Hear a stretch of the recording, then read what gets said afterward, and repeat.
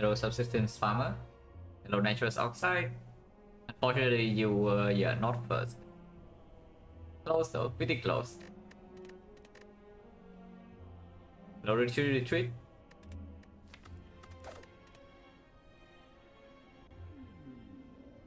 Hello, Orphan Sulu.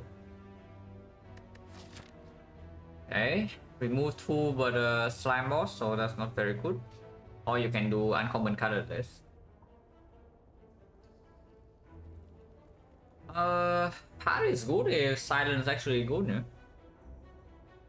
Is that you can do 1, 2, 3 fights here either way into fire elite, lead shop to deal with slime boss, fire elite. Yeah, part is good. If silent doesn't die here. Sometimes silent dies here though. Hello Mono Dude, hello Mini Mongo. Thank you for the good luck. Long-term value, this option is way better than this, but for very short term is not that good. And into slime boss, the remove 2 is definitely not as strong as usual, yeah? I need to be able to take this Frost 7 Elite, right? If I take the remove 2, you cannot go right here. If you cannot take this Elite, then going right is not actually viable at all, and the path has no value. Yeah, it's 1 less fire, 1 less Elite, earlier Elite, riskier, so basically the only playable path is through this fire. Sometimes you can fight this Elite, sometimes you cannot. Hopefully you can. Otherwise you are going to 3 question marks early, and that's quite bad into 2 fires. But there's no way to force an early shot. Yeah, there's no way to force an early shot. You cannot get a potion if you low roll these fights. And then if you cannot take this fight, then this fight is not necessarily easier. You get 1 more upgrade and 1 relic, but the relic might not do anything. And plus 1 upgrade is only maybe +4 damage in early game, which is not even like so much different. But yes, here you can get a shot. Hello Captain Luzo. Hello Bob. I probably still take a remove 2 over uncommon colorless, but this is a map I would remove 2 defense. Because we must take this, otherwise we have no act. Yeah. If we are too weak to take this fight, I don't even know, like what the hell is this? I guess you can do something like this, like 1, 2, 3 fights. Fight number 1, don't fight this elite, fight number 2, fight number 3, fight number 4. And then you go to let's shop to elite. And yes, several upgrades will be stronger if you start with remove 2.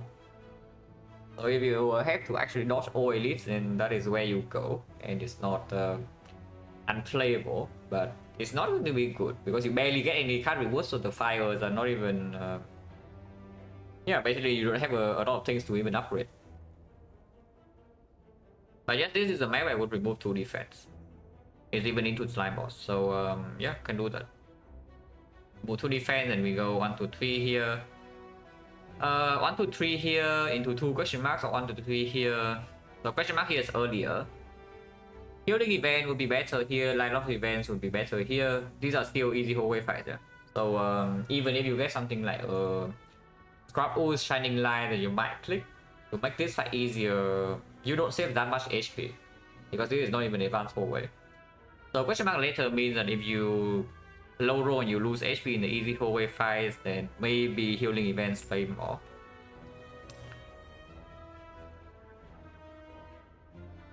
Hello IC Wobbles.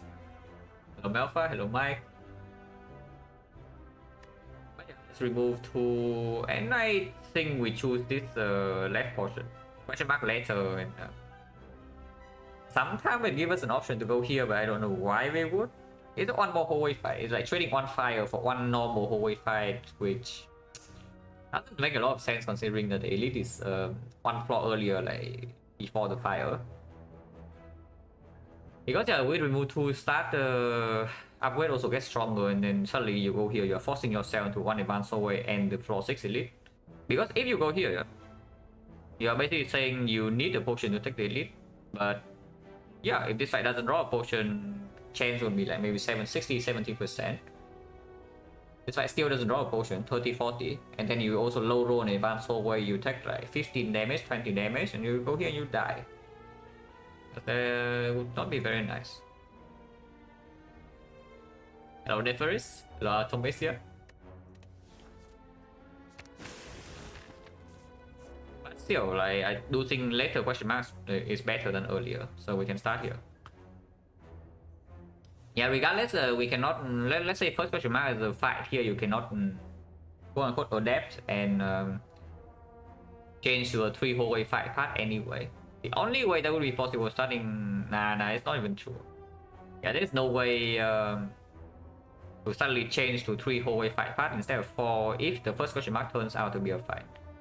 Because yeah, if you go here and yeah, you say first question mark is a fight 10%, and you don't have an option to even take the fourth fight. So if the first question mark is not even a fight here, suddenly you take 2 hallway fight before fire, that's unacceptable. So let's start. Hello VM service, hello Reno.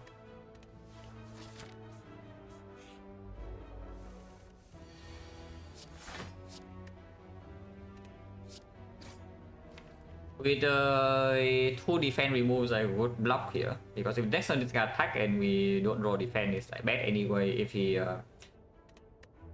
buffs, then with the 2 defense remove, we probably still can deal enough damage. He rolls minimum HP.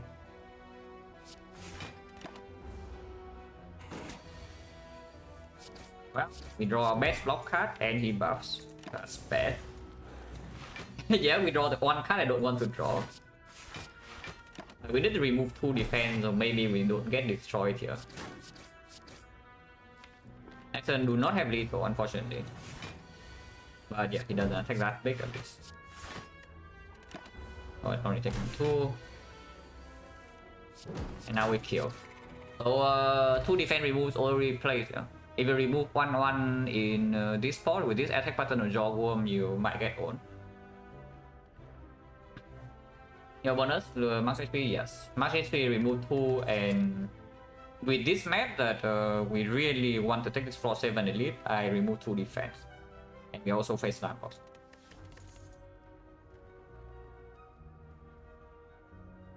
Hello Stashi. First card, P-Star. Still better than Riddles. Way more damage than Sucker Punch. Sucker Punch is a slightly more defensive option to go with the 2 defense removes. But yeah, the Sucker Punch, you run to Lagavulin, you upgrade, you can block a while, but you don't have damage, you still die. At least the P-Stab Plus would say that you don't die to Lagavulin outright. And it's better against the Knob. It's still speed up a kill at 1 turn against the Knob, yes. Into Slime Boss, yeah, this doesn't even actually play super well either. So while this is not very good against Slime Boss, this is not even actually that good in that fight either. So we just take this. Hello Grid. Hello Proven, hello Spectorials.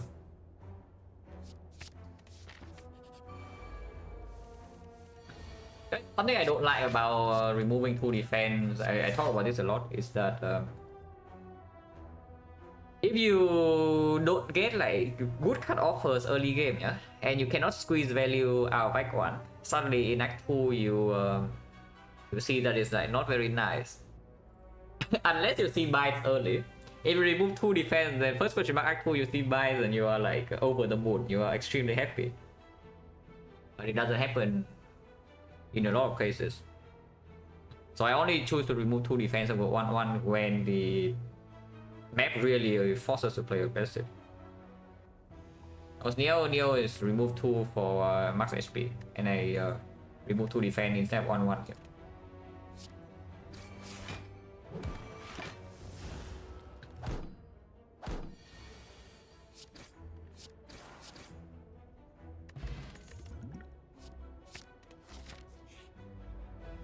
The terror card.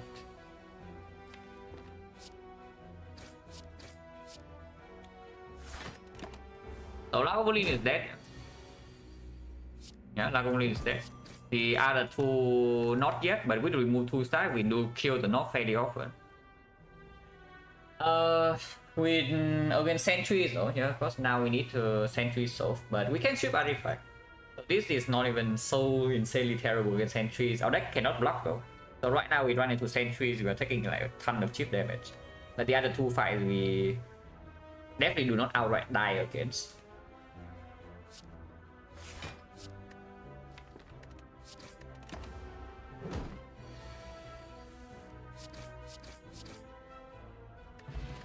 One potion, 3-5, so slightly, very slightly below average. But rewards are okay. Second poison stab seems pretty fishy. I would probably skip here. We do not need infinite blades against the Lagavulin. Against the sentries, yes, it plays, but if the infinite blades plays in the sentries fight, you are like already taking a ton of chip. Right now we can upgrade like P-Stab, and if I don't take this P-Stab, do we have enough damage against Knock or not? Assuming that these would be empty nodes. So let's assume I skip here, yeah. In 3 turns, yeah, 17, so like 1, 2, 3, 4, 5, 6, 7, 8, 9. And so you probably can add 2 strikes. Sometimes you can draw this twice, but we just count 2 strikes. Maybe count 1 strike even. So that would be 6 strikes, Poison Stab and the Terror. But P-Stab is plus. P-Stab usually drawn on, let's say P-Stab drawn on turn 2 and is still dealing only like 15 damage, and Terror is bottom deck. Usually you draw Terror turn 2, though. It's like 1 out of 13 and you bottom deck exactly Terror if you don't add a card here, yeah? So maybe Terror into the knob, you still convert it into, let's say, yeah, 4 energy. 4 energy is a low roll. So 4 energy would be 12 damage. So yeah, 12 damage here, 15 damage here, 27 plus 6 strikes would be 63. That sucks. Silent sucks, guys. Why is Silent so bad? You have a remove 2 stat, yeah? You choose remove 2 defense, you add a freaking Terror, you have a P-Stab plus, and that is still definitely not enough to kill Knob in 3 turns, unless you have Terror turn 1 and P-Stab turn 1. If you have both of these turn 1, then you can kill the Knob. Or should I take a second P-Stab or not? Because taking a second P-Stab makes the first one slightly stronger. Doesn't exactly work super well with the Terror though. But if we already don't kill the Knob, then I don't see why we would add infinite blades when we do not need the damage against Lagavulin. And into sentries, only the second poison stab might even outperform the thing, because it means the first poison stab can come down. And then we ship artifact all over the place, so Terror can come down, weakness can come down. Now if I take the poison stab in here, we are really pressured to actually fight Elite though. But I guess it's not that true. It's like we go here and then we can go to the 4-5 path if I take the poison stab. If I skip here, then we cannot even go to the 4-5 path, yeah. It's like, yeah, we have what? Terror upgrade, poison stab upgrade. Maybe you can say neutralize upgrade, but then we run out. We no longer have paths to upgrade. Okay, fine. Let's take the second poison stab. And hopefully the question marks are not just empty nodes. Can take this. Upgrade run. You take this, you exactly worth 1 rest, yeah? So it's 2 random upgrades with 1 pinpointed. The P-Star upgrade right now is like 4 damage. Yeah, you upgrade it for 2 and then plus 1 poison. So into Lagavulin it's more, but into the Knob maybe it's like 3 damage. Into the Sentries maybe it's 4 damage. Maybe also 3. So maybe you can say this upgrade is worth like maybe 3.5 into the Elite on average. And it's only plus 2 on the base card, so it's not even so much better than the strike after Terror is down. Yeah? And yes, if it hits the defense, it's not that bad. It's not even the worst hits the defense. No, it's not bad. The The raw value of 2 random upgrades is usually higher than 1 pinpointed upgrade early on in the game, but the problem with this event in Act 1 is that sometimes you actually need to rest every fire. If you have to rest every fire, suddenly this is bad. But I can't click this because yeah, with the remove 2 start, the upgrade also gets stronger, and we can still upgrade here and fight this elite. And afterwards, as long as we don't die here, we have like safety option on the right, so we can even still take the 4 fire fast and still take fight 2 elites. We can even go to a dead shot to not die to slime boss. So this is clickable, and this sometimes is healing. What I prefer is defense or strike. I have to choose. Right now, 1 defense, 1 strike would be better, but of course I want it to hit my not base cards. If it hits the not base card, it's like better. If I have to choose defense strike, I probably want 1. Okay, strike neutralize, that's not the worst. Yeah, healing event. I mean, yes, like, of course I take that, yeah. Remove is greedy. You can click the remove here and remove a strike. I will take the heal though, because I want to fight the elites. If you are playing Ironclad right here, I only click the remove. And we suddenly have a remove 3. But on Silent into Slime Boss, I take the heal. Because remove plays less and heal plays more. Also cheaper. And yeah, we can upgrade Peace Stuff. You can upgrade Terror here too, but I think we upgrade the Peace Stuff.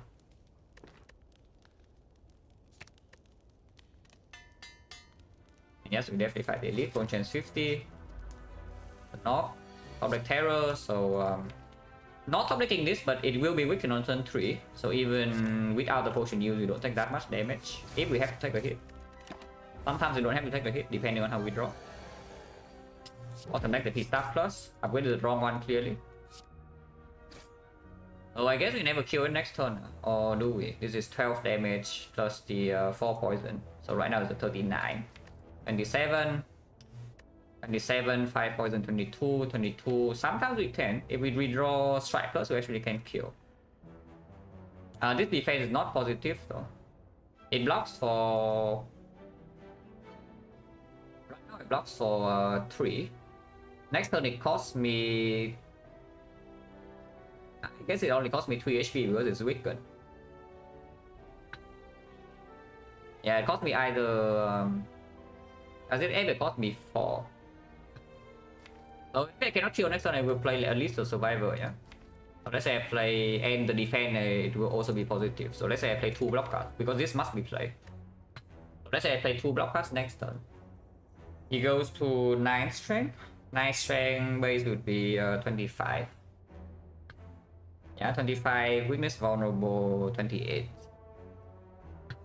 If I play only 2 skills, he goes to 22, and 22 is 24.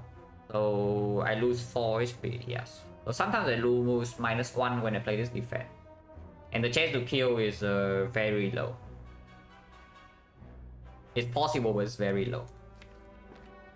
I guess not, I don't play this defense. At most I lose 3. If I draw a kill, then it's great. Do I have a kill here? 22. Are you kidding me? I'm 1 off. Okay, fine. I want 1 off, then what can you do, right? Yeah, this is actually 1 off because the North rolls 90 and we upgraded the wrong poison stuff. Yeah, the North rolls maximum HP and we upgraded the wrong poison stuff, so here we are 1 damage off. Yeah, we have 18 plus this 21 and the North are 22. Yeah, sucks to be us, guys. Next turn guarantee lethal because we always draw 2 strikes, so you double defend here for sure. Yeah, take 6 into like 11 would be worse, but neutral upgrade place from the Shining Light. If you take 17 against the North, the unfortunate would easily have taken 6 or even less. Complete no potion. Well, left plans, yeah, take that. We can take the catalyst, but let's not. So 34, but Concrete plays against Sentries. Concrete doesn't necessarily play against Lagavulin though. It only plays against Lagavulin if we work up turn 1. I do want to set up the Terror in the Lagavulin, but I mean even without Terror being set up early, we still have enough damage most of the time. So I would not like to waste this block.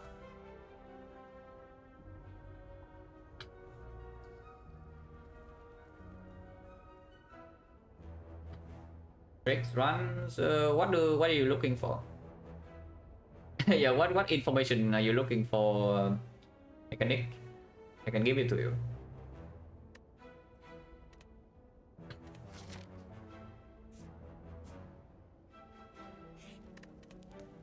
Yeah, second piece tab. We do not need the violet plants to be green against sentries. Against sentries, I just want to die because we don't even have block cast to hold. Last one, current streak, yeah. Spreadsheet should have it. But the streak command is exactly as it says. Yeah, if it's not updated, streak is short.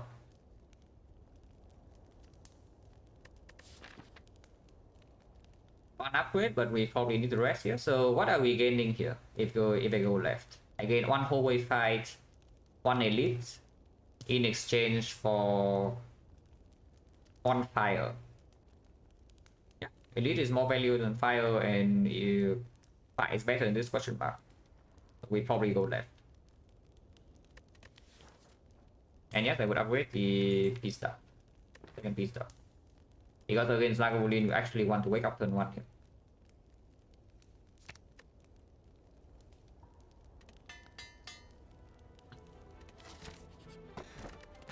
Okay, definitely going left.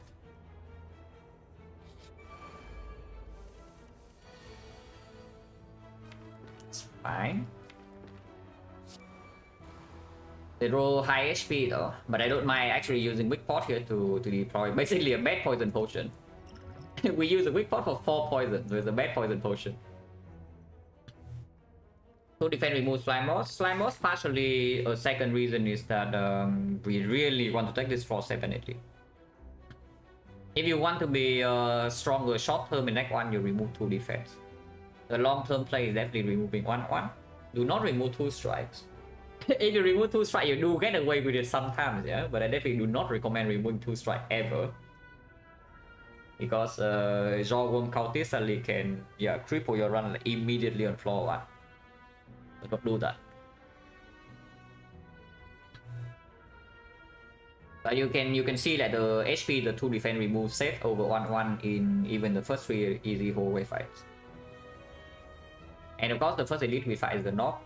Very close actually killing a 90 HP knock on turn 3 without potion used too. But we ended up not doing so, unfortunately. Oh yeah, if we use this a bad poison potion, and next turn we have basically full block, so I play 1 poison stab on defense, we hold the second poison stab.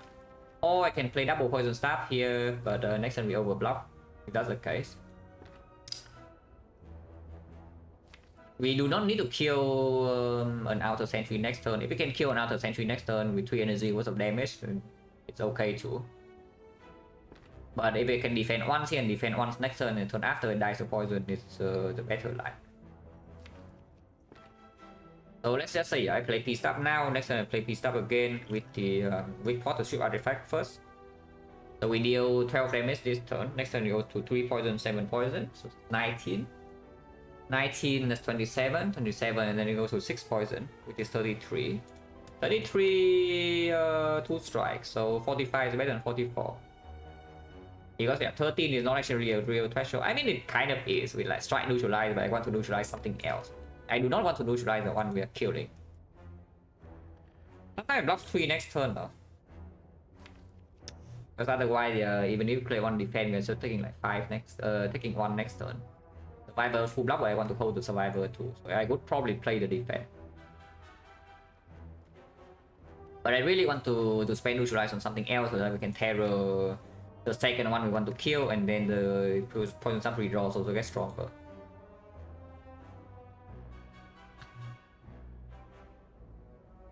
If I double piece up right now is 8 poison, so 8 poison, 7 poison, 6 poison, 21 damage, 21 plus this 21 plus this 16.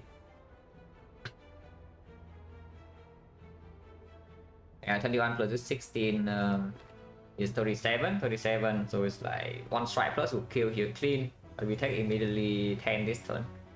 This I cannot drag out though, we do not have block cards in this fight. Yeah? Even though we have Violet Flame, we have exactly 4 block cards in this fight, so I do not want the fight to drag out. Maybe it actually means that play no defense here then.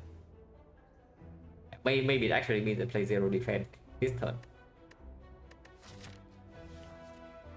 Yeah, because even with the weather pens, we cannot protect ourselves against chip damage in the reshuffle.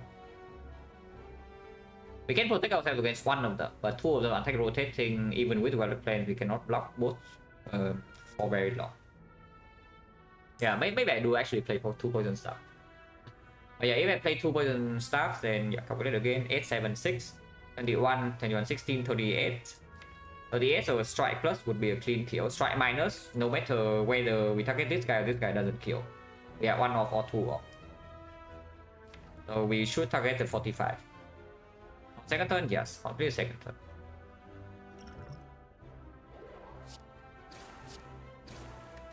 Yes, I hold defense, yeah. No guarantee we draw defense and want to hold survival for turn 3.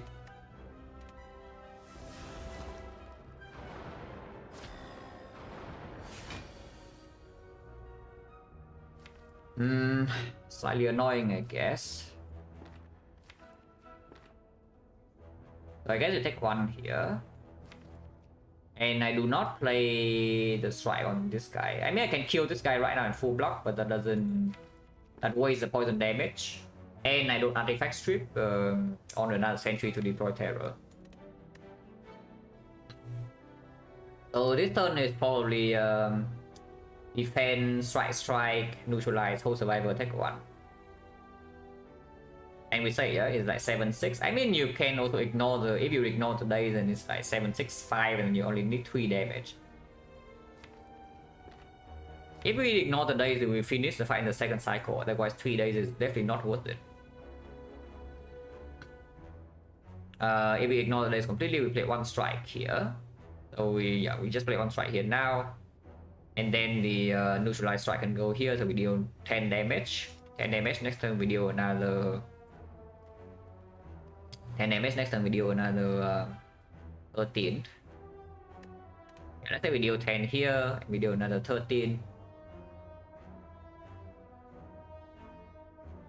We have 23, 23, 19, 19, so it's like 2 strike. 1 strike and poison staff, so probably hit this guy. So yeah, 2 more strike. 1 strike and poison staff needs to go here. We can retain the strike most likely. So we have 1 poison staff, 3 strike, and a neutralize to kill this 42. That's barely not enough.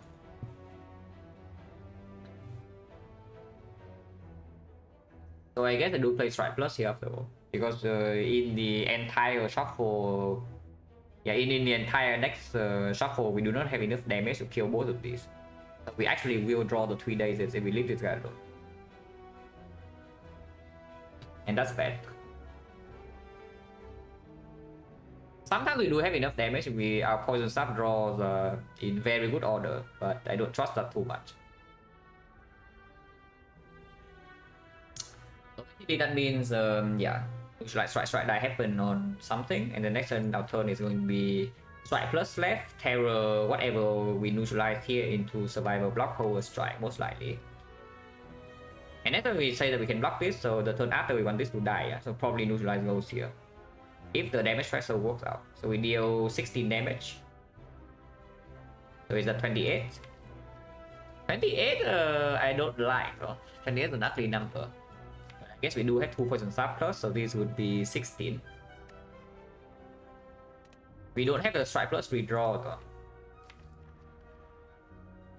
So we need poison staff plus 2 strike or double poison staff on this guy anyway, otherwise you don't kill. Yeah, slightly ugly.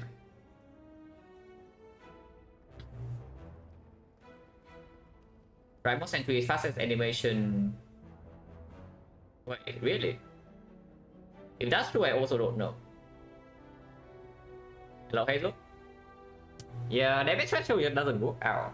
Do we ever kill this next turn then? No way, right? Because Terror costs 1 energy, and we still need to play Strike Plus here. I mean, I guess we don't have to play Strike Plus here. If we Terror and can kill the Sentry here next turn, then maybe I can accept. Maybe I can accept not killing this at all, because yeah, we gain damage from poison. And we can preserve the neutralize to block this for 1 turn. So maybe in the 2 cycle from now we can break 1 turn, but we gain maybe 3 block immediately. And sometimes we still can kill them in time. So if I just do this mid, or do I kill it next turn or not? With this. This will be 22, right? 22, 16, we have 4 damage off. So I need to draw a poison staff here, and then it works. To neutralize the middle one. But sometimes it does work. Sometimes it actually does work. Not very often. Yeah, we just neutralize the right one then. I mean, you can neutralize here to block 1, but that makes no no real sense really, because you're wasting terror damage completely. So just neutralize here. And we say that we do play Strike Plus on this next turn, yeah, prevent the 3 days.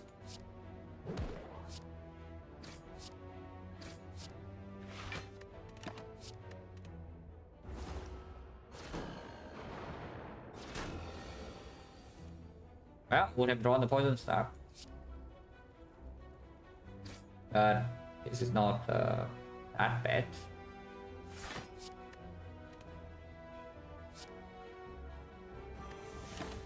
Drawing too many real cards, so we probably cannot kill this next turn now. Oh, we can. Wait, our draw is actually good. We can actually kill it.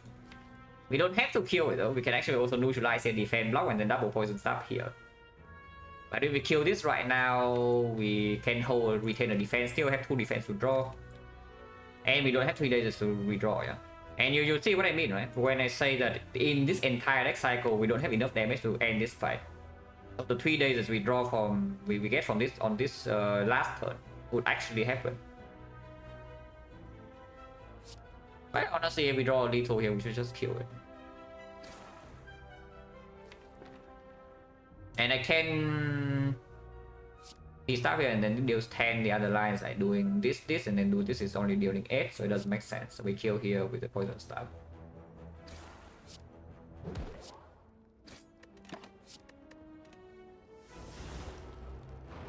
Construction? No, we got a shining light.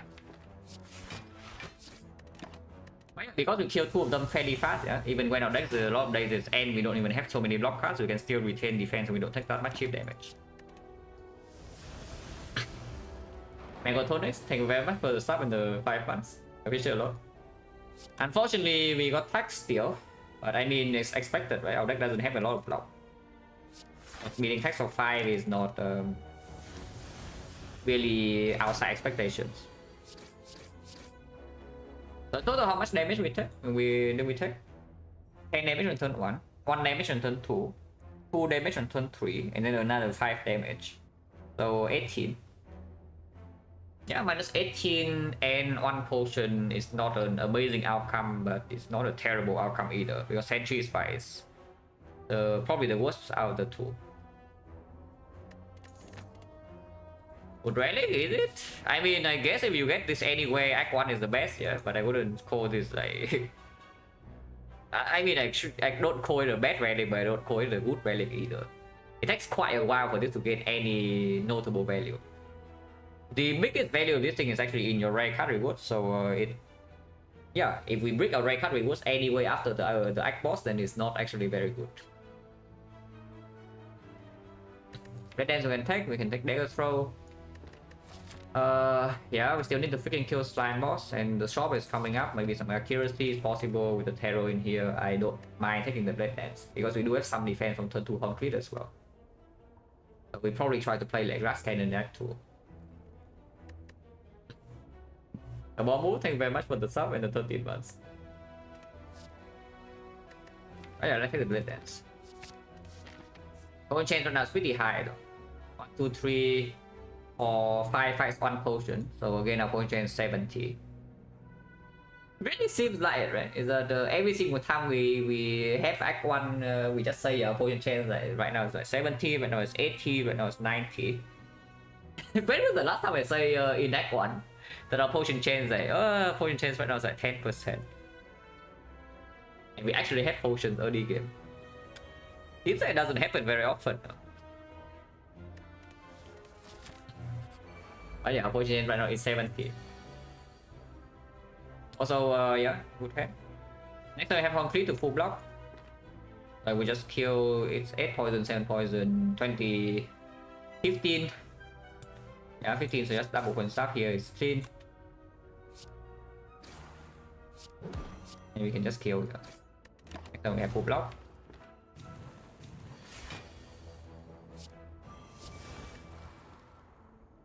Would have to play that, but Valorant is not plus, so it doesn't matter.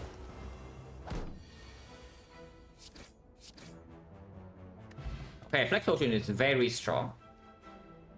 If possible, I would like to not use this in Slime Boss or the next Elite if I can help it. This is a very, very strong potion without that.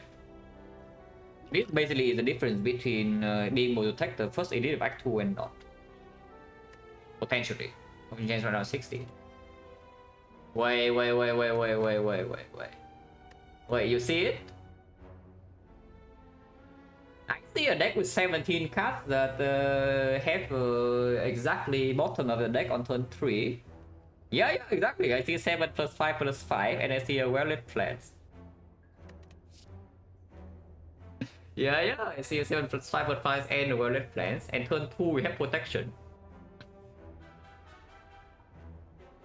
And turn 3 they all die. If turn 2 we have protection and turn 3 we all die, then the only issue we have in the fight will be on turn 1. Then yeah, you can also take the bane with like double peace staff, but yeah, come on. Come on, we have a freaking Golden Plants here. But it's true, it's a great finale with no draw. So if we add any additional card in here, it immediately stops working. Yeah? And let me tell you, we do want to still add several things. At backstab we would like to add, AD block card we would like to add, like defend, backflip, leg sweep, even deflect. And F-Pro we want to add and such. And in early Act 2 it's a burden. Deck is not no more cards. Yeah, it is fun. It's fun, but I don't think it's actually good. Because we only have terror to deal damage if right now not a lot of things survive in 3 turns, only Act 2 elites. And this is not even guaranteed to hit. But it's fun, I will tell you, this card is fun, and you take this here, it works out a decent amount of time. Because you see deck manipulation more often with the question card. It works out a decent amount of time, but we do not need this to kill Slime Boss. If right now we are dying to Slime Boss, I would click this instantly. But we are not dying to Slime Boss if I use a potion. There's probably no need to add a freaking Grand Finale to my deck because suddenly I break energy, boss relic, and I still need to add some cards, and then it stops working the entire Act 2. Take upgrade Bane, you can also just skip the Bane and upgrade your Terror Wallet Fans instead, and that is still not enough damage. Like, why do you need to take the Bane? You can, not take the Bane, you would prefer to do it. And here I do not think we need the Bane at all. So there's no need to take the Bane. The Dagger Spray is not getting upgraded. I would upgrade both Terror and Wallet Fans before it, and sometimes we still need to rest. Depending on how this elite fight goes. I would skip here.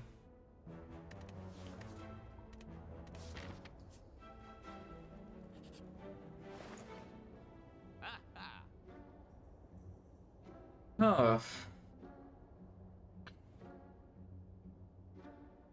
Having a Wallet Fence make this hard. If I don't have the Wallet Fence, I would already take the Vazra and leave. But we do have a Wallet Fence, so the PK is stronger. The problem with PK again is that it doesn't work turn 1, and we say that turn 1 is the issue. Turn 2 if I complete turn 3 they all die. And our issue is on turn 1. The PK doesn't help that. And the Vazra is cheaper. I would also not pick a second PK. Yeah. First PK I would still pick up for free for sure, because we have Golden Plants Terror. But second PK in this kind of deck I do not need. Think for rest of the boss Chemex is benchmark, yeah, sure. Speculative Chemex is that a Vazra that like fully works right now with Blade Dance in the deck and the Terror. Yes, we definitely can do that. Yeah, let's just take the Vazra. It's cheaper. See feed? Yeah, I see feed with no block cards. Exactly, I see the feed with 2 defense removes. And turn 2 it doesn't even play. We can upgrade. Next fight either Lagavulin or not. Both sides on trick can work. And not always dies in 3 turns. If we use a flex spot, that is. And of course if we top deck Terror or some poison suckers, it also dies. What is the more important upgrade? It's because if it's the bad Lagavulin fight, we still need to rest after the fight before slime boss. Yeah. But what is the more important upgrade to have in Act 2 here? Is it Terror or is it Violet Plants?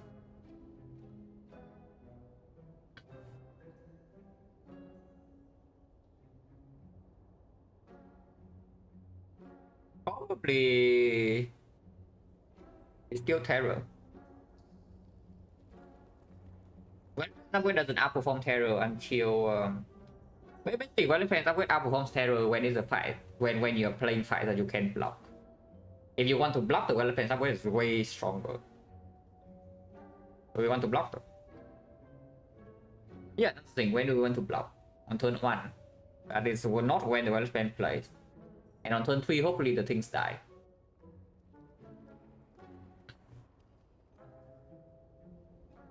If I'm forced to some Garbo like Black Star, I would also like my Terror to be green. Yeah, let's go with Terror. Terror first. In case we need to rest here. One place I would play better against Lagavulin. But not that much, because we do want to wake up on turn 1 anyway, turn 2 horn clip. So we only need to block it for like 1 turn.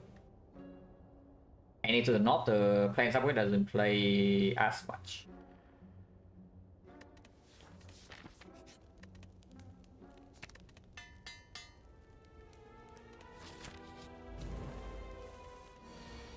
Oh, no Terror turn 1.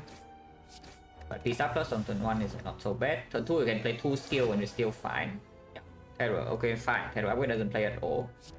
But I'm pretty sure we still kill it in 3 turns here. Even with no Terror in turn 1, I'm pretty sure it is lethal. But we can count in just in case. Oh yeah, it's more than lethal. Like 3 strike already kills and these are all stronger than strike. So 0 damage knock. If we do not have the Horn Fleet, we would take how much damage? He goes to 2 skills. So it's like 10, right? So we take 2 damage. So okay, Horn Fleet buff for 2. Blood Vial. Yeah, Blood Vial. Plain Upgrade, yeah, Plain Upgrade also doesn't play here. But it doesn't really matter too much.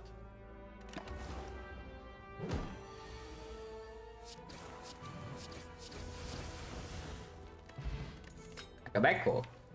Well, where's my Dagger Spray? Yeah, Dagger Spray, Vajra, Akabeko, no. What? Ooh.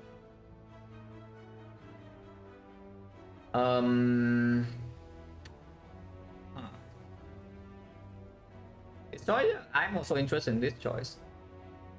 This choice is certainly interesting.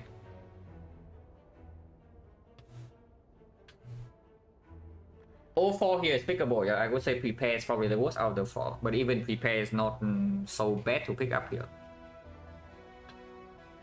But again, Defect only plays on turn 1. And with Akabeko now, our chance of like straight up killing things on turn 1 gets higher. Because yeah, whenever we top lane Terror with Vajra Akabeko, we can even burst a lot of things down.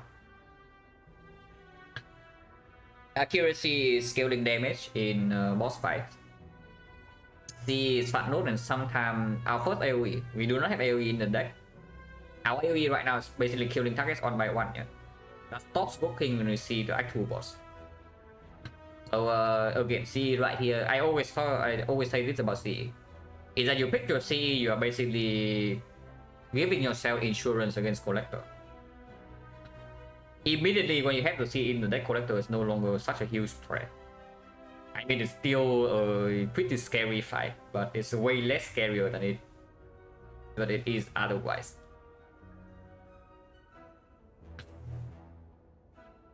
Crazy Cost for just a skill, yeah, 2 energy, 6 poison. Amazing, right? I know. yeah, 2 energy, 6 poison, absolutely amazing. But no, really, the first time this becomes really good is against the Collector. Otherwise, you're still trading your HP.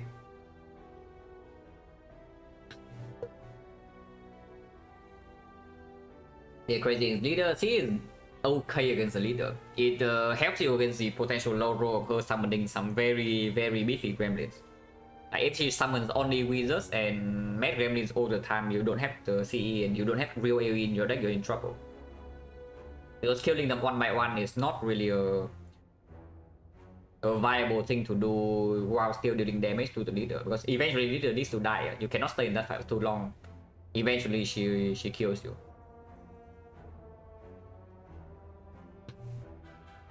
Accuracy, remove 2 stars, you draw more often, but again, only have 1 red dance. If you have a second red dance right now, I would probably take accuracy. And in this part, probably still. We have plenty of artifact strip. So even against a baseball, we can strip to deploy terror or some poison or some weakness. It's okay. It's not amazing in slime boss, but it's not terrible.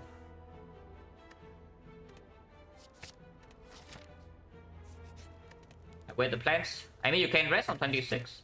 26 right now, we can die on turn 3 sometimes. Because weak potion doesn't guarantee it. It's weak on turn 3, it attacks for 28, so you can die. But the plans upgrade also helps a lot in the slime boss fight. If you have to split high and you don't have the wallet plans upgraded, you are in big trouble. Because the rest right here buys you 1 attack.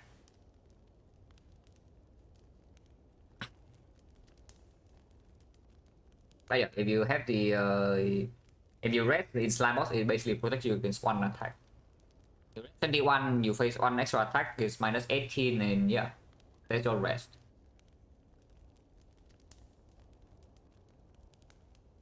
Hello Falco, hello Strongest.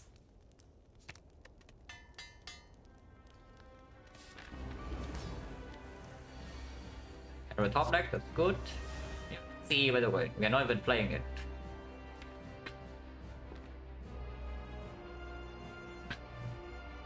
Are we playing it? How much damage do we have here? This is Akamaiko doesn't matter what attack you play first, yeah?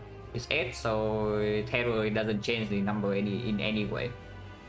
So 27 into this would be 10. 27, this would be 21. So 58. We can always split on turn 3. But no strong flex spot potential, but I guess it's okay. I mean, you can play the CE compared to this is like how much damage less. Because you always play your blend dance.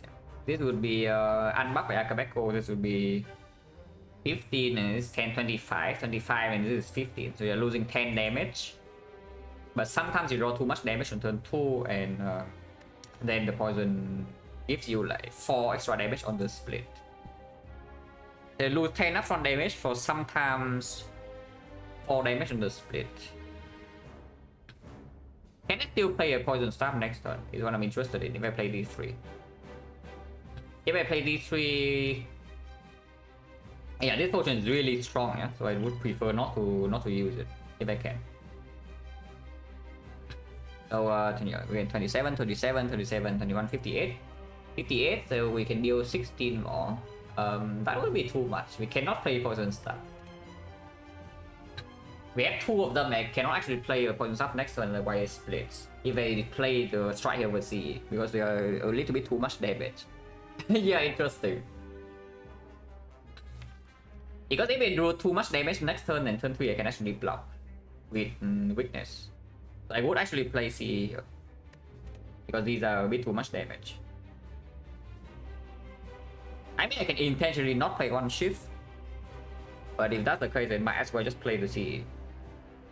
Because if I don't play on shift, you're losing 7 damage immediately. So I'm only gaining like 3 damage. Yeah, I'm only gaining 3 damage otherwise. And sometimes the split goes by 4. And then I have a shift and a redraw as well, which is not even a good thing. So let's play CE. So yeah, CE Blade Dance attack.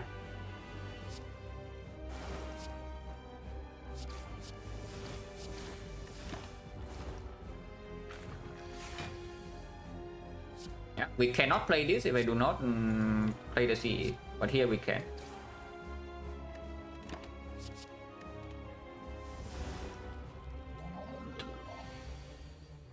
So if I do not potion, what is the split? We deal 33, 33, 40, 40, 12 poison, 52, is split at 37.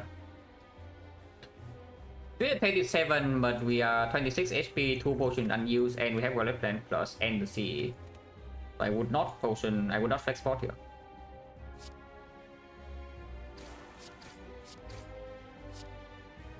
I mean, I can hold this, but again, it's like 7 damage, it's quite a lot. And we still have the weak pot. I hold,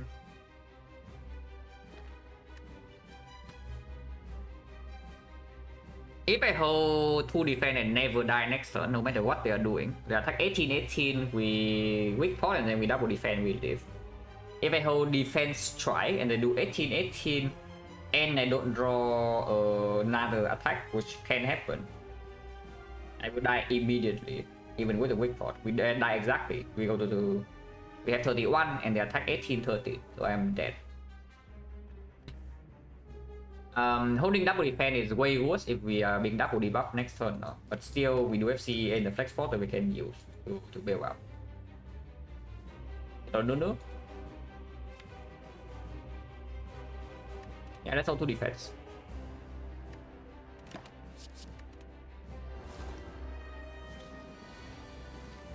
Okay, that's not so bad. So piece up defense. You can weak pot here. Because we do not touch this guy for a while, our potion is still fairly high. We have dropped in total 3 potions in the entire act. We have 1, 2, 3, 4, 5, 6, 7 fights. So right now it's still 50%. You can also split this. Not a very good idea, I would say. Because next turn you're being attacked for 18 here.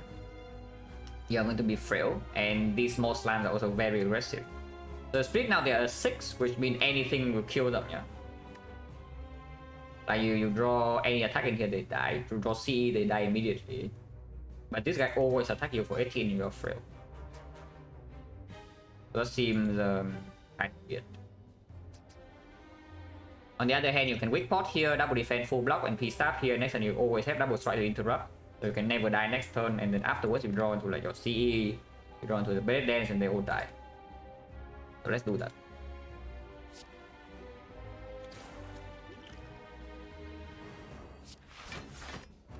And we've got plays here because we do not touch this guy for a while, yeah. Oh, we draw scene and kill them both next turn, but if that's the case, then yeah, if that is the case, then no complaints.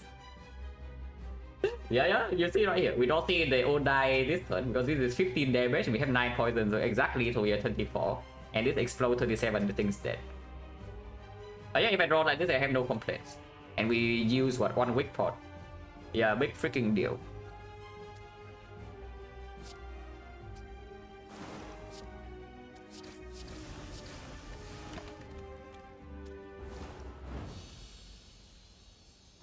Okay, they not get a potion back, so we lost a 50-50, but that's fine.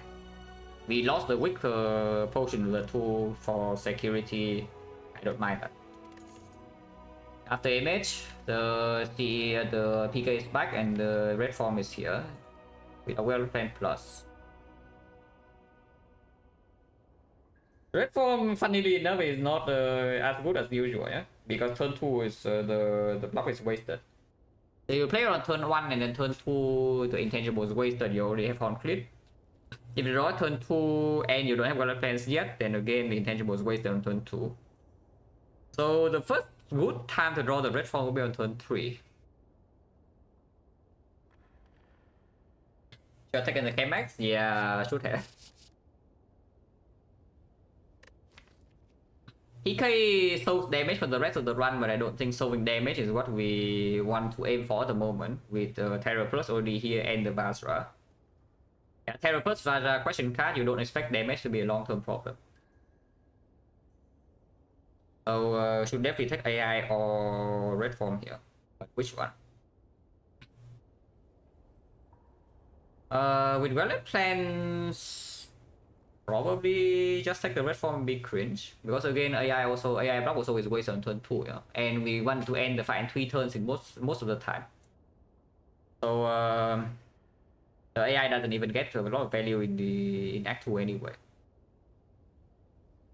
And Then after red form is green, it's also a good draw on turn 1. The AI will still not be a good draw on turn 1 and still not be a good draw on turn 2. And yes, red form open up second red form, we see second red form more often, we see nightmare more often, and we be cringe.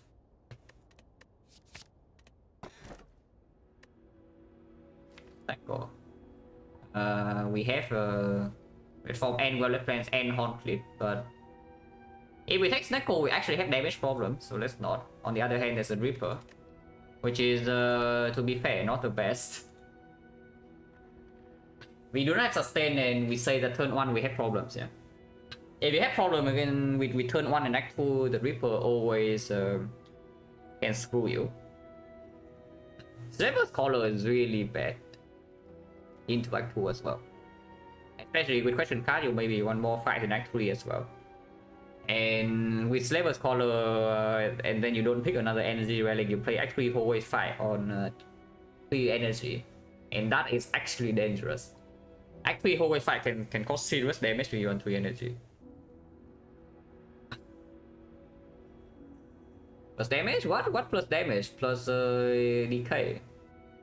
We see outer with Ripper, we probably take a decay most of the time.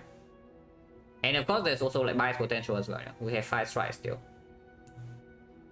Because with rest of 21, I don't think we rest twice in the act regardless, even if we can rest. If we have to rest twice, the act is going really bad here.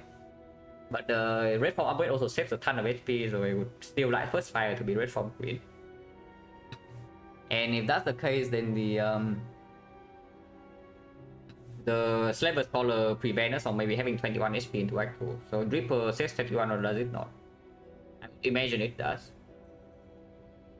Yeah, I would really imagine that it does save 21 HP, the 1 energy in whole wave fight.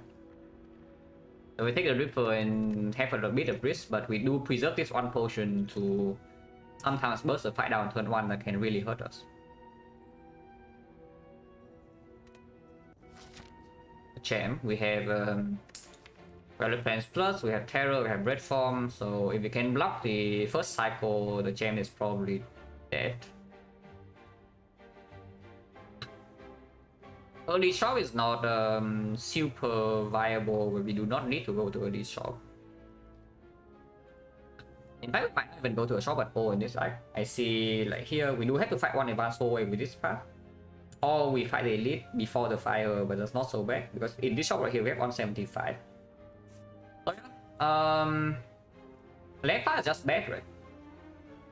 Left path is just bad. We go right path.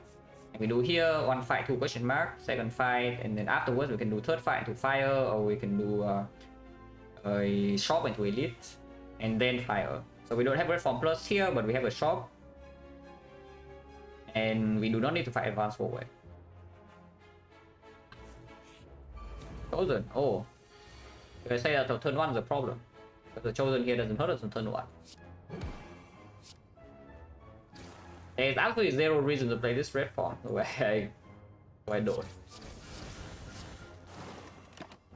I mean, I hope it actually dies on turn 3, because we do not have the red form now, and Terror is bottom deck. It's not weakened next turn anymore. So how much damage do we have? 14, 14 and 17, 31. 31, we need 24. If I do not play the Violet Plans, we never break. Yeah, if I do not play Violet Plans, we never break. So Violet Plans sucks. Yeah, Violet Plans sucks. No matter what we bottom deck here, we kill it next turn. And these are enough damage. Terror plus any 2 attacks will be enough damage. So I play the Violet Plans and immediately open up a low roll. Yeah, Violet Plans sucks. Let's not play it. Now check, 24 damage, yeah. Only 24 needed. And Terror plus the worst attacks would be these 2. This would be 15 and this is 10, so just 25. Oh, the 3 attacks together is more than, yeah, it's more than enough.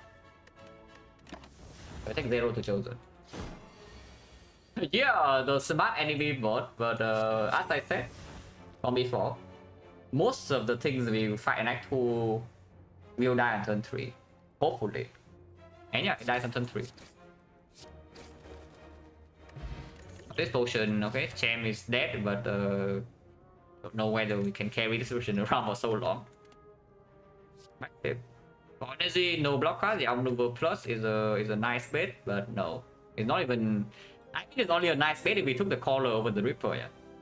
But here, yeah, remove one defense. Deck has no card draw. We take the backflip.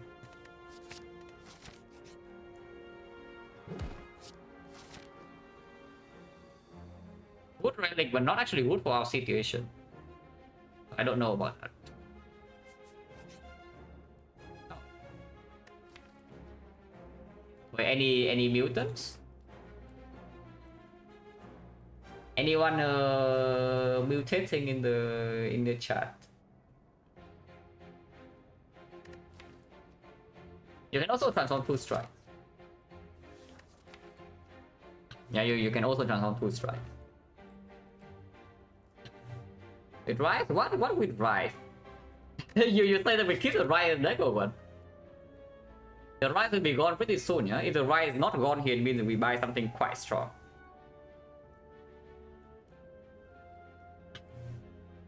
Sometimes the buy still show up here, I still click. So if we transform 2, we basically add 2 random cards to the deck if we see buys. But then we have buys, Ripper, so like, yeah, who cares? Yeah, who cares if we have 2 extra cards? If this is buys, I don't really care.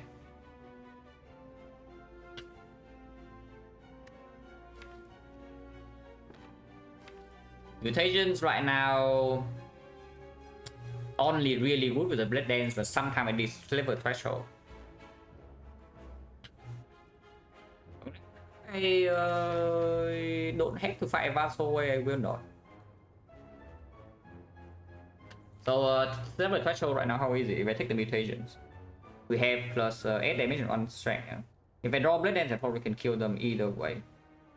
So if I don't draw the Blade Dance and I only draw, let's say 3-4 attacks, let's say P star plus 3 strike, then what would happen? Right now we have 13 plus 7 each, so that's 34. 34 plus Akabeko is 41. 42. Yeah, mutations would actually kill with level on turn 1 for you.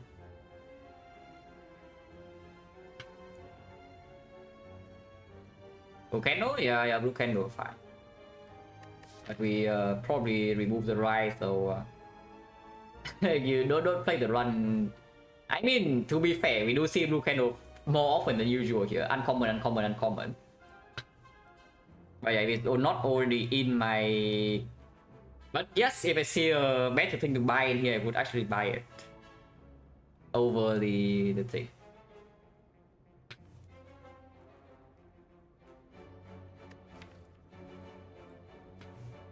Yeah, let's mutate. Sometimes souvenir palace in the shop, and we do have 2 powers to prop the already, and the palace of course is like pretty good with red form.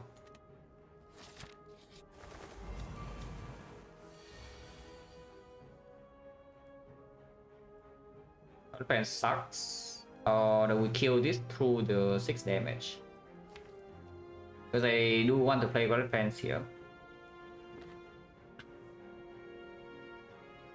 If we terror, yeah, if we terror and play 3 attacks, what would happen? This would be 30 is 15, yeah, 15 is 19. 19, this is going to be 9 plus 4 plus 4. So we do kill, right? We do kill with the mutations. So I can play Golden Fence.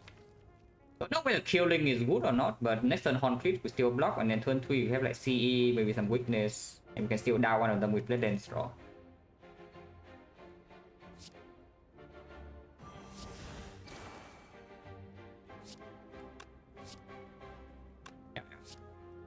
I can even hold the P-Star because I have mutations.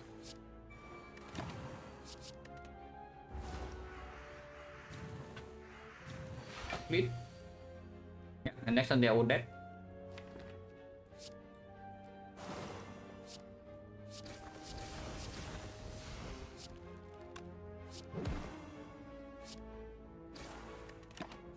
Okay, yeah. Prophecy comes true.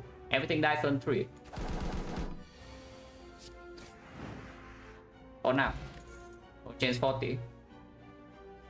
Dagger Spray. Oh, this one is better than before because we now even have Akabeko and Mutations. This is a very strong turn 1 draw.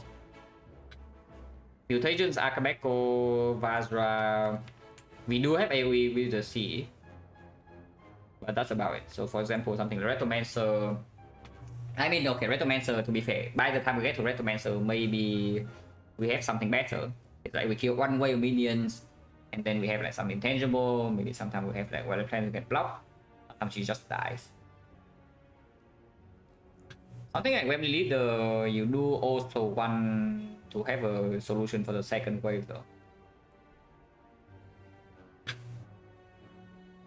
The AoE seems okay to me. Yeah, 32 AoE 1/3 of the time.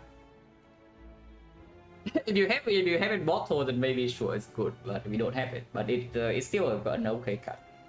The small problem with this is of course it doesn't play in the champ fight, yeah? But it doesn't actually matter that much.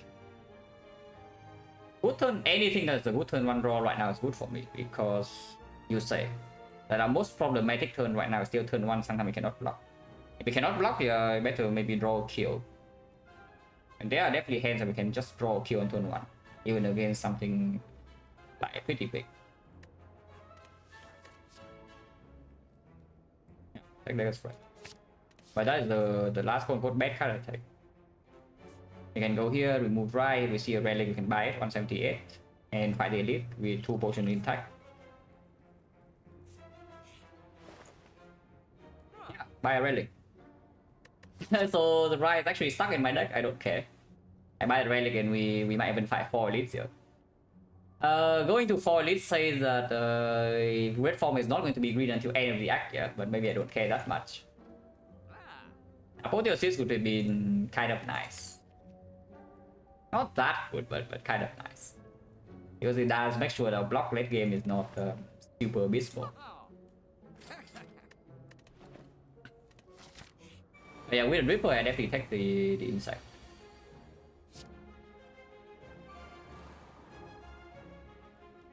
Everything deals so much damage. Holy crap. Yeah, everything deals so much damage. 16 damage shift, by the way. Exactly 10.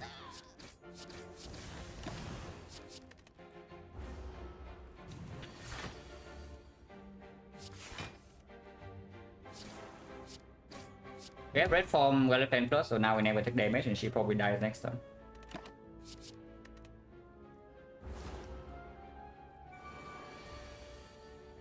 Dead.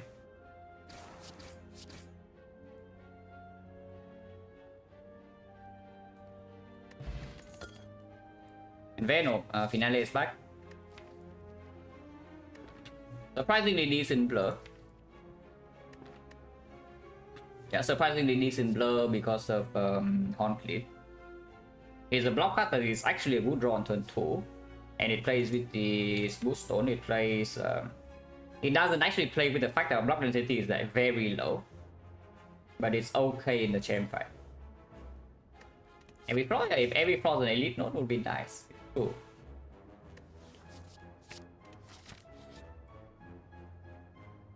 $21. Ooh, 21. I'm fairly sure we are okay here. Not always fine though, we are most of the time okay. With minus 21, I'm not sure whether we are okay or not. And Necronomicon right now is empty, yeah? So we have 1/3 of a chance to get a curse. Oh yeah, skip. If I have any kind of sustain at all, I will just click this. But we don't. We still have Reaper. Fight Elite versus Upgrade Red Form. Yeah, fight the Elite.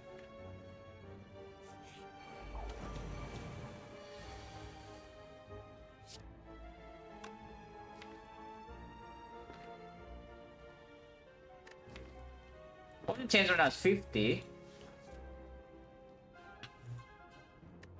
I am thinking of using Cultist Ball in this fight because we know that red form is not going to block on turn 3 onwards. Red is not top deck, and Terror is also not top deck. And we do not need the counter spot for the champ if this potion can be preserved. And we do have 3-4 more relics and a couple card rewards before we even see the champ.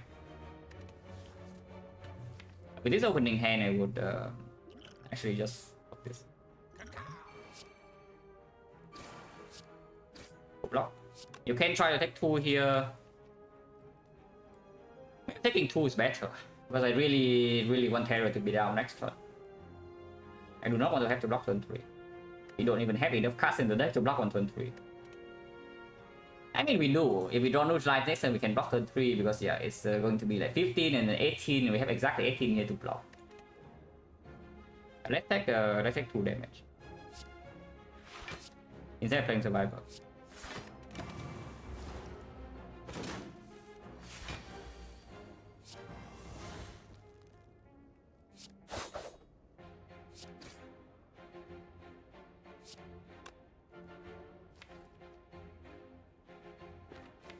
What's possible draw next turn be bottlenecking these 2, yeah? So if that's the case, I have these 3. My strength is 3. So this is 7 is 10. Yeah, this 7 is 10. This is going to be 9 is 13. So 23. 23, 20. That's 43 damage. So I do need to double strike here to guarantee lethal next turn. Otherwise, 1 of 21, I take 18. Double strike here takes 7.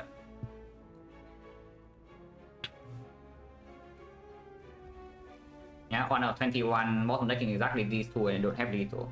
Unless I use this, which I really don't want to. But the trade-off is 6 HP though. 6 HP is quite a lot. And even if we break, we can still potion to save the 18. Yeah. I would prefer not to flex spot here, but if I have to, I will. We can block. Yeah, it's 46 and we only have 43, so it's 3 damage off. I would still block 6.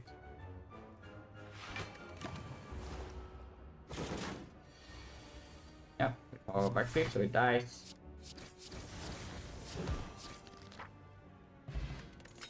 Shuriken. Well, there's a Shuriken with a mutation second Red Dance right here. You can also take second backflip to go with the 4 energy and the smooth stone and the blur.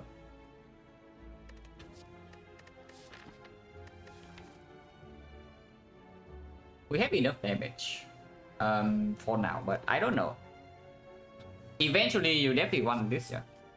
And this card doesn't fall off until end of Act 3 here, because turn 1 is always an amazing draw. And later turn it gives you like 1 strength, and it's scale triple with strength. This is like the best damage card you can see, basically. But eventually you want your backflip to happen.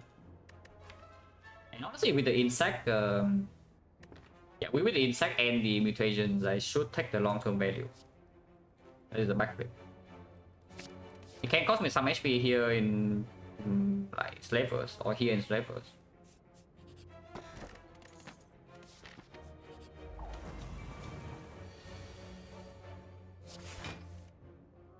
Yeah, if that would have been the Blade Dance instead, we already killed them. Instead, I'm taking a bit of damage, I think. Not that much though. It's 24, so we can do yeah, Shuriken and then block. So we take 5. I can also potion, but again, potion bell we want to preserve.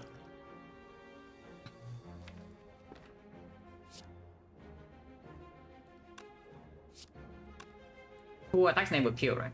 It's at 24 and this is only going to be 10, so it's 34. Yeah, I do need to neutralize as well.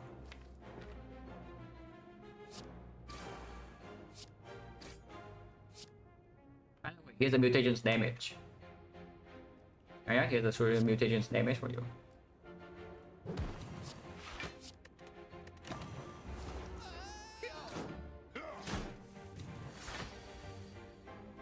See, solve this fight as usual. Yeah, anyone solving the fight. The fight is being solved right now, guys, in real time. Wow. Yeah, saves 0 HP, just so you know. You probably know, but it saves 0 HP there.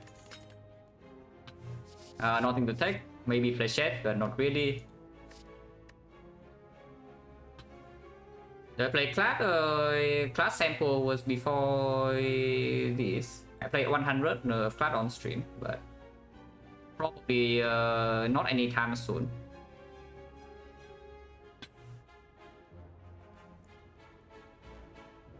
And yes, I do win over 80% on class, so yes, I do play on class. You still go left. I mean, you can multi it here, but no reason to even go right. You can, yeah, question mark, no advanced always, but elite here is like basically free. But yeah, I don't actually enjoy Unclad that much, so probably not doing another sample for like quite a while, if ever. And still on streamer why separate? Yeah, I play characters in batches. So for now, I just Defect Silent. Yeah, we go left. Potion chance, how high is potion chance? We drop 2 potion in this act, so 1, 2, 3, 4, 5, 50%. Oh, but this thing can hurt us. Yeah, this is the fight that can hurt us because we cannot kill it on turn 1.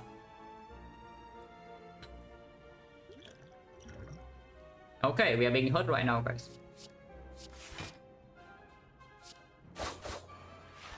Yeah, we are being hurt.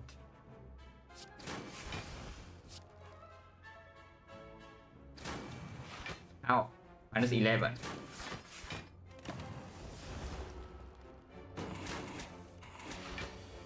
Well, yeah, on turn 2 we take no damage. But you see my point, is that we only take damage on turn 1 really. Turn 3 things die, turn 2 we have conflict.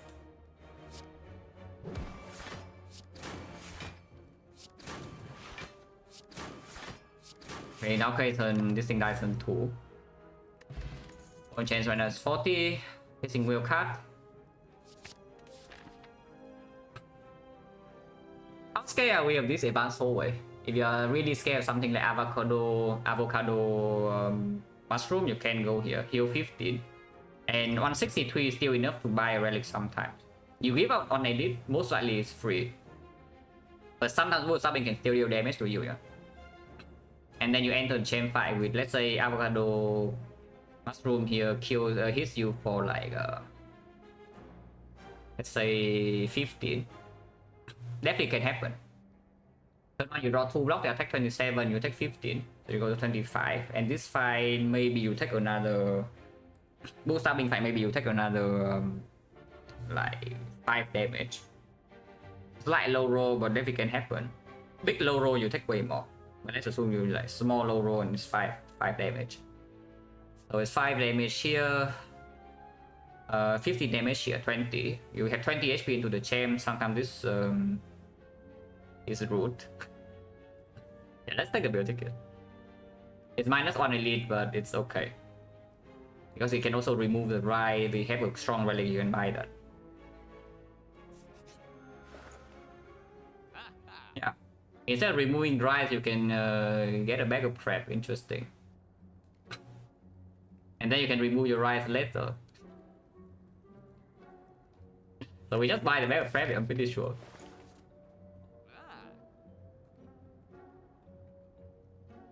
Yeah, we just buy the bag of prep. And now Cleric cannot show up. So now here's Twag. No Twag today, guys. Yeah, no Twag today either. One day, guys, one day will happen. One day. We can leave these guys to CE, but I would prefer to just kill them one by one. So let's kill them one by one instead. Do I need to terror? I mean, no reason not to terror the one that we kill right now. It makes no sense not to terror. Basically, it makes no sense to terror one and then attack another, even if we can kill, because we are just wasting damage. How much damage do I have here? It's like 31 into another. This is about 7 go to 10, right? No, it's 9. No, it's actually 10. Yeah, it's 10 go to 15. So 31 plus 15.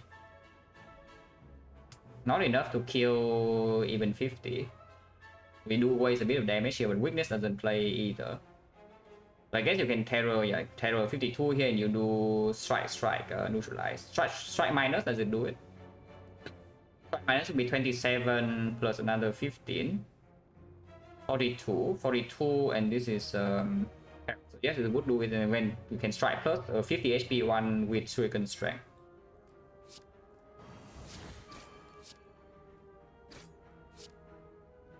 Yeah, you can also lift them to CE, but no reason to do so. You can still see it and kill this one. They have exactly the same HP anyway.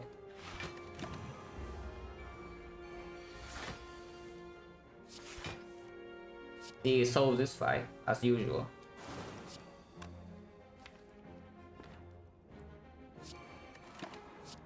Not sure if that's correct, but we have piercing wheel next turn, or we have lethal, so it doesn't matter too much. I'm a bit lazy to do the calculations. I'm pretty sure we way overkill them. No potion, so point chance right now is 40. 50 again. Dance back, I would take a second one. I do not pick a third one in this deck though. A second one I will still take. So there's an attack on turn 1, so we probably are fine.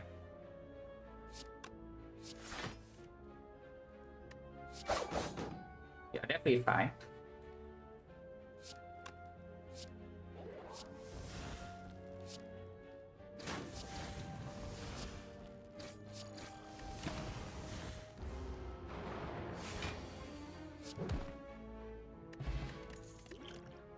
That's it plus.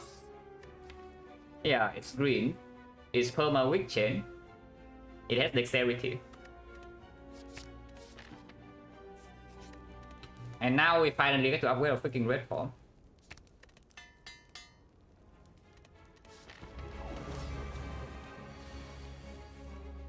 With the Shuriken, I don't expect to have to flex spot here, especially with red form, terror, and we can actually block.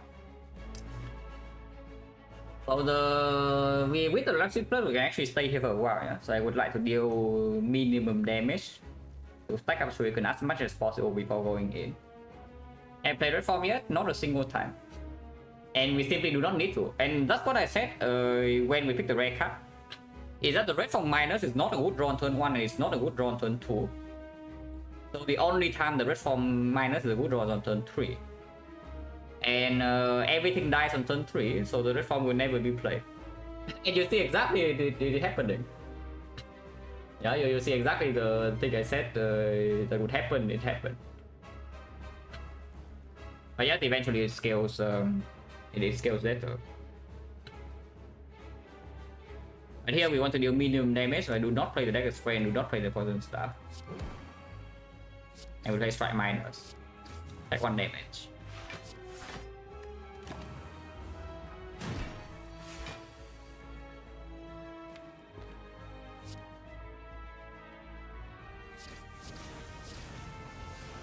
I think I can play this. Missing leg sweep is slightly annoying. Turn 4 we don't need block, so this blur is already covering for. This blur is already covering for the whole next turn. I do not need the backflip, and I don't care about this exhaust. Okay, minimum damage is the name of the game.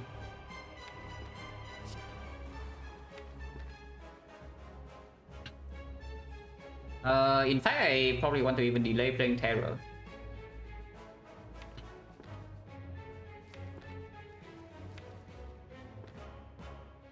I mean, I really don't have to. I can just play Terror now and play the fight normally, but technically speaking, delaying playing Terror is correct. So I would probably delay it.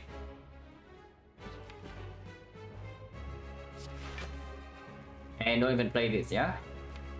You can hold it though. But probably I don't want to play it next turn either. Maybe I will play it if I get the Shuriken Strength. But yeah, we hold Leg Sweep plus the something else. Doesn't matter what it is.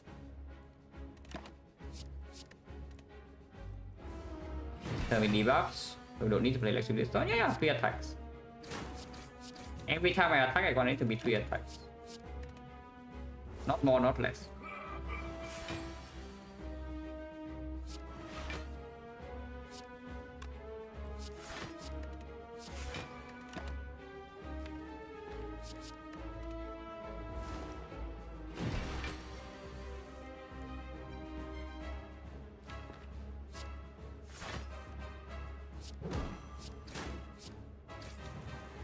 Error can probably come down soon.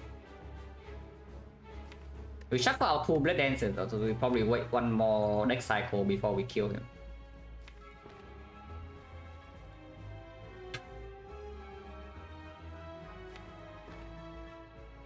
Yeah, not yet, right? Not yet. We have 54 HP as well, so there's no zero rush whatsoever. We want to hold the terror. So strike plus. Pista.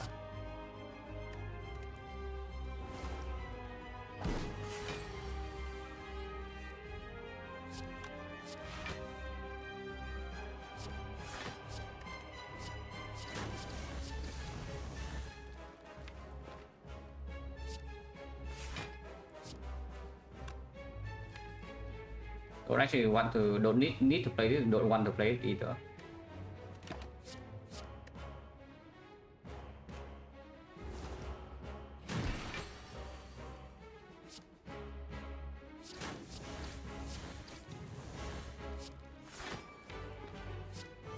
Weaken for the entire next attack cycle, so now we just redraw. This time we play terror when we see it. I don't know why I'm holding red form, but I do. But I am. If I terror now, we deal 45, so that is not splitting.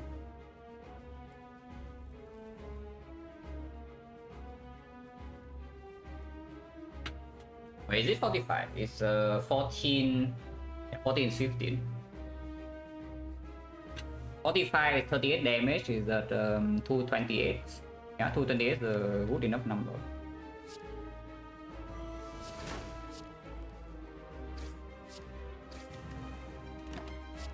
And now we block until we draw in our Blade Dances and we just kill. Damn smart though, he buffs this turn, so exactly when a weakness runs out, we don't have a clean split turn because he gains 34 block. But we can wait. We can wait. You can also go in right now, there's no problem with going in right now. Yeah, it's way too much damage.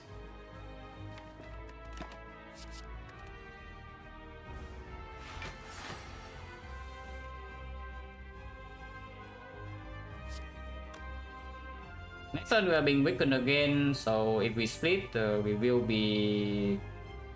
Yeah, it will be during a weakened turn, but I guess I don't care that much.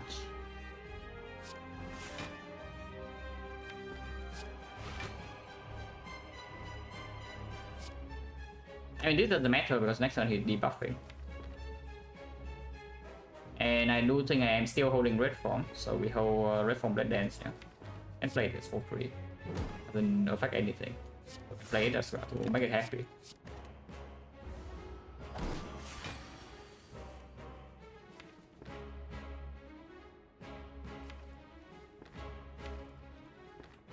I think right now it's possible. Next time we can do. I guess I can play this. Okay, if I don't do second Blade Dance and split now. Next time we shuffle these out. And red form is in hand, so there's no actual risk. And the split is still very good. Even when we are weakened. Rich Burner, thank you very much for the sub in the 5 months. Appreciate a lot. Okay, no wetlands withdraw, but doesn't matter. Because we stack up our strength so carefully in the first half, like even when we're weakened like this, our strikes are still dealing extremely respectable damage. And he will never survive this red form duration. In fact, he might even die now. Okay, I guess he doesn't die now. He will never survive this red form duration. We don't need to actually think too much. I don't need to take this tool, right? There's no way.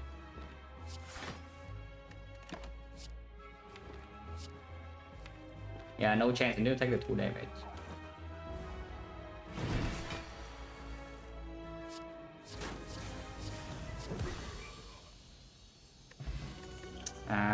Another bad fortune. Malaise. Yeah, we take the Malaise. Max come back.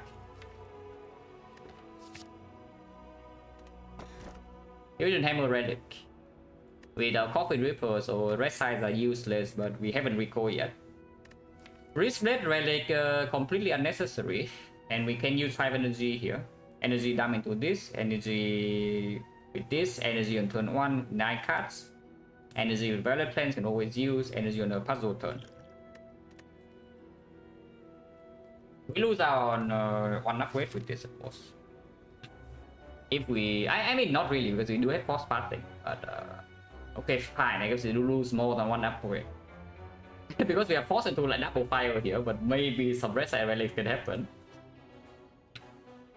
Yeah, fine, whatever. I am not interested in any question mark, so we do 5 fights. We do 5 fights and we can get a heal here. Yeah, 5 fights and we can get a heal here with no ticket. We still have Coffee Dripper though, so we do need to be slightly careful. We still have Coffee Dripper with 5 strike in the deck and a curse. So definitely need to pay some attention here. Because our only sustain relic is early on in the act, but we do have Preserve Insect for these flaws.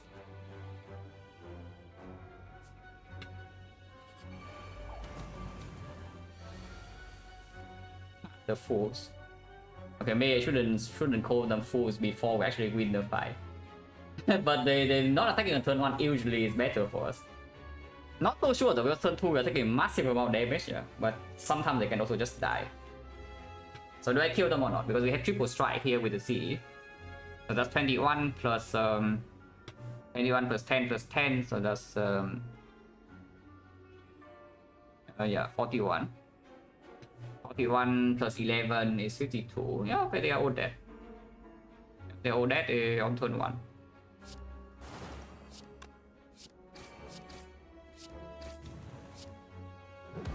Next time they explode.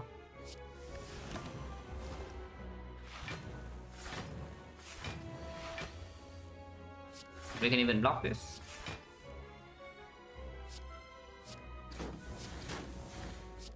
Don't need to reduce armor, but I want to do it anyway. A potion, garbage. I mean, you can take question mark. It's just normally I'd say again, yeah, it's like 2 question marks and act 3 is the most you want to go to if you don't have anything that speaks for them. With just some small thing that speaks against the fight is that Coffee Reaper is slightly scary. And some fight can deal a lot of damage on turn 1, but we have mutations on 5 energy here. So we cannot block turn 1, we can still kill a lot of things that hit us hard on turn 1.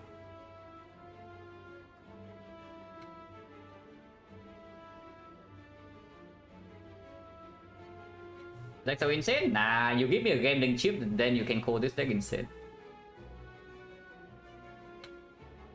I think you can poke 1 question mark, I guess. After this one, you can see whether you want to take a second. If this is any good event at all, you ignore this question mark completely, otherwise you can go second one. If both question mark breaks, then you can go third one, but that's a little bit weird now. But I'm actually slightly worried that we take damage in some advanced hallway fights. Triple Jawworm we can handle, we can kill 1 Jawworm at very least, I'm pretty sure, but the other 2, if all 3 attack on turn 1, we do have some small problems, because our potion right now doesn't really bail us out of a spot where we take massive amount of damage turn 1.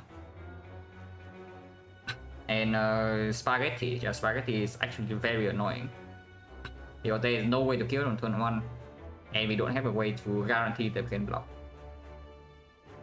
Something like Spyro or Transient or whatever is like fine, but the Spiker can't even. It's not always possible to kill them all on turn 1, especially if we see 2 Spikers and they attack. Our walkers we are fine. We see our walkers, we murder one of them on turn 1 with our Fear Pot, or we draw Red Form early and then the fight is completely trivial. Our walkers is no actual risk. Yeah, we'll still take 1 question mark first and see after this. This is because of Ripple. If I do not have Ripple, I would take 5 fights. I'm pretty sure without Ripper I take 5 fights. Okay, we do not go to this question mark then. Yeah, plain and simple. We do not go to this question mark because the best event is already here. So why do you want more question mark? But upgrade all cards. Spooky as hell. Quite strong though, but spooky as hell. Because we do not have any turn 1 insurance. And we also do not need all of these to be green to block Act 4. We already have like Malay Switching Wheel. That's the 2 cycles. 2 cycle multi-hit. Big hit we have some Horn Crit, some Blur, Perma Wick Chain, some Dexterity, the Wallet Plans. And then afterwards Red Form fully block 1 cycle. But we do not need the upgrades to block Act 4. Inside Act 3 right now we can still easily break turn 1.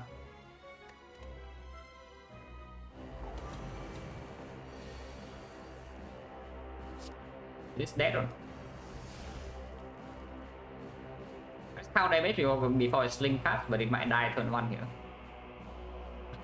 This is probably still positive, being played first, even if it's scaled with strength later versus your Akabeko and such.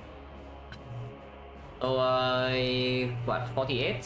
And this would be 8 each, so 36, but the last one is 9, so 37. Okay, I have calculated it now. I see this 48, this 37, so it basically means that yeah, it's done. It's just that. No need to calculate further.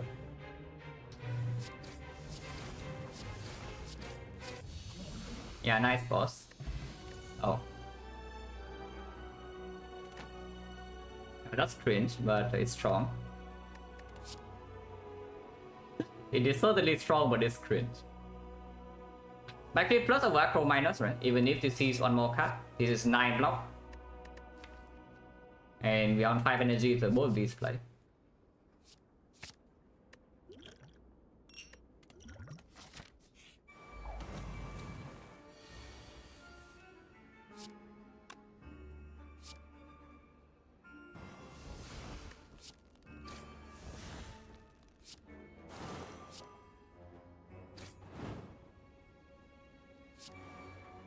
Play this first, but yeah, it matter too much.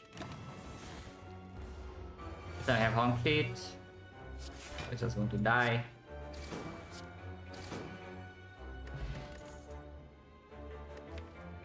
Don't need this, right?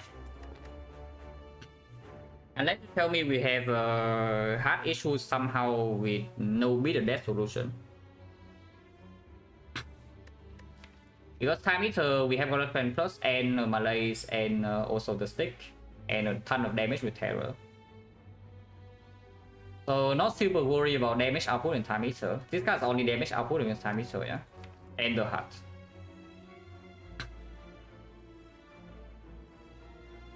So do we have heart problems or not? If we do have heart problem, we should take it.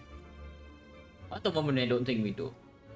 And with the Ripper, if it brings us inside Act 3, suddenly there's some potential annoyance in the boss gauntlet.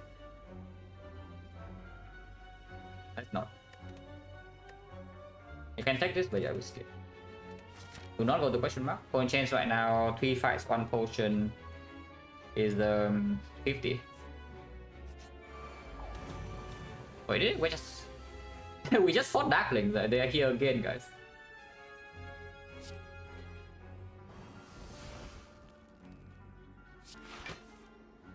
They hurt us. But we do heal 15 with the meal ticket. Nice hand, by the way. Yeah, nice hand, by the way, just say it. And they all attack. So they all attack and we draw 5 strikes on turn 1. With seeing 11 cards. Amazing. So right now we are taking 10. You can potion here to save, but again, taking 10 is acceptable as long as we don't take any here.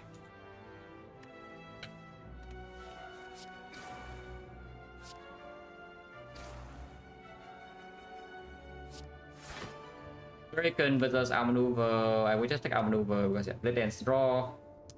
He draw. and puzzle draw.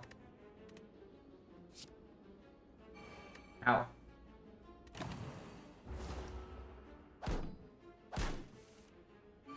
Yeah, they will dead this turn, so wants to care about.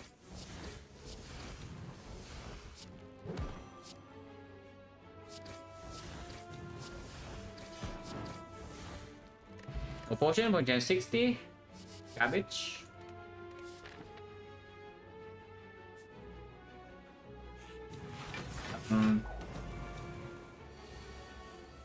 Okay, red for turn 1, so it's fine.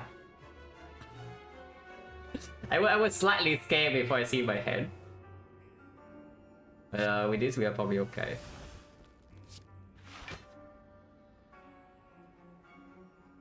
I don't even want to play red form really. Like red form just guarantees that I don't have issues. But it probably means I don't even get to play the second Blade Dance because my hand space is not a thing. But it's fine, we have to see. With the Ripper, let's just play the line that guarantees that we get out of the fight cleanly.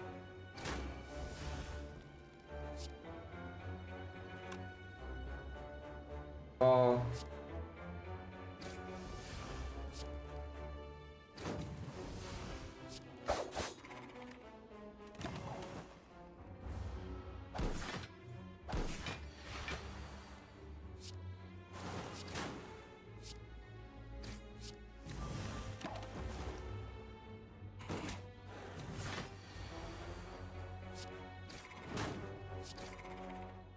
Oh yeah, no ticket, full value. One chance right now is 50.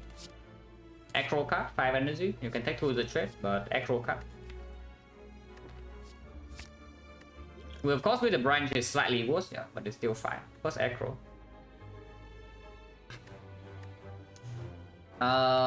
Fear pot. Not that great.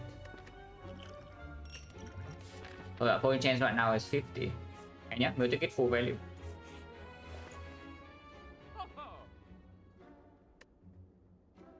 It's the right thing or what? Because I do see Giria fully stuck in the shop right here. yeah, I see a fully stacked Giria in the shop. So is the right thing. The other choice is removing the right and buy the backflip. And maybe you can buy panic button instead. We do not need cow chops against the heart, right? If we don't take catalyst plus, then I don't take the cow chops. I mean, I hope that the judgment that we don't need the catalyst plus against the heart is correct, yeah. Because we don't have after image here. And we don't have like Ghost in the Shard, Lizard Tail, Incense Burner or anything like that.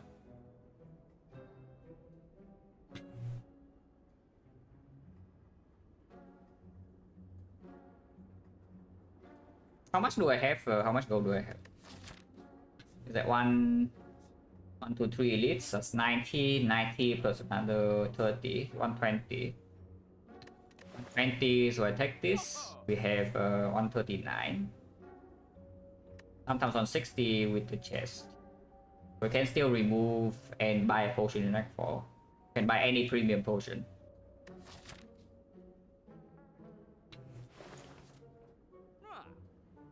Yeah, Giria fully stacked is pretty good. No? Oh, with the strength, the artifact coming second is the opposite of potion. So normally when you have artifact and then you potion, your artifact is gone.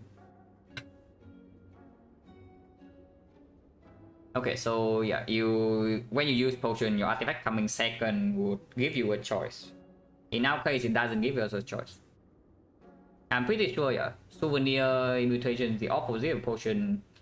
So you buy this souvenir, you consume it immediately on turn 1. You do not have a choice to do speed for flex spot. So this is literally just 3 strength.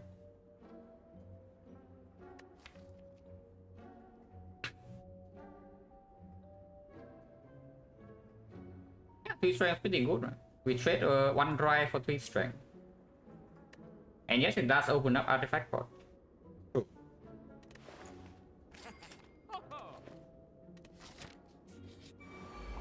Not here, yeah.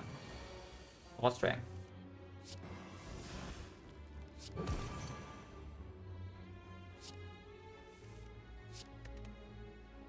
I have to say though, we draw most of our strikes on turn 1 fairly often here.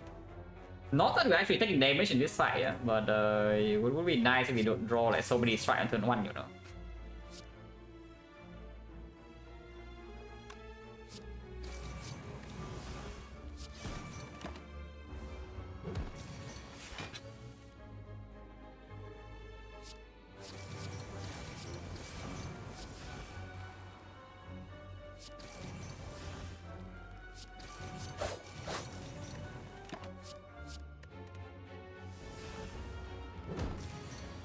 Also, yeah, our damage output is ridiculously high, so don't think it's high enough for us to kill this, but we can deal with a lot. Can deal with a lot of damage here.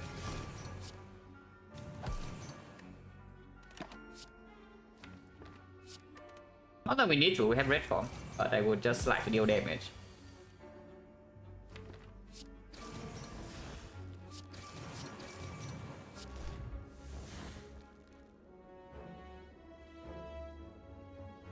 Next turn's fine. Can move the time now, I guess. Matter.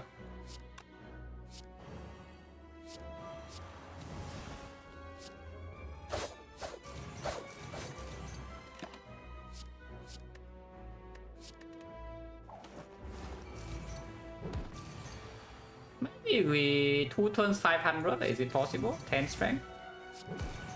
We need Blade Dance to pop off. If we don't draw into Blade Dance, I don't think we can do it.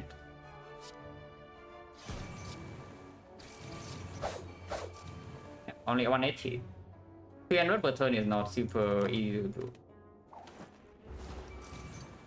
We can try. Oh, no Blade Dance. Yeah, if I don't see Blade Dance here, we probably don't have a kill.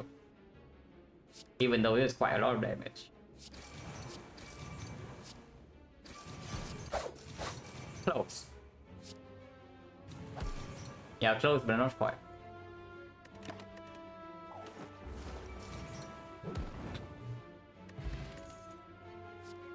Another Blade Dance. This one with a stick and 4 innate strength. Sure. This is the last one I take. You can take Fletchets, but I take the Blade Dance. This is the actual last one I take though.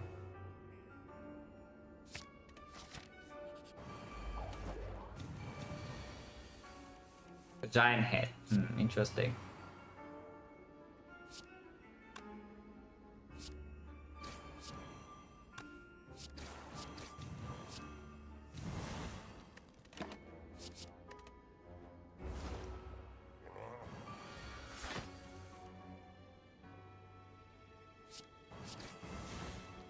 Wait. You hope the gods?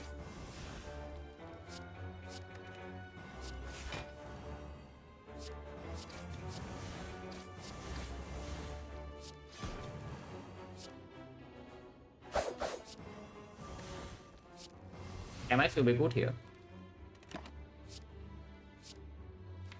Why the hell am I even holding Finale?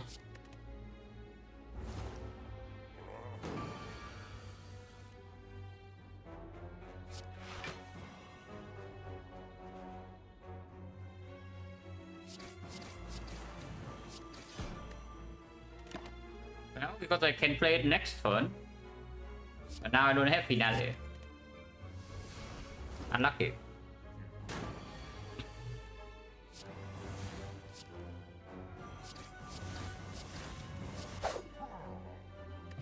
The boot. Okay, this one I don't take. Yeah, this one I don't take. Let's not be stupid. We skip, yeah? Counter spot probably much just better than strength. In short fight is better, and in long fight is better.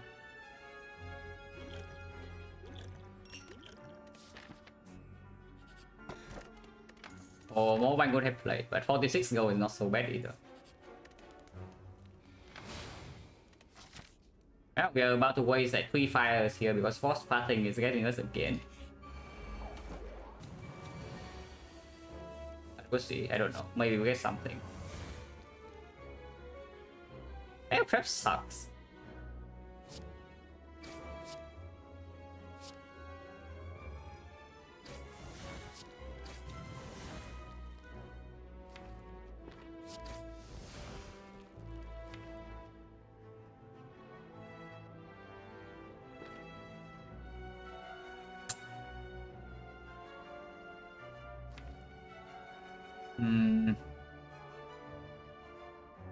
A very easy turn.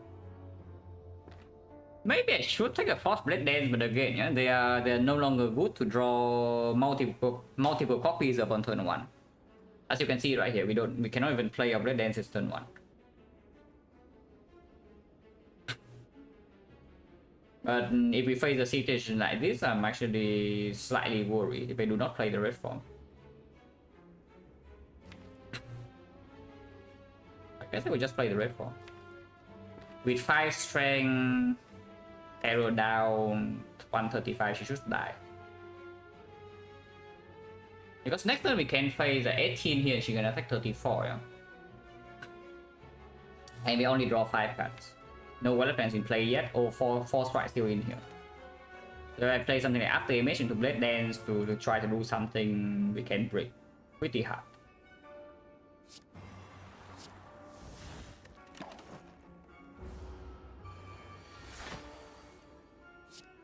If we play red form, then of course we go all in on the retro and like we're fine.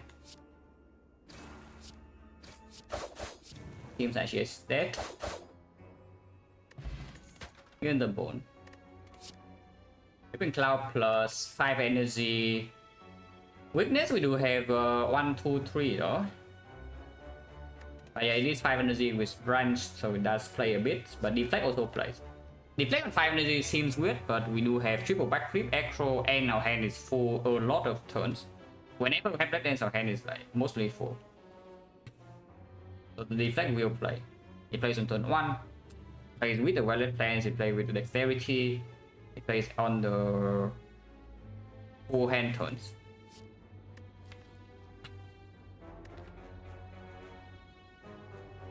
Zero energy, 5 block, not the worst.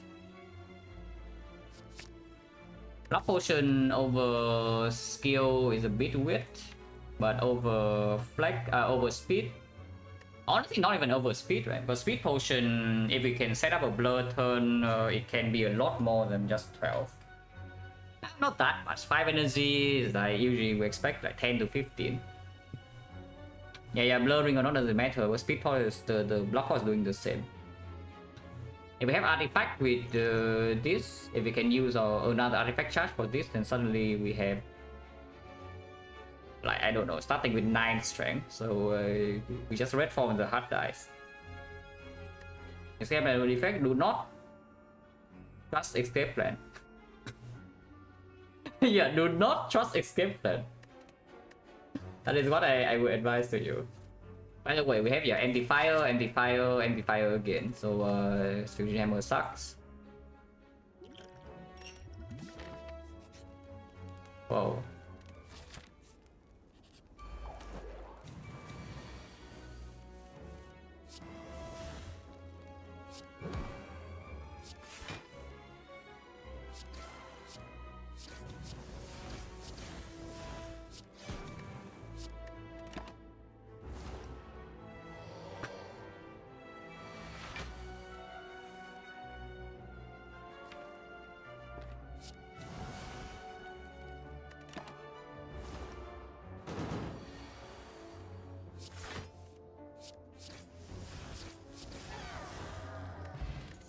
He said, yeah, not doing much. Second deflect, another leg sweep. Don't mind weak chain with our middle on the bone. We with our ghost in the jar. We still need the heart to be weakened first cycle, guaranteed. 5G is minus, but probably still good enough. Sometimes we both deck Violet Pants and we really need the weak chain. And yes, fight over question mark. Yeah, we already saw Mind Bloom. And we still have Potion Bell. That pretty sad that we had Potion Bell for so long already, and we have gone to a ton of fights, and our Potion Bar is not... our Potion Bar is actually not Act 4 ready at all. Besides maybe this, but it solves the problem we don't really have. That's slightly sad. I mean, it's still good in the hard fight, I would say that.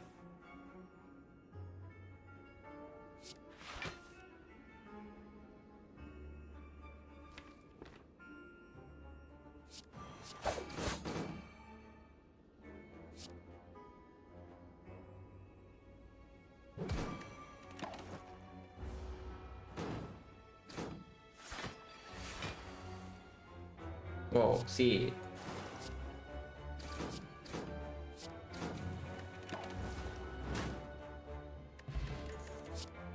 Accuracy plus, accuracy.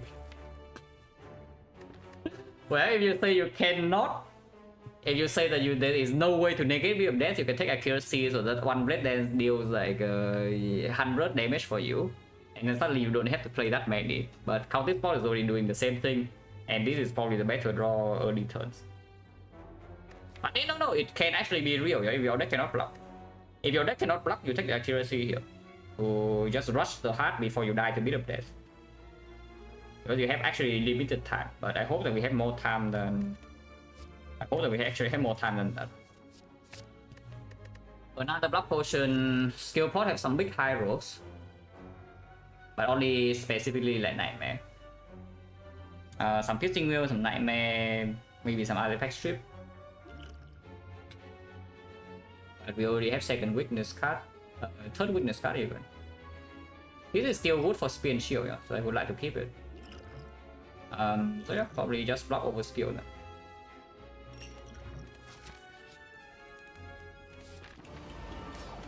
That's slightly annoying, but we have got plans, we have big Malays.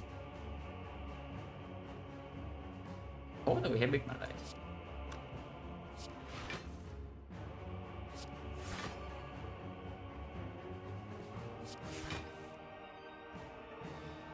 Apparently not.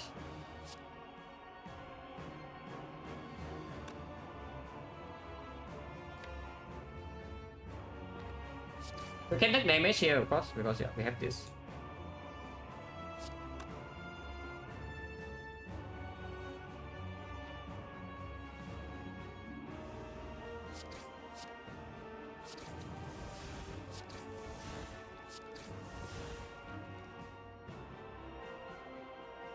That's a bit awkward.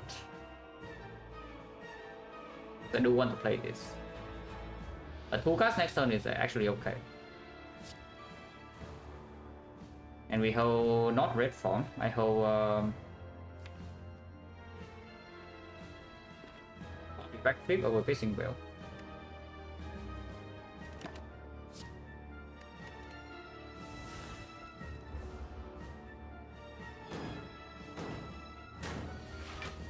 If he's doing that, then sure. Carry first half, not a huge problem. If we carry first half, it just means we have Malay second half. I don't mind that.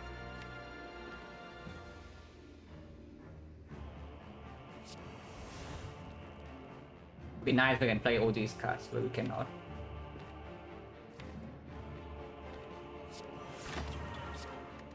Can take some damage here.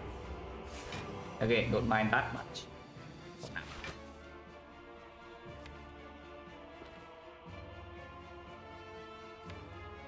Haven't dealt a lot of damage. That's like slightly annoying, but it's fine.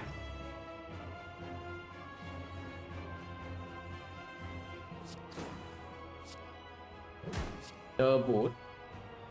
You might think the boot never plays with 4 innate strength and shuriken, but yeah, how wrong you are. Yeah, how wrong you are, guys. Maybe 19. I don't know, maybe I steal Malay's first half. The second half we do shuriken strength anyway.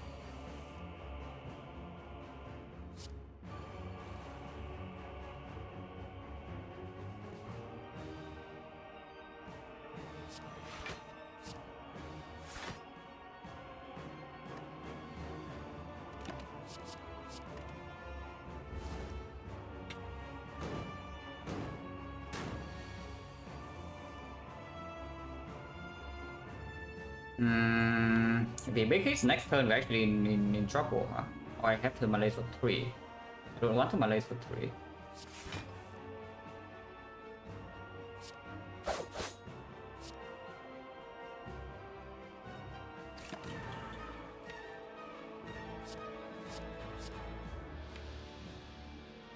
And this guy's nasty. Actually, just completely nasty. Even when we have like 5 energy Malays, 4 net strength, terror and such. Anathia, thank you very much for the sub and the 19 months. Appreciate a lot.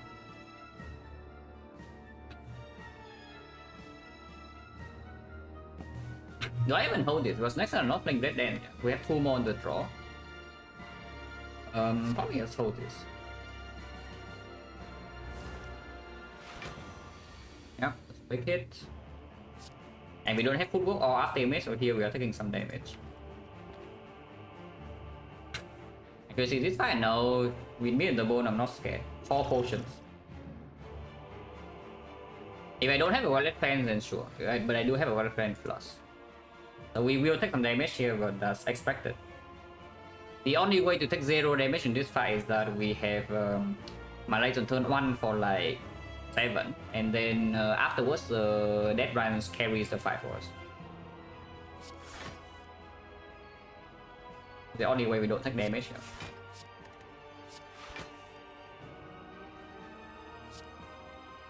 In 20 in mid range.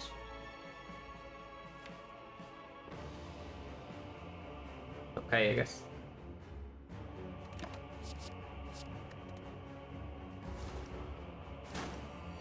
Drawdown for 1 does not matter.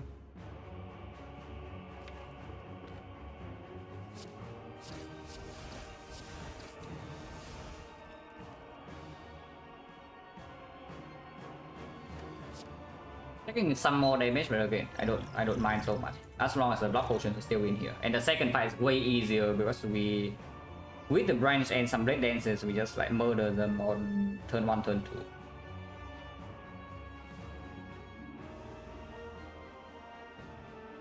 How much do I care about holding bullet time?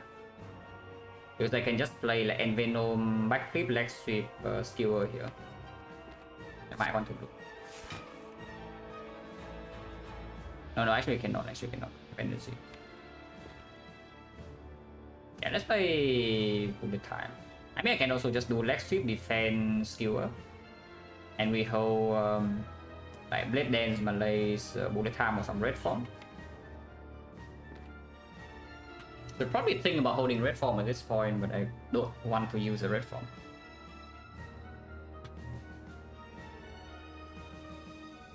It goes to what? 6 strength. It's a 6 strength, so it's dealing. Yeah, 6 strength is how much? 14. 14 goes to 10, so yeah, it's only gaining 3 damage. I will take 9 here. We just play leg sweep. If I play leg sweep defense, I take 3. Leg sweep defense skill, I take 3. And Venom would not be down. Not super important to be down. And then I can hold bullet time, blade dance, Malays. Not red form. If I want to hold red form, then I need to hold.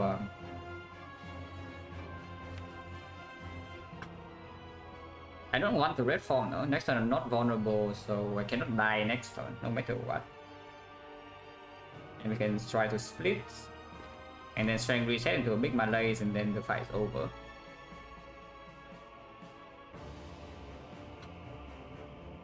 Yeah, let's just leg sweep, defense skewer, and we don't hold the red form. Even if it big hits me next turn, I don't really die from the attack. Even if I don't no block. And then we have we can go to a very low HP, but we still have 24 in the belt and 12 from this. So not exactly scary yet.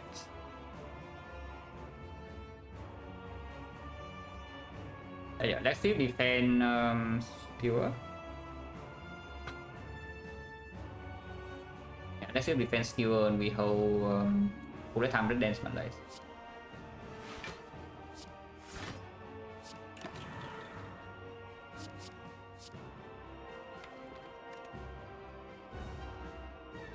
Because if we play the fight this way, I cannot red form. Oh yeah, this guy's stupid.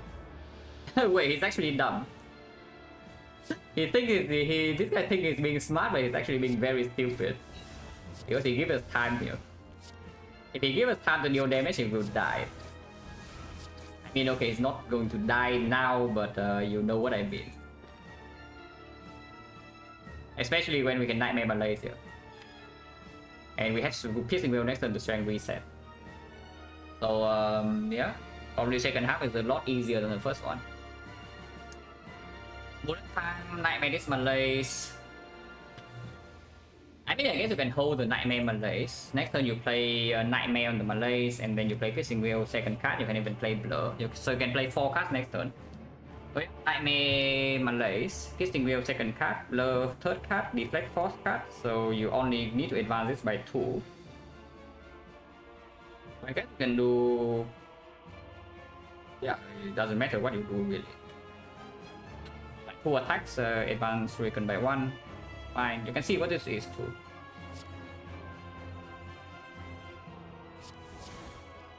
Maneuver, that doesn't actually do much, but you can hold it. So you hold 1, 2, 3, and you play out maneuver next turn then. And you can Malaise for 2 more. 1 card, 2 card, 3 card. No blur then. That's a bit weird. I guess we will blur. Yeah, I guess we will play blur. So we just play 1 more card here. We go to 8 and we hold this plus maybe a leg sweep for front load block. And next turn, yeah, 1 card, 2 card, 3 card, 4 card, 5 energy. So you can stack.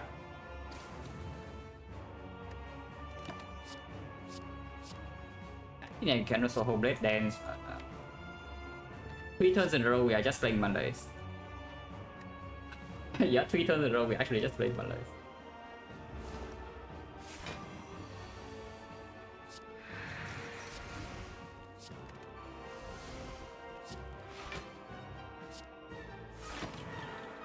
Do not need to hold this because next time we create 3 more Malays and we cannot hold them all.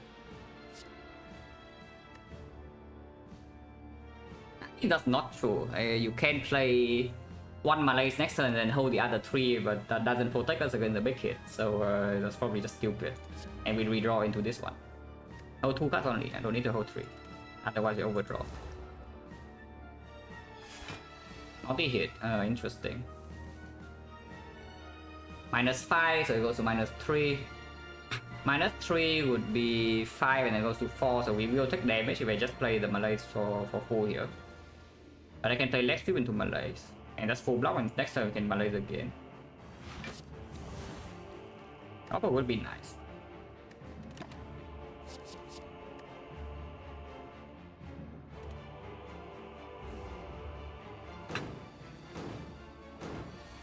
I'll think again, this guy is stupid. So we just Malaise here, go to -6. -6 he deals 1 times 3 steal though. If I backflip into Malaise, he deals 0, right? He deals nothing, yeah. Backflip into Malaise, he goes to Malaise to 5, so it's 3, 3 is 2.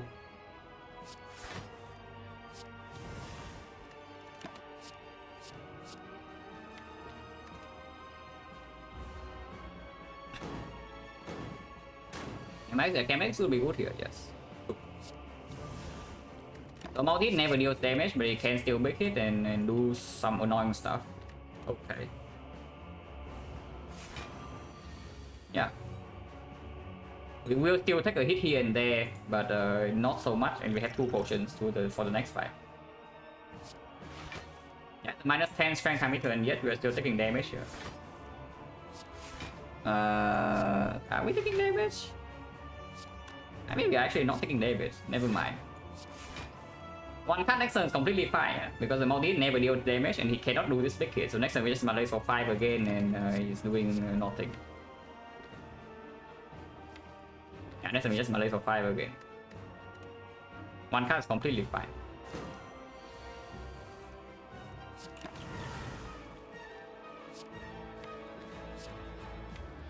Now I would like to deal damage. Damage would be good.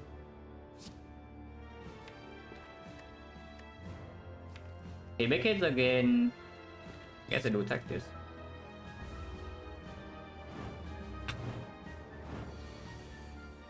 debuff, but I guess we're okay. I guess it's dead. Yeah, it's dead. Oh, good to know. Amendable. All potion preserve.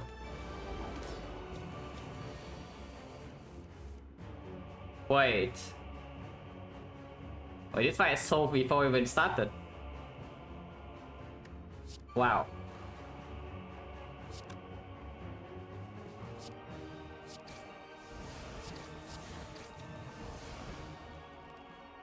Not mind taking damage, in fact we want to take 5. So I can do double backflip plus. And we take 6. XecnaR Defect is fine too. I don't even know whether I hold this, probably not. I hold these 2. Oh, I can hold red form. I guess I can hold red form. Not holding red form can be slightly spooky sometimes. Next time we need to block 16, so Let's Sweep alone is blocking 1. It's blocking almost full except 1. We have full hand. So no energy to play the thing, but shooting artifact to play terror is still important, yeah. Honestly, should probably hold red form. Holding red form just guarantees we get our next act we have a full heal.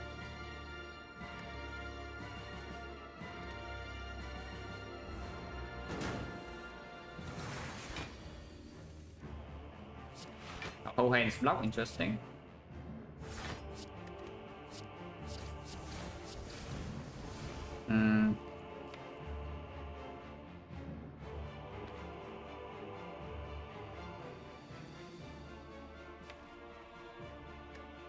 Not a very nice raw power though, I would say. Yeah, not a very nice raw power. If it ends in Python, it will. It actually ends in Python. I can play double red form, it's just that there's like also no reason to not play red form. Yeah, no matter how much HP I have at the end of this this fight, I will be full HP. 1 HP I will still full heal because a million double heal to 13, and I only need to have 10 HP to get full HP into Act 4 Elite. So no matter how much HP I have here, I will have full heal as long as I don't die.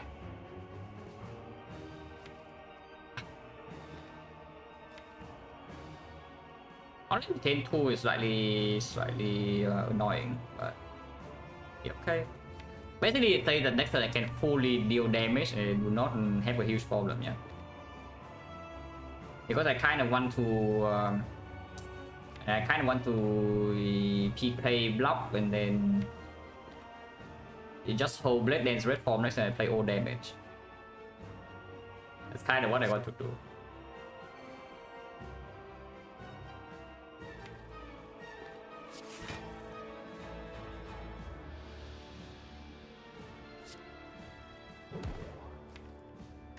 One more Defect ship for the terror can make it happen.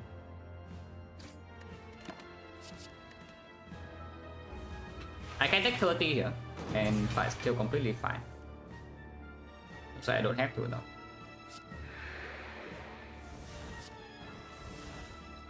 Venom the Gods.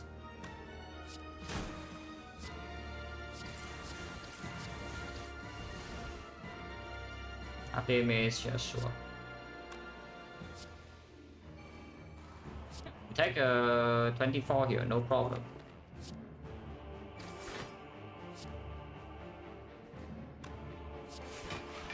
It's already done. We do need to... I mean, yeah, we have 24 block unused in the heart, but we definitely need to pay attention if we lose HP in Spear and Shield. If we don't lose HP in Spear and Shield, I think we are okay. But if we actually lose HP or some other important resources, then the hard fight can be annoying. That's the only problem, so I can hold whatever. Probably hold... Maybe just Envenom.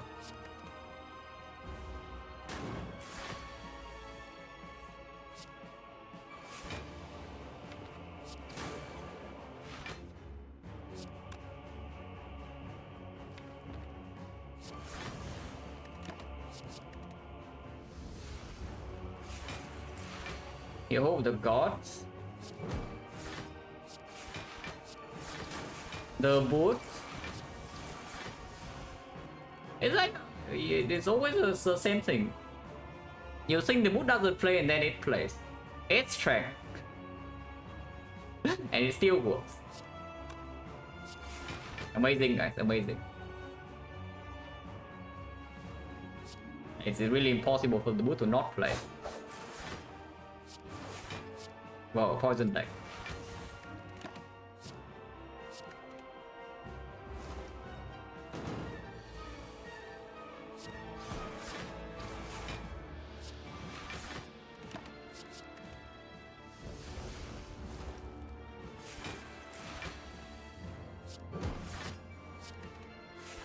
Why did that? I did anyway. Whoa, poison deck.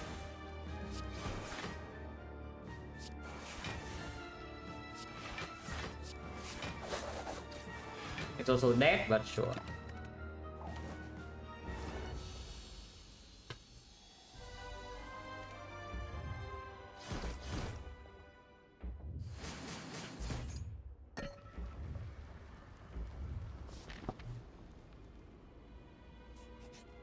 To do. No potion, yeah, no wood potion. So you can buy this food and remove the curse, or buy the cow gamble, or you can just buy the orrery. Our rare chance is yeah, how's our rare chance? Pretty decent, right? I think the last rare card we saw in Act 3 was in the middle of the act, not at the end.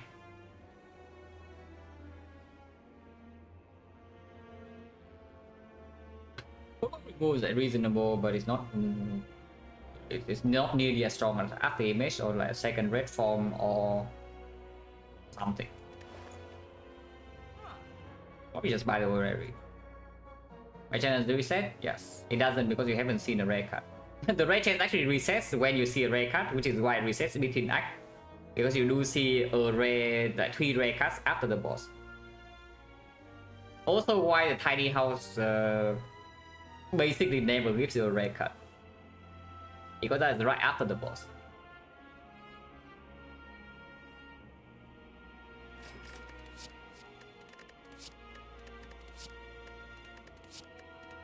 I am cringing. Anyone else cringing? I am cringing.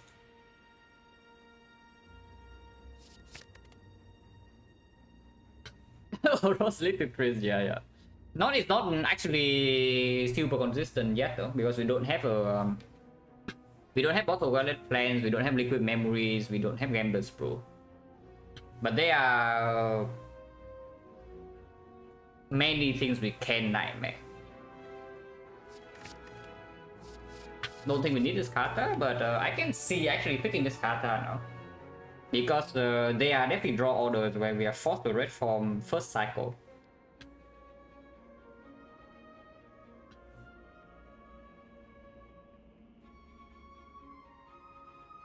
First cycle, the hard fight is actually not easy to block at all, yeah, with this deck. Multi-hit if we get Malays before, or we top deck wallet plans, we can do some well, then multi-hit 0.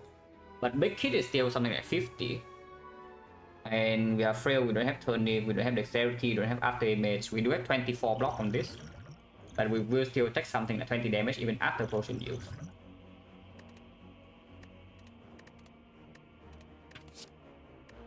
So should I take a damage card against the heart here or not?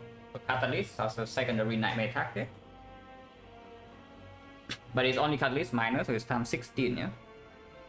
And a poison starter is like 4 or 6, which, yeah, it's not even that strong. And we spend 2 turns to do that over dealing physical damage. I just deal physical damage. We also have Cultist Spot. So I don't take this. And don't want these. Yeah, don't want these either. You can maybe take this if you say yeah, no mid resolution whatsoever, but our strength is high enough that it doesn't hurt though. Honestly, this is not a card that hurts, it's also a nightmare target. Because the worst case scenario I see right now is that we have to reform first cycle. If we can retain our red form with our red plans, I think we are end with full block multi-hit first cycle, yeah, and then I think we are set. But in case you actually have to red form first cycle, then suddenly the fight gets like really weird. So just for that case, I can take the scout drops, and I think I will. Scout drops is way more reliable than this crap. This must be nightmare, otherwise it doesn't even deal damage. Nothing else to do, right? So we leave. Don't buy this. Hopefully they die turn 1.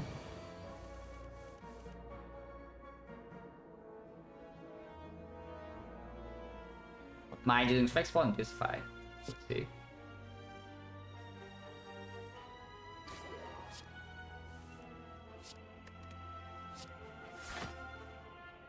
Cannot play backflip plus anymore, but I can still play backflip minus. Although this fight really is still actually slightly scary here, but actually not very easy. I think I am actually down to flex spot right now. I don't need this in the hard fight. Can kill this on turn 1, I would gladly do so. Accuracy 8 damage only. Sometimes we have this, but it costs 1 energy, but we still currently right now playing strike. I don't care about the CE. I don't need to play CE here. I don't play the accuracy here. Predator is very nice. Up the image. So backflip minus Predator up the image is taking exactly 1 damage. Slightly underwhelming flex potion, I guess, but we do draw full 10 cut next turn with the horn clip and after image in play.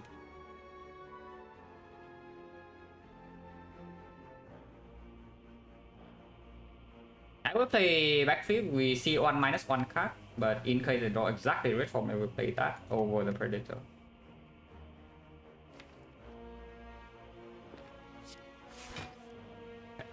So Predator AI.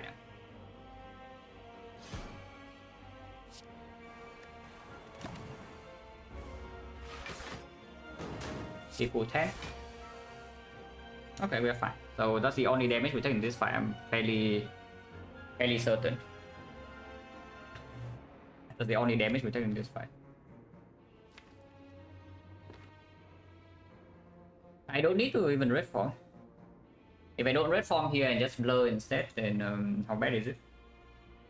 We do Survivor here into Piercing Veil into Terror here, or Terror into Piercing Veil, doesn't matter. But at Piercing Veil once, this guy is not artifacted. This guy artifact still here, so it stays. So I'm taking 16 plus another 21 plus another 2, which is 39 damage. 39 damage, I'm locking. Not enough. C is not down, but that's not really a huge concern, right? Regarding playing red form this turn. Yeah, I don't think so. So we can play this first to see what it gives.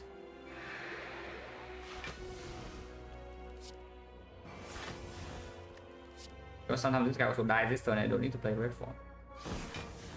Oh, I don't play that. Yeah, do not play this. Totally an option, but I don't. The blur is not needed. We next time we have after image. Tripping artifact here for poison to maybe come down is like a thought, but I can also just deal 16 damage, 10 damage to this guy. Seems to be fine.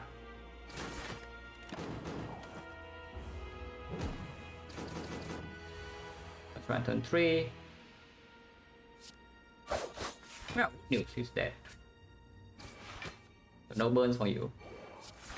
No burns for me, I mean. Next time if runs out, we need to block a big hit, yeah. But he is also probably dead. I hope. I hope he's dead. Because the well defense bottom deck. But we can block. He's weakened, we have up damage in play, and dexterity is still only -2. So blocking 28 is not exactly super difficult.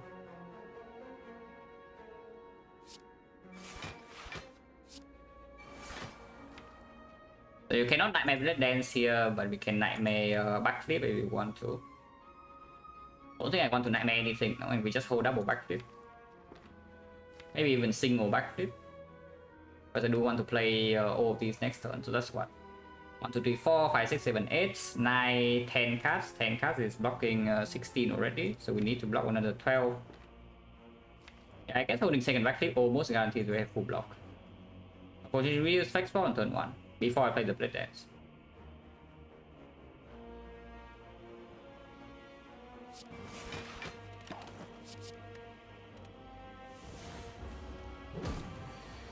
Oh wait, oh, turn is yeah, one more turn before he attacks me. Okay, never mind, he's dead then. Yeah, I thought he actually attacks me this turn, but he doesn't. Okay, never mind.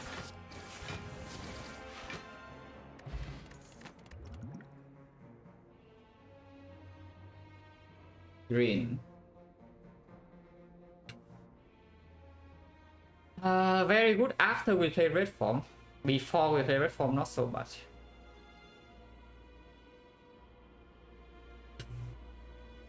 But after red form, this is actually crucial. If we play an early red form, this card is actually very crucial to win the fight. If we have to red form first cycle. Okay. Because we haven't seen a way to consistently lock first cycle yet.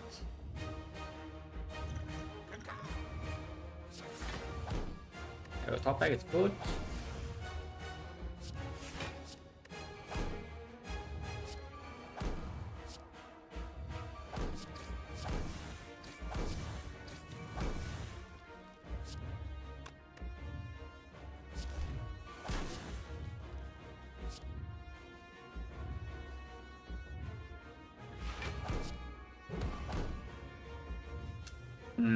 Awkward spot, but it is weakened. I don't want to waste my puzzle here.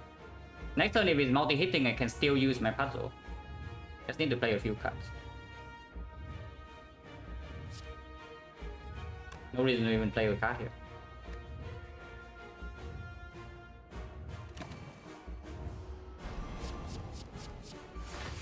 Hit first, it weighs out complete. But we do full block, and we have weakness and the piercing wheel, and then the blur for next turn. So that's still a strong turn. This fully block first cycle and guarantees weakness. I mean, it doesn't full block, but it blocks more than enough. I think it's good enough. No need to Nightmare anything here. I mean, you can Nightmare that, but then you cannot play blur or leg sweep. Okay.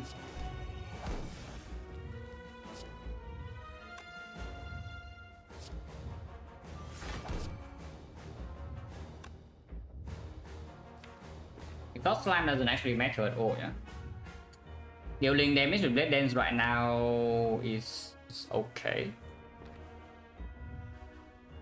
8 damage for... I mean, we want to play... If we play Blade Dance, it's like later, yeah. Not now. Exhaust Slam to see one card. Not interested.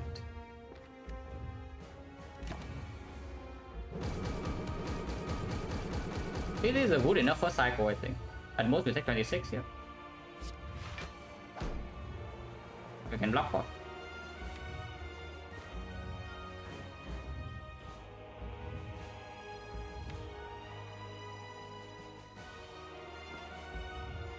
Don't have guarantee at Defect when hit to Malay second cycle though.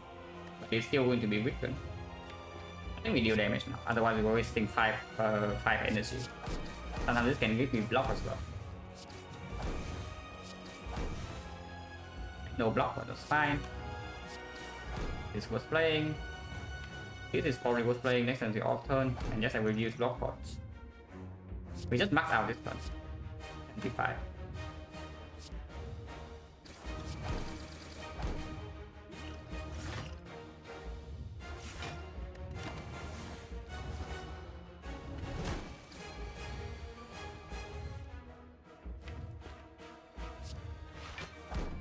Our defense in hand is very good. Without the weapons in hand right now to hold the red form, I would be slightly afraid. But now we are fine, I think. I hope we are fine.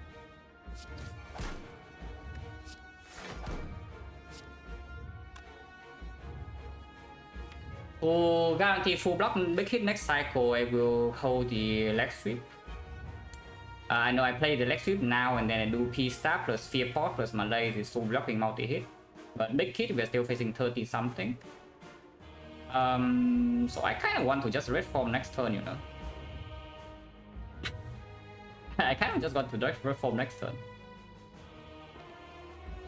Yeah, just get Shuriken stack right now, not waste this PK turn and then red form next turn and it dies. It's so much damage, we give it 100. You know? And sometimes this gives the artifact strip and we don't need to red form yet even. Oh, never mind. Yeah, we are red forming. Yeah, never mind guys, we are playing red form. And yeah, now we just go in and hopefully it dies before we do. It will. Yeah, it will die before we do, so no need to worry. 50, this is more damage. This gives me on card to see for next turn.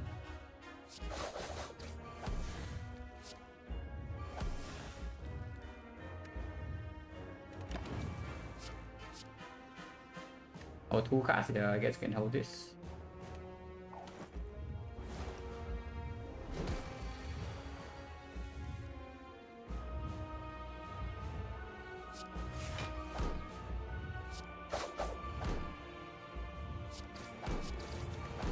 Yeah, it's already dead.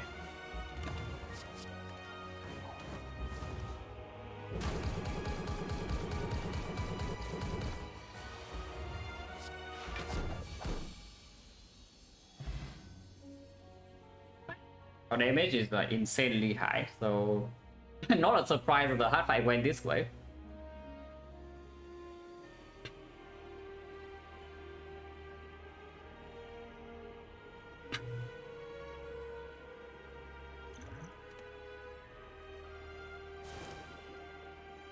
This run, I mean, when everything in Act 2 dies in 3 turns, then of course your run is going to be fast. It went exactly as predicted, yeah. We walk into Act 2 and nothing survives 3 turns. And yeah, nothing survives 3 turns until the champ fight. And if everything dies and you don't need to even potion, then the act is going to be fast.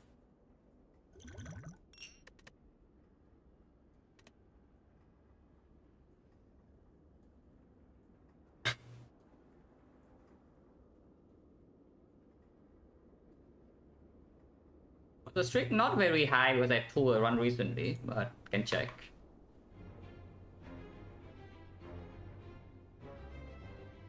Yeah, on 3 at the moment, so not very high.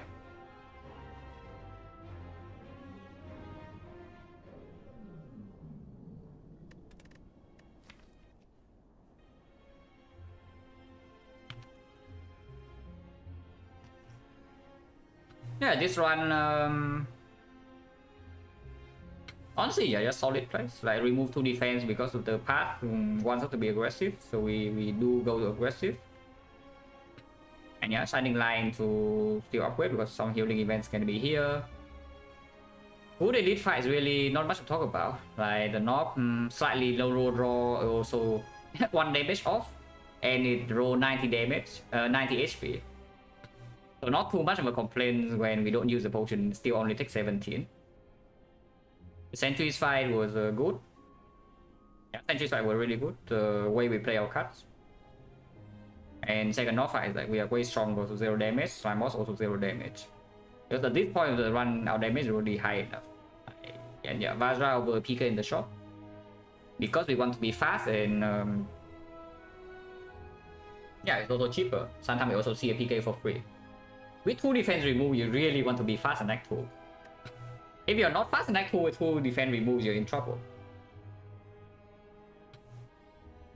Simple run, no, the one before that. So I guess the simple run was the run like I lost because of a big low roll. But I couldn't pull that on a throw. Maybe it was a mistake, maybe it was like just terrible luck, but I wouldn't call that one a throw.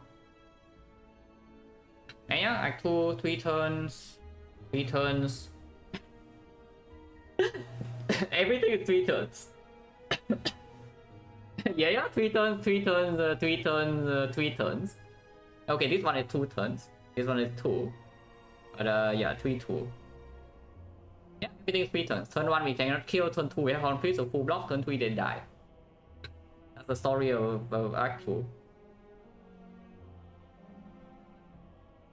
And because we want to be very fast, that I also take mutations over Johnson too. And the mutation actually gave us some damage threshold in the leader fight to kill minions on turn 1. It also gave us a threshold on the slavers fight to kill a slaver on turn 1. Unfortunately, the mutation is helpless against this thing on turn 1, but it still dies on turn 2. Yeah, then this time we play very patient, so there was like 0 chance to die here. Very patient to stacking strength, deploying terror last. Doesn't matter too much. Act 3, after the best event in Act 3, we just go all whole way 5, Muticate fully heal. And then, yeah, 0 damage the whole act. Until boss gauntlet, where we don't actually block that well.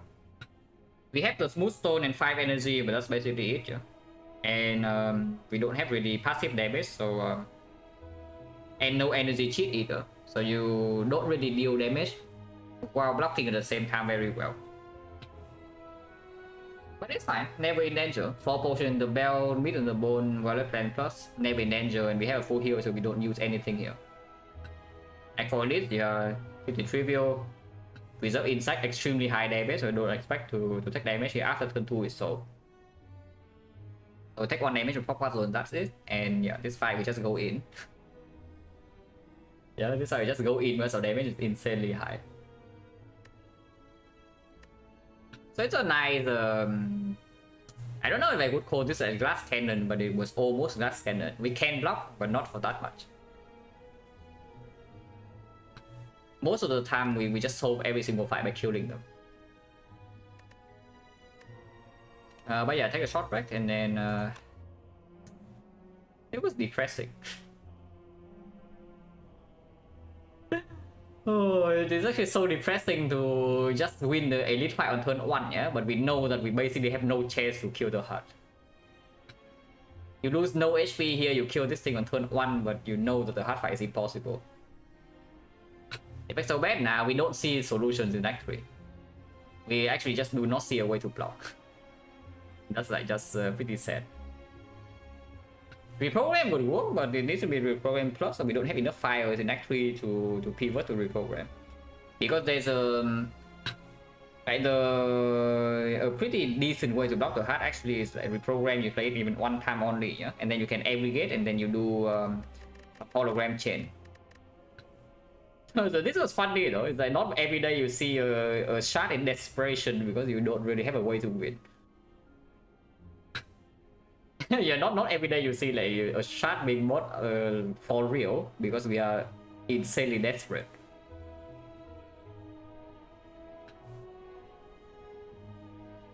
That's fine, take a break and then we do a defect.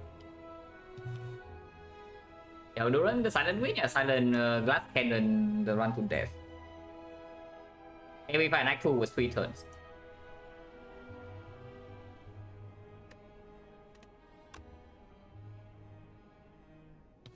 Okay, be right back.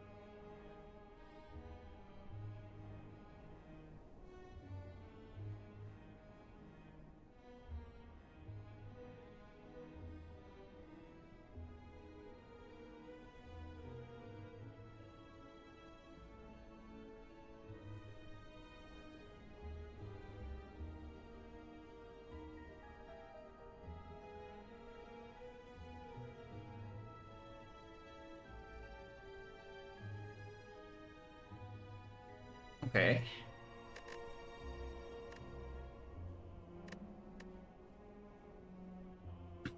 But so the Kerbal Shot and Econ lost? No, it's the exact opposite, Duran.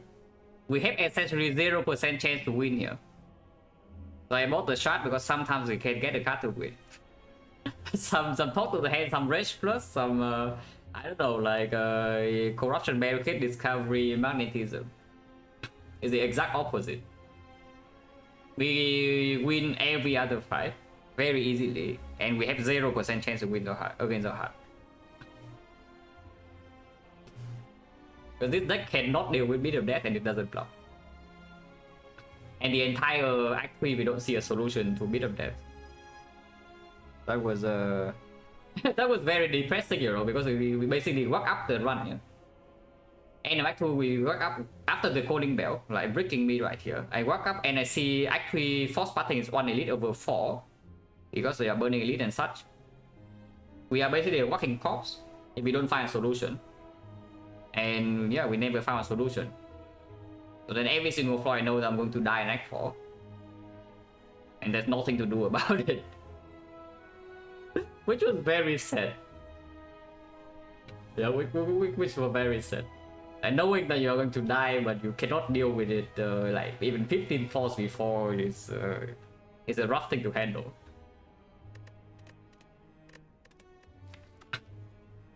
But what can you do? The hand, yeah, Compound Drivers, we kill Echo Elite on turn 1, basically. That's a solid third run. You kill Echo Elite on turn 1 and then you never win against a heart. The after image Rage plus Talk to the Hand plus the defect outs are still there, yeah. So the Echo Form, the Bias Cock, I don't know what else. But yeah, some cardless cut outs, like some magnetism. I don't even know, like Dark Shackles, Transmutation sometimes, but extremely low percentage either way. I imagine map pick out a common relic? Yeah, me neither. We probably just pick the common relic. Oh yeah, Force Elite by the way. Force Elite and Force 6, yeah. This is not even Force 7, it's a Force Elite and Force 6.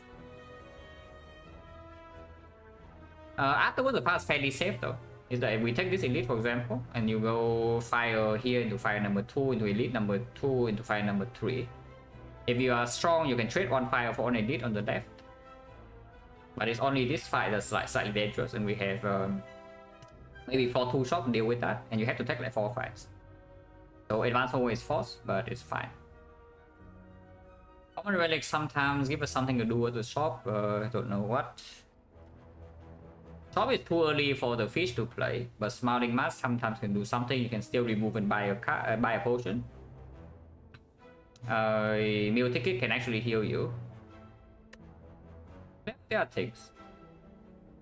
If I cannot die in Act 1, yeah, impossible, right? Oh, that's good. Okay, 5 fights then. yeah, 5 fights it is. 1, 2, 3, 4, 5, no show. Let's start left and do 5 fights. That's a very strong rally for Defect.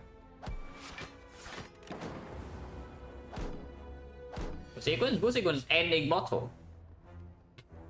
Not to tell you how ridiculous this thing actually is on this character, yeah. Boost sequence, ending bottle. Now, if you put it like that, it seems insane, right? But it's true. And it's an immortal that you pre-set up, yeah. You don't always have an immortal setup. Anyone else think Anchor is best for 0 common relic? Not even close. Okay, it's close, but no. Yeah, it's close, but it's not. It's certainly not Preserve Insect, I can tell you that much. And sometimes you can argue the Mega Prep is stronger, but Anchor is definitely up there. It's one of the better ones. The fact that it doesn't do anything against 2 of the 3 elites in Act 1 now, and it doesn't do anything against the boss, yeah, no matter what the boss is, cannot actually put it as the best one on 4-0. It is very good in hallway fights. I think the best, yeah, Preserve Insect. Preserve Insect gives you absolute security for Act 1 elites. So you can pass the most aggressive and you only need to deal with hallway fights. You have a freaking firepot for free in every single elite fight, at least. Like, that is insane. Yeah, that is insane. And then of course in Act 2, you don't even need to talk about Act 2. Act 2 with Insect and Act 2 without Insect is very different. This is guaranteed lethal, so just do that. Battery, floor 1, sure. To the Guardian. Turn 1, even if it overlocked with Anchor, it still can convert to energy turn 2, so it's not the worst. And it's also up against skip. So no need to drop, yeah. Potion already dropped, and we have Anchor.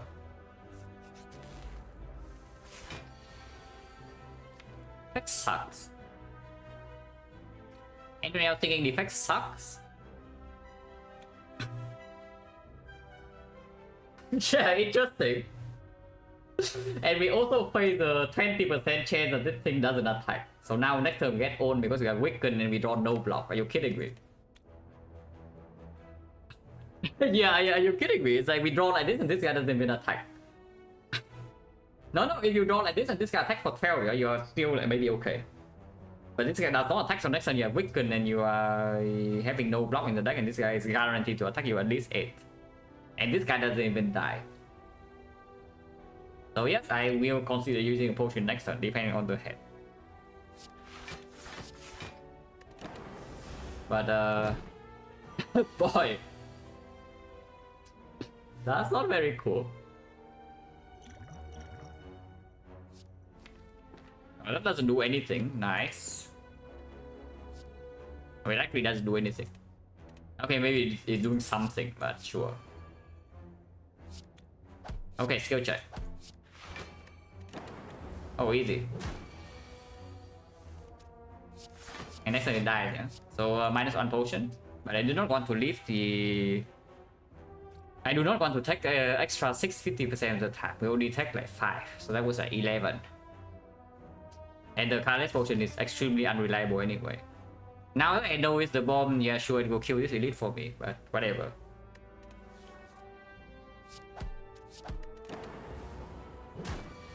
Point chance still 30, we go to more hallway fights. Point chance 40, go snap. Stupid job one.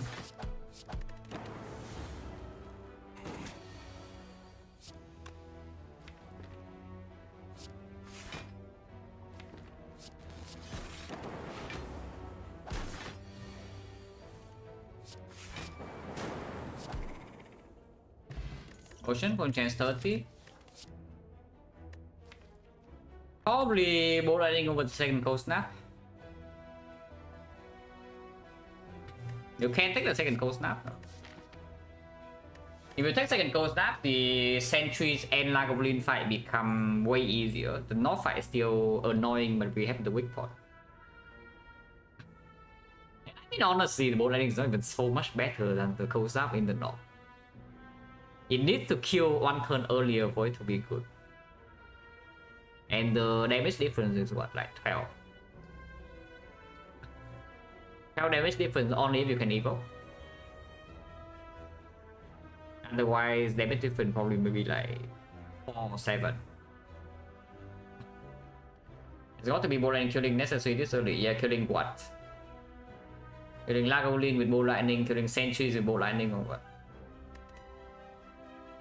And this is only better with not even by that much. Yeah. Into hallway fight, this is still stronger, Anchor or not. Into Guardian, this is stronger. Into Act 2, this is stronger. Into Act 3 is stronger. Into Act 4 is stronger. It's boss Guardian, but irrelevant, honestly. Maybe not super irrelevant. If it Hexagons, I would take this. Hexagons, I would take this.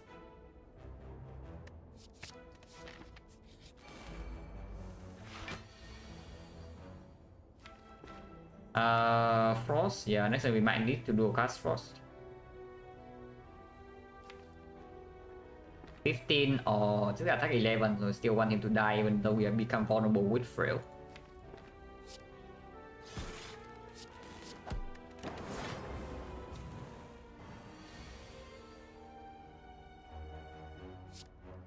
Yeah, still worth it to kill here.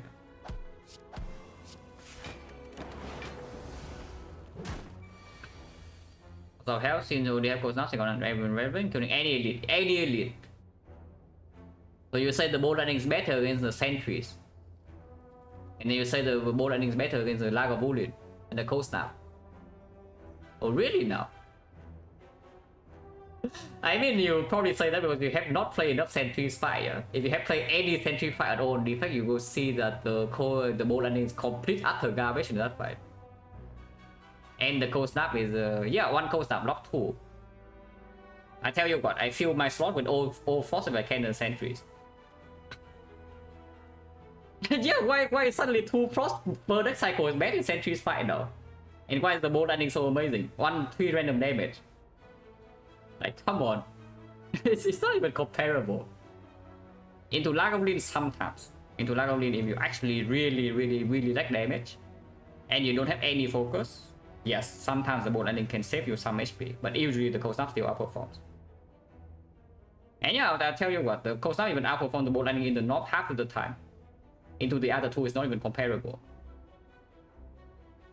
You only think that don't pattern play into thinking, yeah, okay, bow lightning good in act 1, therefore, and then yeah, this is basically a strike with a metallicized attacker. So surely the bow lightning that deals damage is better.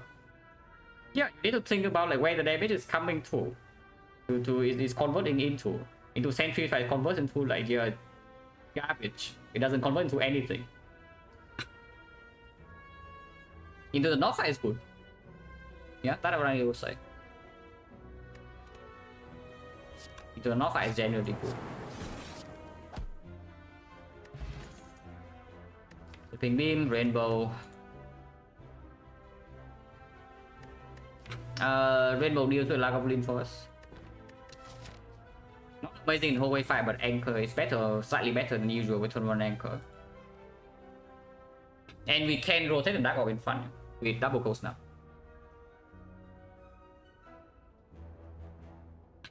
I know, but honestly, if you play one sentry fight with lightning orbs as your only damage before you you know what I am talking about. I don't know, maybe you die too often as defect because you pick bow lightning over cold snap back 1. What about that? No, really, what about that? Because that can be true, yeah? That can very easily be true.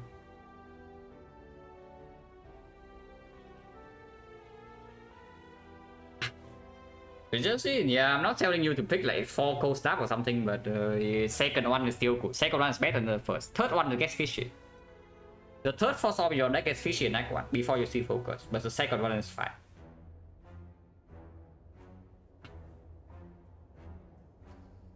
And yeah, the only elite that the bow lightning is better is the north. But no, this pick is interesting. I think it's Never Darkness over Rainbow. But Rainbow versus a Spin Beam. Swimming Beam slightly better against North, but not by that much. We are basically killing North 6 damage at a time here, yeah? But we can block with 2 Frost and Weakness. You play those Strike Cold Snap, how do you like that? Yeah, that's the Terran strat. And I can tell you it works. If you remove all Strike and then you have like all Cold Snap instead, you are strong. And yeah, that is the Terran strat. Sweeping Beam slightly better upgrade, but we don't fight the elite with an upgrade. Rainbow bottom decking against the north, like how bad is that? We have enough frost, we have enough of rotation to still evoke the dark, right? Into Lagavulin just better.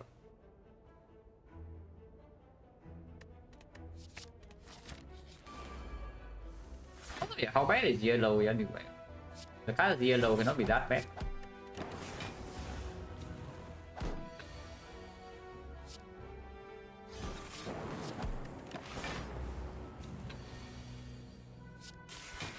But honestly though, I would say this. If the bow lightning doesn't fall off so insanely hard in Act 2, I would think a bit more. The problem is that the performance in Act 1 doesn't even outperform the cold snap in Act 1. And then in Act 2, starting from Act 2 onwards is way worse. So there's not a real reason to, unless you're actually dying to knock. But if you're almost always dying to not, yeah, one ball lightning doesn't actually help you.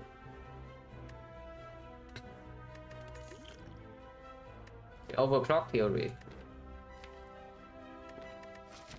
This one's a bit weird. Can be upgraded immediately, but you can also take the sweeping beam and upgrade that. Slightly better is the knock. Is a good draw on turn 1 because of anchor. And you want to convert energy into damage.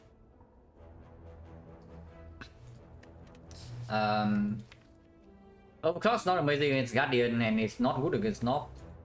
It's okay against Knob, but not that good if you don't draw turn 1. Because it also reduces the chance. It makes the Knob angry on turn 2 onwards, yeah. And it also shuffle in the burn when you need to kill the Knob the most. That is maybe in the reshuffle on turn 4. And then you get ult. It's just a little bit. First AoE, it's not that bad. Into advanced hallways, and we are going to like a lot of advanced hallways if we can. I go with it. Cause not sucks. Wait, cause now's terrible, guys. No, but really, Quid is way better here, yeah? Because Cold Snap you play it opens. I don't want to open. I mean, I want to play Rainbow. I want to open this thing with Rainbow. I can block here for 10. Very honestly, this fight is kind of why first Frost card is still maybe rate the Quid slightly higher than Cold Snap. Because Quid also plays better later. And into Sentries, is Cold Snaps are performing, into not the Cold Snap are performing, but into Lack of Green, the Quid is better. Into the Guardian, the Quid is better. Into Act 2, the Quid is maybe better. Into late game, the Quid is better. So we wait for the Rainbow or what? If I don't have Rainbow, I can also maybe deploy Zap, so we deal more damage, we block less. Yeah. I guess it's fine. Okay.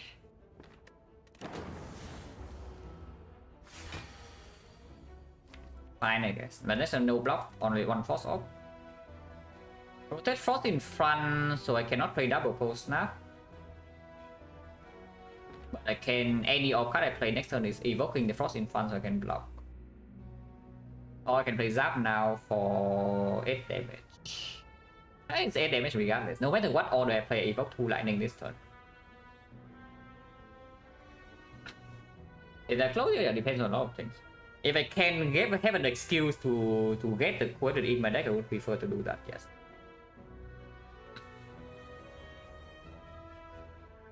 I mean, that's clear, right? Like 6 damage versus draw 1, not even comparable late game.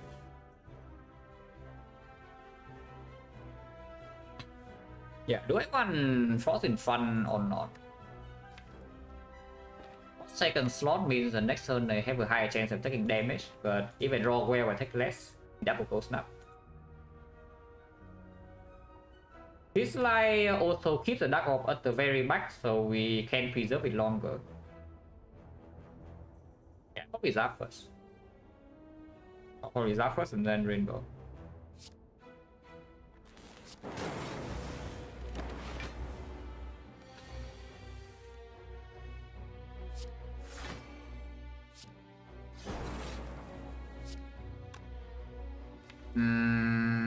It's a bit weird because this Cold Snap gonna be played next turn.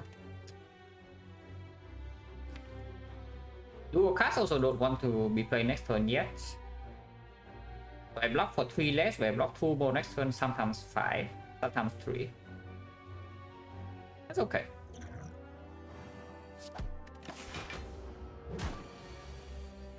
Interesting.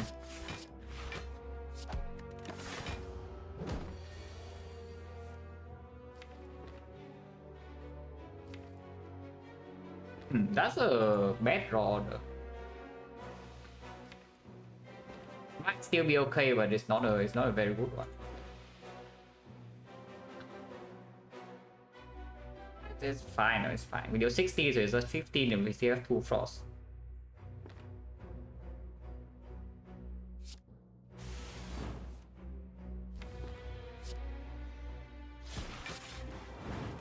Oh yeah, no damage.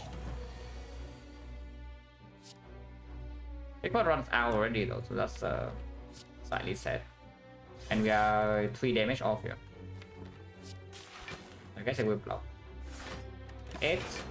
Accidentally dies. How much did I take here? I took 8, I took 4, I took 0, so I took 12 damage. 1 potion. Not the worst, not the best. And that's weird. On the other hand, there's a compound rival with rainbow and double bow stuff. Yeah, the second boost sequence, the boost sequence is definitely slightly weird. Into Act 2 it still plays. But in Act 1 I don't expect it to be very good. Into the second edit it will not do so much. Potion is 1, 2, 3, 4, 5, 6. 3 potions is 40%. We just take compound rival. Big defect? Yeah, big defect. Already 83. I like big defect. I with the beam. Yeah, with the beam. Can up with Zap if we don't have anything else to do here, but I hope that we find something else to do. Let's rotate the dark in front.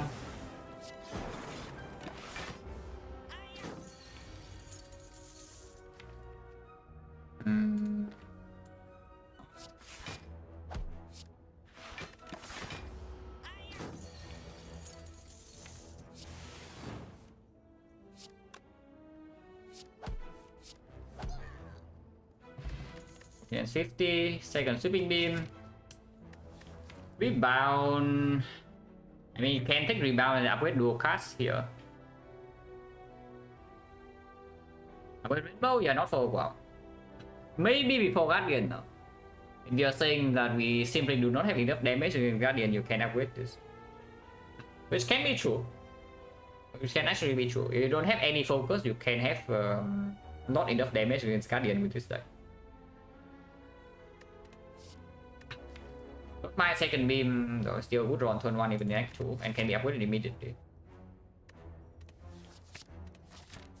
Actually, that's sure. Wait. Actually, so good. Okay, to be fair, this actually doesn't play that much. It can do something though. It can do something. On this character, this character can do something. It's not quite bad as it is on Ironclad. Not as good as on Silent, but on Defect it still plays sometimes. After second beam we go left. No potion into the knob though. On 51 HP, that's fine or not? Because we can also just go this way. 1 less elite, but 1 more fire. And slightly safer. Because playing against knob with no potion is not exactly super cool. yeah, playing against knob with no potion with this deck is not super cool if you don't top deck rainbow.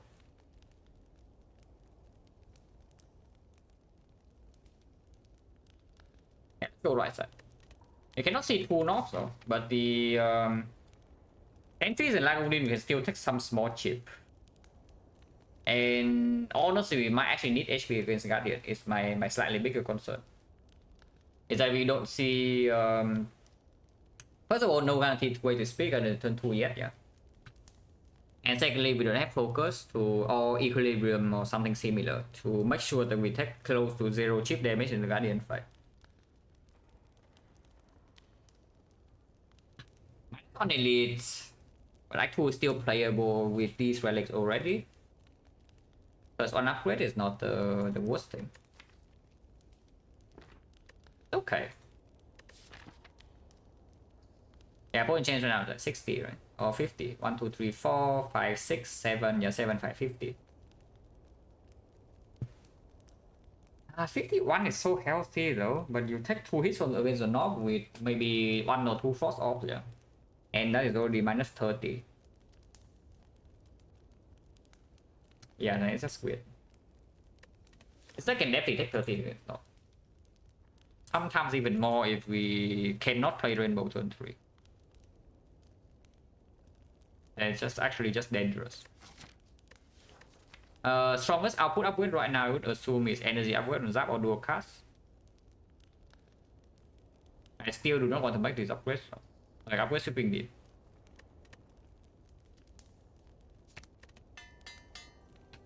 Wouldn't hold way faster.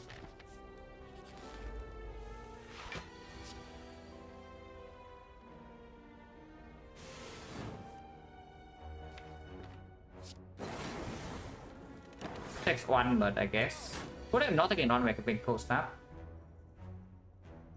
To be okay. To be fair, I have to confess I thought that first or plus 10 is full block for some reason. That was the actual thing that went on there. Because I thought somehow on first plus 10 would be full block, but it really wasn't. So -1. It's fine. One is non. Yeah, everybody knows one is non, guys.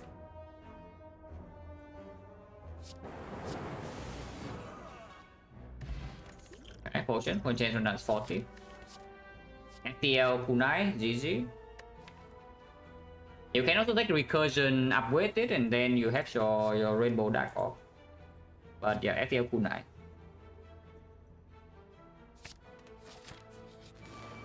Okay, not doesn't exist. Power potion now. How worried are we? We do a double sweeping beam, but turn 1 draw is not amazing. Yeah, very healthy though. 51 HP, and then can go to fire. This sometimes is also healing. Yeah, I don't think I should power pot here. We just do a cast first and see where it hits. Right, no direction. Frost first, lightning first. Probably frost first because in this fight we need note block more than long-term block. If we can evoke one off and turn 2, I would prefer it to be the frost. When we're hitting about 20, because the lightning doesn't even kill.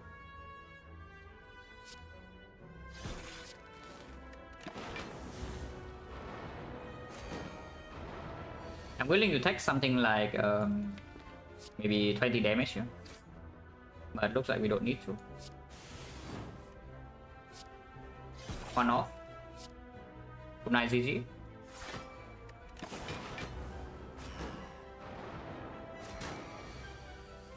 Yeah, that's fine. Now the fight is basically solved, I would assume. Cannot play Compound Driver, and I don't want to either. Range strike slightly unlucky, but that's fine.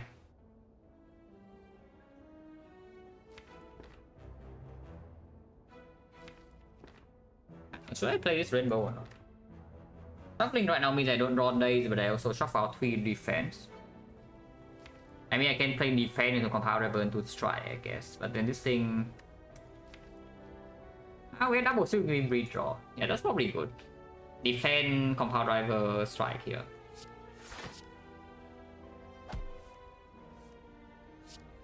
We kill it now. And full block. And this guy dies over 2. Yeah. Really 3v05. We know that the only thing that hurts the rank one is North. Oh, I was so ready, guys. I was very ready for the Warpaint to perform, but I mean, I guess this upgrade is not that bad. Yeah, I was very ready for the Warpaint to perform. So we upgrade 2 upgrades. You can upgrade 6, and then you can upgrade your dual cast or the Zap. Probably dual cast now with Rainbow Plus. Almost skip? No. If I skip Warpaint, I go out to the map first. And sometimes I do. You click the skip, you can still go back. Don't worry. You need to go to the next node before you cannot go back. But yeah, fire. Double fire, yeah, 6+ into energy upgrade and dual cast is still completely fine. Can go here. 6+ first in case of duplication event.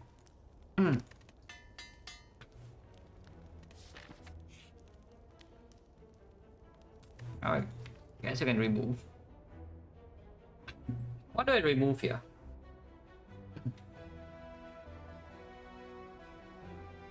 Yeah, what do I remove? Strike plays with kunai. Defense also plays with kunai.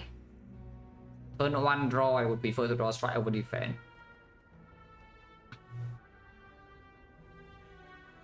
But block density in Guardian is not very high. We don't have focus of this frost. think I should remove defense. Yeah, we have ended like attack.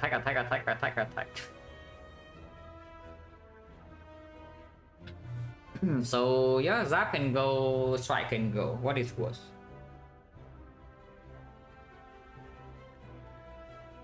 Because honestly, with the Rainbow Plus, the Zap upgrade is not the Zap is not going to be like super good anymore. It still is somewhat useful to push the Dark Orb in front though, as our damage in longer fights sometimes. Because if you actually want to keep the Dark Orb around and to do recursion or whatever, then Rainbow cannot be replayed.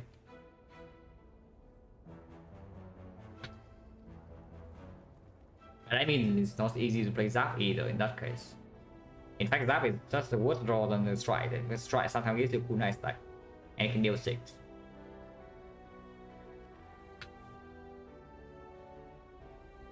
Yeah, probably remove Zap. I will not upgrade this. If I upgrade a base card energy upgrade, it's dual cast and it's probably happening next floor. The dual cast upgrade.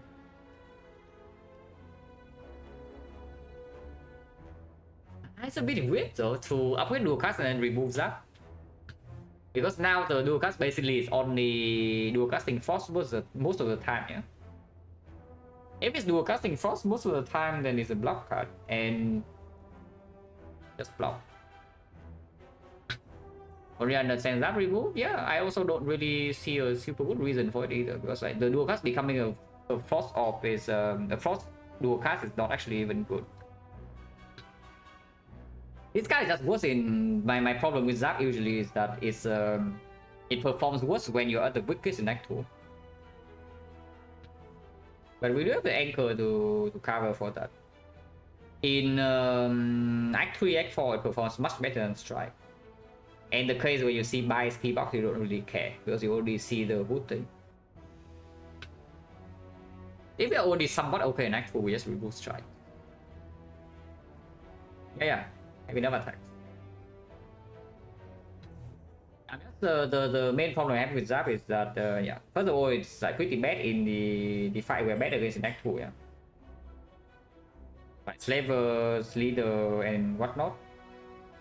And second thing is that if you want to keep a Dark Orb around, the Zap cannot be played. But if we upgrade dual cast, that is not true, because you can still like dual cast some orbs in front and then play the Zap for a little bit of passive damage, and it will play in the Guardian. But the Zap will play in the Guardian.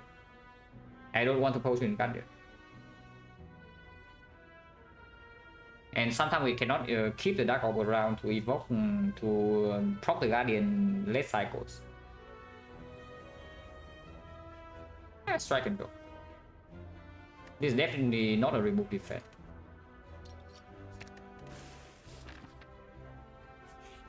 Upgrade dual cast. Yeah, I still upgrade dual cast over Zap.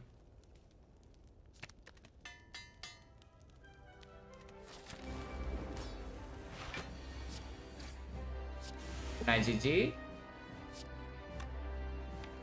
Draw 2. Draw 1. We deal what, 16? 16, so we need 19. 19, so we need 16. So Rainbow next turn can proc with an attack. And Rainbow with Cold Snap or Sleeping Beam or the Zap can proc. Draw 1, not 2.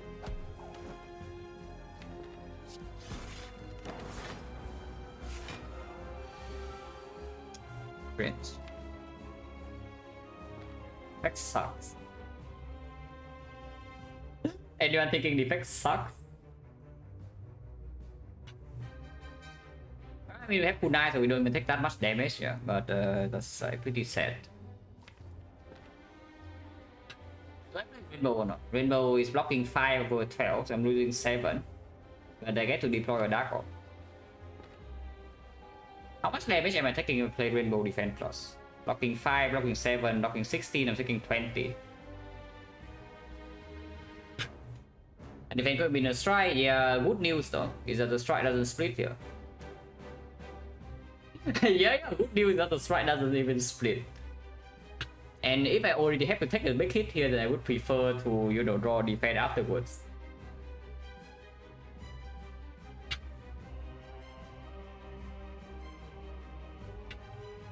How bad is it if I don't play Randall? Because we eventually do have some kunai stack here, but we cannot block. Another 36 will be difficult. Yeah, I just said 20, right? We go to 17 and we can have 22. Let's do Rainbow Defect. Ow. That sucks. I would probably proc the kunai. Yeah, let's proc the kunai.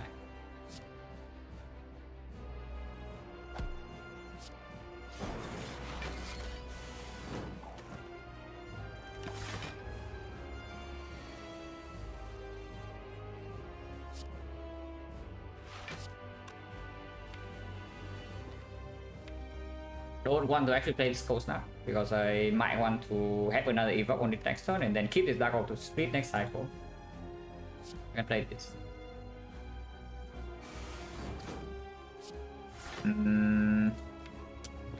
Would do a passive off.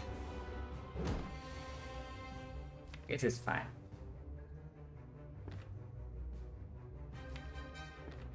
So I can sick right now. I can just block.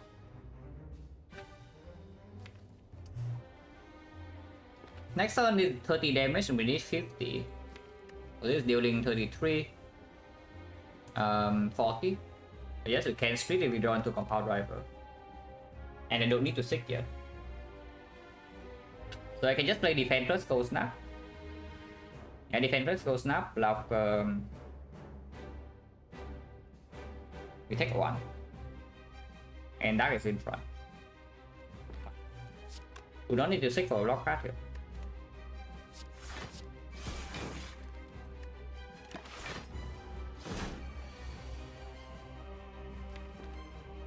Yeah, Zap popping off.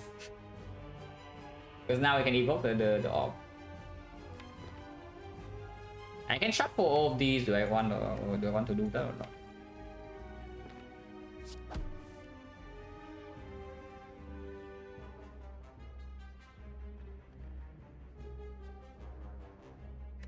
Bring out the beam. These are not actually super good draws into the. Just shuffling out the battery and the defense. These are not actually very good draws when we are being attacked. That's not.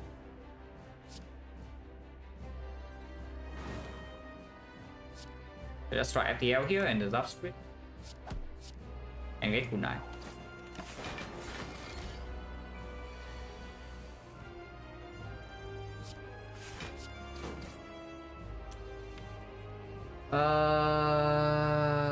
I don't love that. I really do not love this draw in the first attack. But we are probably still fine. I don't think I'm allowed to play this after, so I would. I don't think I'm allowed to play this after, I would.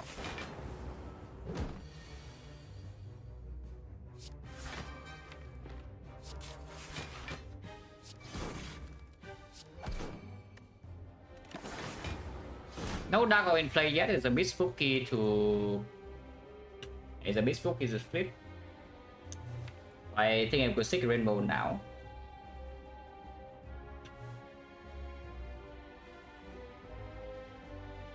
Or should I con Sweeping Beam first so that I can actually play a beam without reshuffling? Because reshuffling right now, if our damage is low, is not very good. But we can block.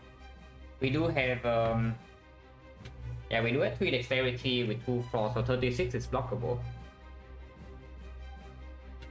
If I sick immediately, I will play what? Cold Snap. Yeah, it's actually Cold Snap Strike, so I lose damage, right? So I should Sweeping Beam first. And my turn is going to be Sweeping Beam, Cold Snap, Rainbow. I block 17. Take 3 and then the orb is in play. And I have the Sweeping Beam in shuffle. Is that even a good thing? Because we want to evoke the dark to split, right? Or can we split without evoking the dark orb? Deal 15 damage and deal another 8 and another 3. That's 26, 29, 32. You need 37. It's okay. It's okay. Shuffling all this out means that we must draw dual cards on the dark, and it cannot even be the turn immediately next turn. I mean, there's a chance that we shuffle into dual cards right away, and then we would say we are screwed. We have enough HP to block the 36, but I would prefer not to have to do that. Let's beam first. Actually, I have to waste the 6, which is unfortunate. We lost a 50-50. I mean, you can also sweeping beam into the thing and take 8, but I don't want to do that. Go snap rainbow. Rainbow into go snap taking 6, but we evoke the dark earlier. I don't really care about that. This also makes compound rival into redraw drawing 3.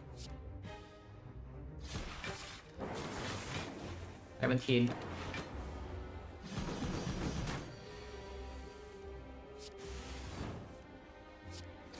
GG. We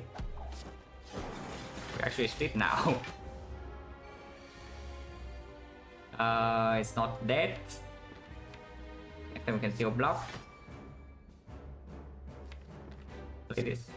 Oh, I can do zap dual cast right now and it like kind of dies. Just zap dual cast right now.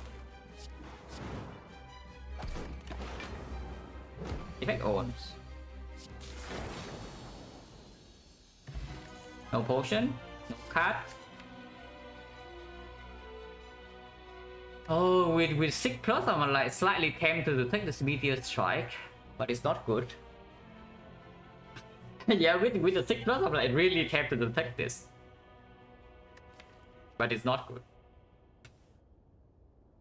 I mean, I don't know, like how this is the time where you maybe evaluate the run potential. Because this meteor strike offers you a very easy way to scale for the late game. Like, oh no, I'm not thinking about Snecko. Like, of course, you pick meteor strike 30% of the time you high roll to Snecko and you're fine. But without the Snecko, this still opens up some pretty ridiculous potential. Because you have to only have rainbow, so you can do meteor strike to rainbow, get 6 energy back, and then you can continue to draw with compound driver. With the 6+, you can put it in play easier with any energy generation card. You can force the madness on the meteor strike eventually. You can force enlightenment on meteor strike. And 30% you see Snecko, 30% you see pyramid.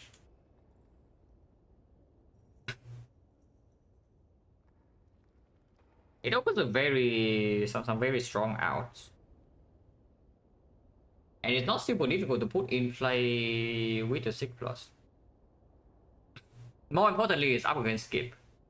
Unless you tell me we pick creative AI, but without self repair, I don't want to. I mean, yes, creative AI gives you a way to maybe not die to actual boss sometimes, if you never find any sort of scaling. But it's only really the gem that it really deal with for you. Collector is way too fast, automaton is also a little bit too fast. And we don't even have the artifact, so random bias cock are not solving the fight immediately.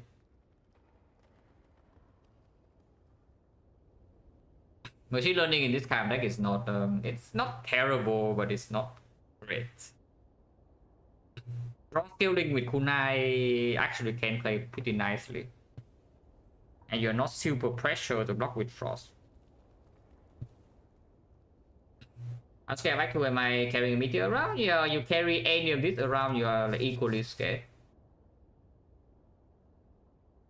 So basically you just say, do you carry a card or do you skip?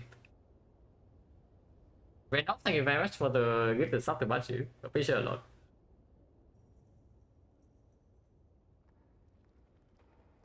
No, I think it's meteor. Yeah, I actually just like this meteor.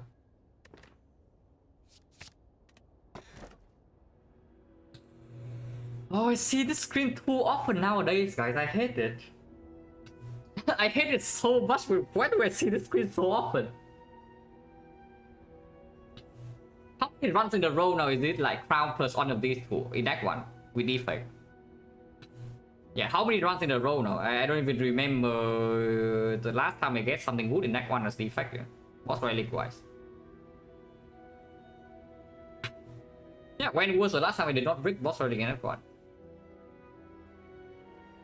And it also shows in the win rate. Yeah, if you don't boss farm, you brick your boss relic, your win rate face stack, and you can see the difference between the first half and this portion. First 25 run defect is 20 and 5, and now we are like basically almost at 2 to 1. Recently I've been winning, I don't know, like maybe 1 out of 2, because these screens keep happening.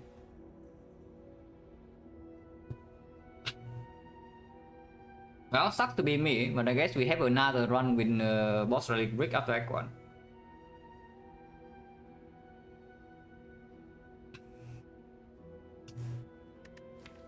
I can't play Philostone. We are not amazing against birds, but we have Anchor to mitigate a little bit on turn 1. And energy, I mean, of course, no matter what we pick here, we have energy. Yeah? Master Trial's not exactly playable. These are not good Act 4 potions. These are just not good Act 4 potions.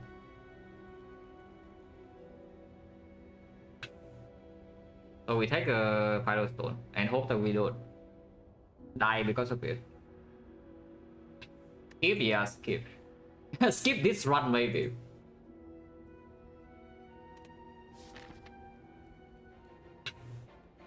Is they have a crown because kunai? What does kunai have to do with crown?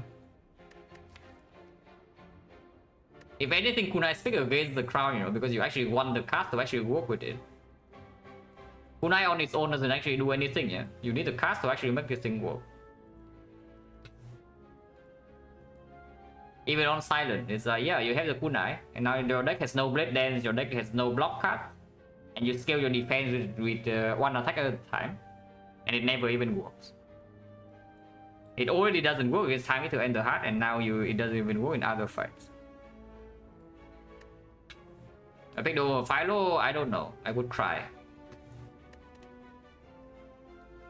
Yeah, the short answer is I would try. The long answer is I don't know. If we want early shot, we need to fight Burning Elite. Interesting. Unless we go here, triple question mark. Triple question marks are okay, I guess. A bit too many question marks for me though. But I guess we can dodge this elite shop portion and go like this way instead. One whole I fight one elite. Nothing a strict for question mark, but nothing pick against question mark either. It's not like the worst thing.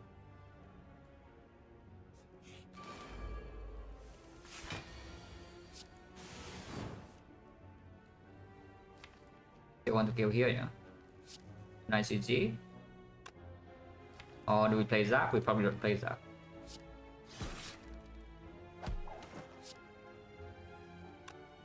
Should even play the Defect.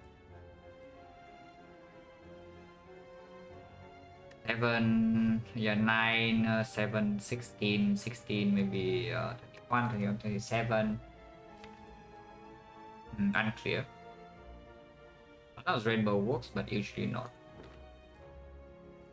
6. Next turn we might take 12 if we don't kill this.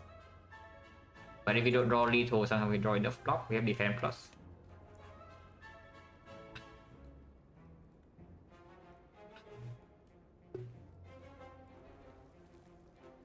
Okay, I take crown easily win. Yeah, I also have I'm pretty sure my win rate with crown after Act 2 is still 100. That doesn't make it any good. After Act 1 I think it's like 2 out of 3. After Act 2 it's 100. Yeah, doesn't make it any good.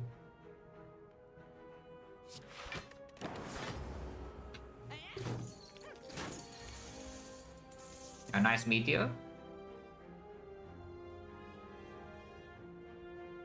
We block for 12 here and taking 12. It's fine.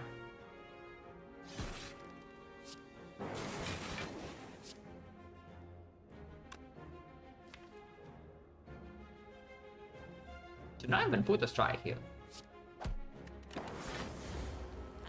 Ow.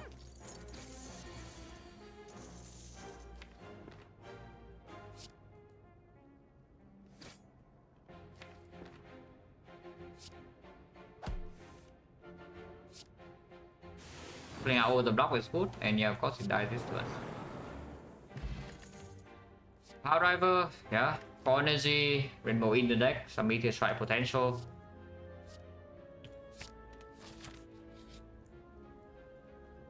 Right before shop. You can still buy shop relic, common relic, but no more uncommon, yeah.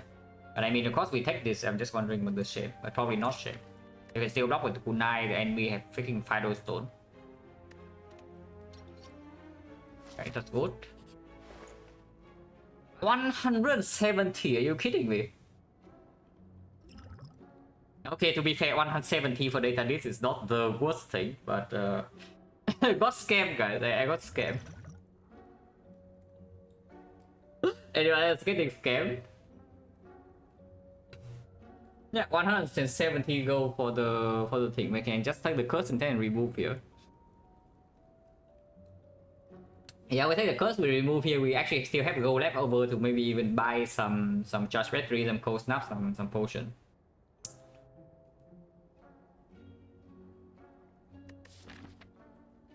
Gotcha, we still buy the card. Okay, we just buy the card. Nothing here to play Meteor Strikes though. No Madness, no Enlightenment, no Energy Gen. XecnaR Oil was something. But the card. But yeah, the card. If I don't have the if we don't buy the card here, I would actually buy a XecnaR Oil. Extremely strong potion with the Meteor Strike, and we can very consistently set this up with the 6+. And like, Compound Driver to draw into this. And then we can evoke the plasma immediately with the ops, and then you go off. So I hope that the card doesn't kill me immediately, yeah, because it can. Buying the card here over potion can actually kill me. Oh. Still attack. Yeah, strike removed in Act 1 in Shambles. Wait, the freaking... Oh, the Cleric. We paid 150 gold to remove a strike. And now it doesn't even work. The card like from Boston, no card, yeah. 150 gold for a strike remove doesn't even work. Interesting. yeah, we got scammed. We got big time scammed like 2 times in a row, guys. But what can you do? I still take this. We have like Philo Stone, Kunai Buy is also like a strong combo. I take this. And we don't even lose 0 HP. Fruit Juice is unused. And yes, this is also a reason why you can hold Fruit Juice.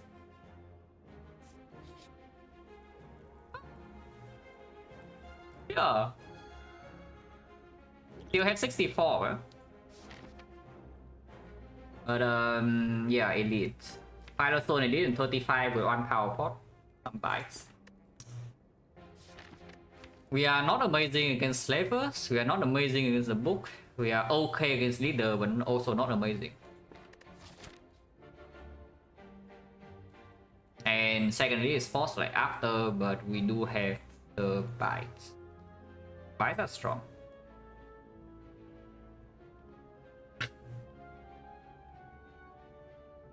How overpowered are bites? If we say bites are completely overpowered, we run into double elite with 1 power pot. Bites are overpowered, right? I believe. Yeah, I believe in the bites, guys. Anyone else believing? It's also, yeah, data list and 60 gold note, yeah. Because elite draws double gold. I believe. Okay. Wait, bite sucks.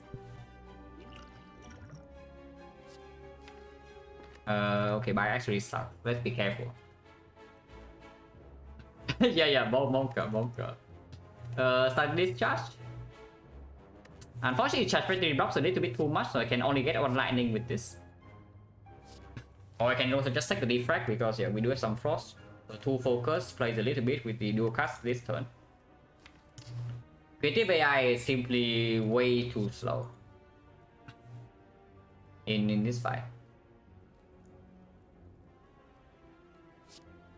One lightning or maybe a few next turn compared to one focus. We can die on turn 3 very easily here. I hope we don't. Okay, I will give one reason for creative AI though. It's a Texan we have 5 energy. So we can play whatever power this gives, but even if it gives Echo Form, it's still way too slow because we are vulnerable next turn. And then yeah, turn 3 we get double play, but then what? Hello Byron. We are currently dying. So that's fun. Tank the hit, yeah, unfortunately tanking the hit is only one lightning.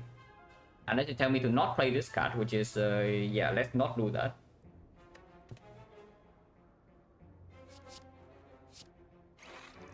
But still play dual cards.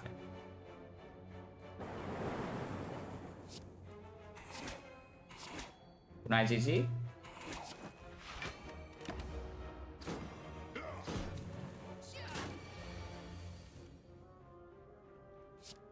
$18. That's not nice. The Estonia, I also see that we are currently like kind of dying. But I mean, to be fair, even if it's playable, I would still not play. Even if it's skills here playing this right now, it's just stupid. So let's not. Cold Snap, Compound Driver. 9 GG. We are vulnerable though. But we do have 2 focus. And 2 dexterity. Currently don't need to use this yet. Taking 33. But yeah, weakness on turn 1 is also a low roll because if we don't have weakness, we kill this here.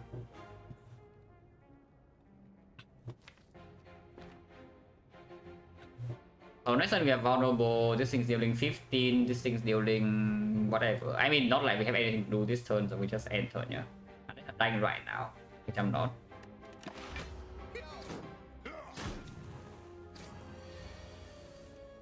Here's a sick. Facing 36. We have 21.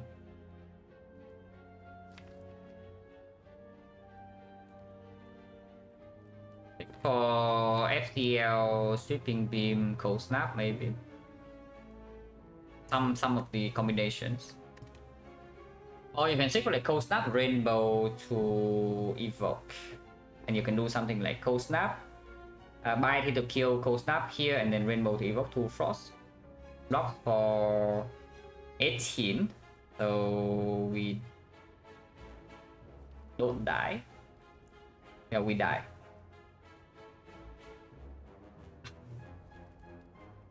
How do we not die this turn?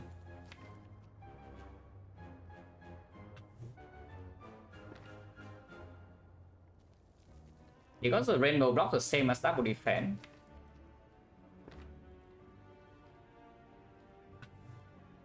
Hello, Brominism. And to earlier getting killed with charity? Yeah, I'm also getting killed. So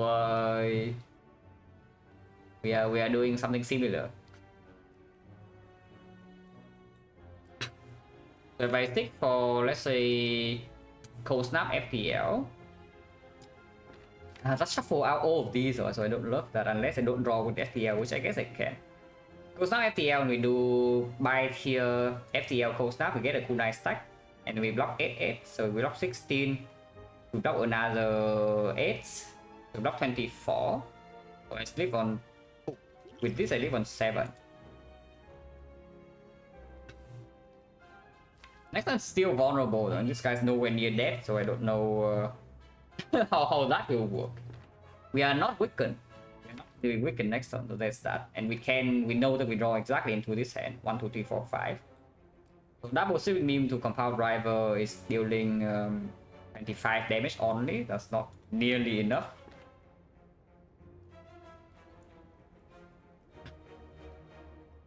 If I can play Rainbow this turn, I would really like to, because it means that next turn Compound Driver can draw 3, or maybe we can get something. Like the dual card, for example.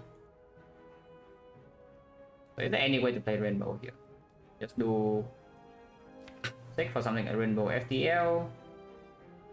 I play Bite here. Defend rainbow FTL. We block for 7.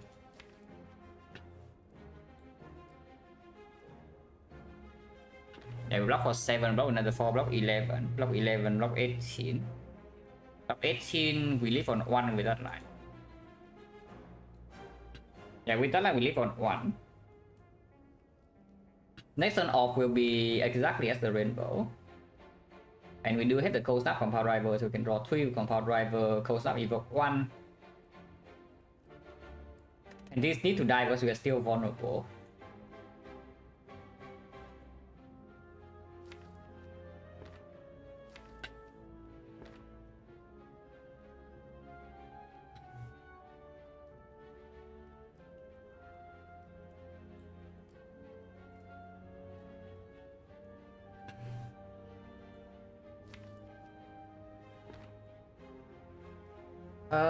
Yeah, I don't know.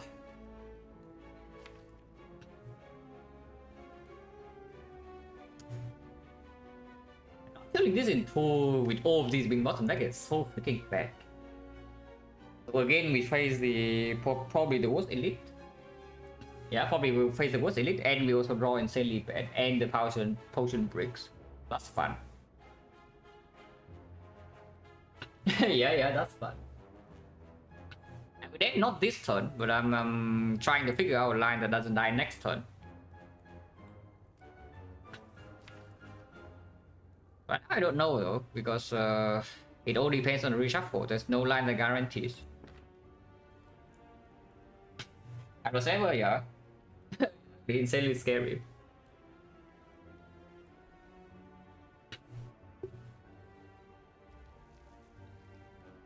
And yeah, we also even low roll the attack pattern. It's a turn 1 we're being weakened. If we are not weakened on turn 1, we're completely fine. We are like omega chilling. So we break our draw, we break draws, break the elite, break the potion, and break the attack pattern. Interesting. Okay, should stop complaining and try to figure out a way to live. But yeah, to force out evoke gives me the most HP, correct? Not playing rainbow gives me the most HP. And it gives me 2 force to evoke next turn, but I cannot actually block whatever these guys are doing, right? Or can I? This guy is dealing 16 next turn.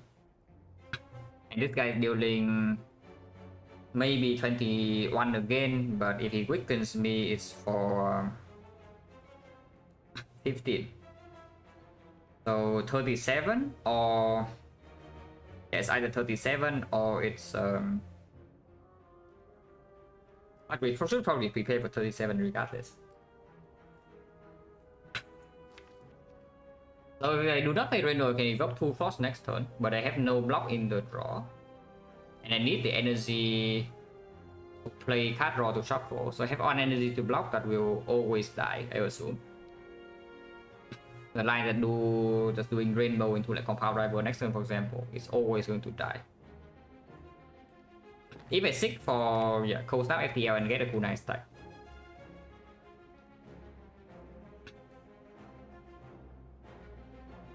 This is why I never pick Stone. No, this is not why you never pick Stone. Let's get real here. Yeah, excellent tech as always. I remember your name. Don't worry, I remember a lot of charters. So yeah, excellent tech as always.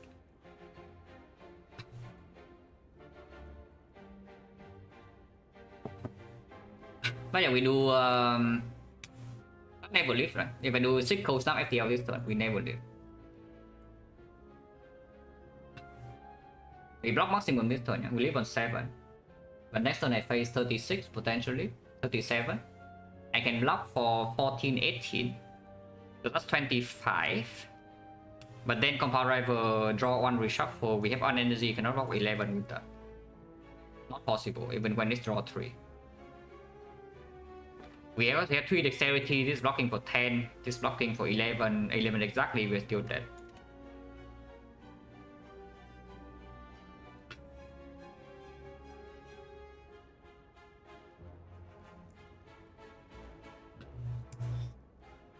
Oh, if that line doesn't live, then I don't know though.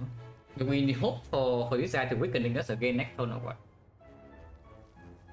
Because the other line is seeking for rainbow now, and if I seek for rainbow now, Dark Orb next turn is only, it starts at 6, so next turn is 14, it can be 28 if I draw into dual cast. But energy is limited, but I do have more draw. If I seek for rainbow now, and next turn there's some comparable draw 3 into Cold Snap into something and maybe dual cast. One more draw of plus a dual cast would do.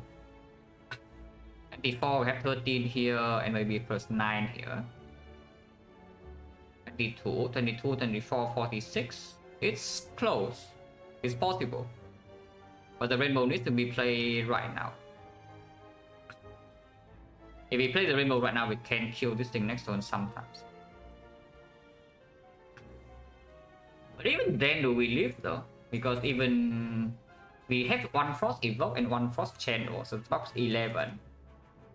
So we are still facing like 5. We are still facing like 5 damage from here. Are we even living on 5? Yeah, rainbow now. Rainbow defend, for example. So I can seek for Ascenders, then rainbow, yeah? Because next turn FTF deals more damage.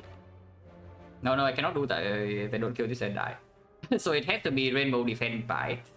Does that even live? 11, yeah, we blocks 18, 30. Yeah, we live on 1. Oh, we live on 1 only. Live on 1, so next time I need to draw Cold Snap plus dual cast with the reshuffle. Otherwise, this middle level kills me. Even if I can dual cast the Dark Orb. But that is the case where I live. If I don't play rainbow now, is there any case? Yeah, if I don't play rainbow now, let's say I seek for let's say I seek for something like Cold Snap.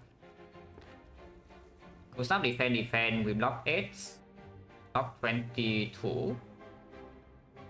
22, so I'm facing 14, I live on 3. If I play the seek for FTL, I live on...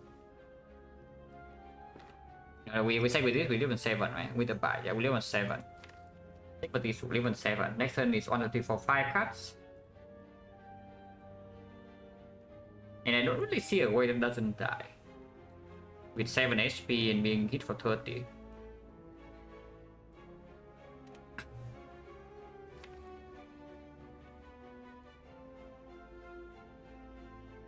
If I shuffle this turn, does it give me anything?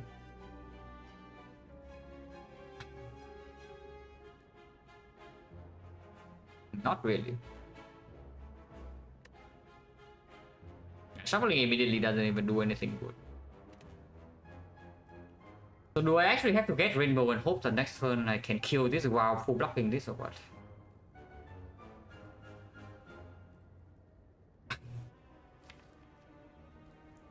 Because right now I don't see another line. We just do rainbow. Yeah, we just do rainbow bite defend. So choose. And most of the time we are dead next turn. But sometimes we don't die.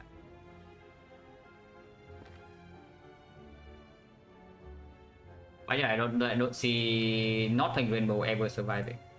Sometimes I can do cast a frost, I guess, and do cast frost 14. With this is like 18. With yeah, sometimes we can block. We don't always need to do cast Dark Orb, because turn after we have no vulnerable, and then maybe some frost can block this. I need to draw for FTL and beam. You draw dual cast plus Cold Snap, you live immediately. If you draw enough block, you can block next turn sometimes. Because you do have 2 dexterity still. But yeah, I seek for Rainbow Ascender Spin. It's online.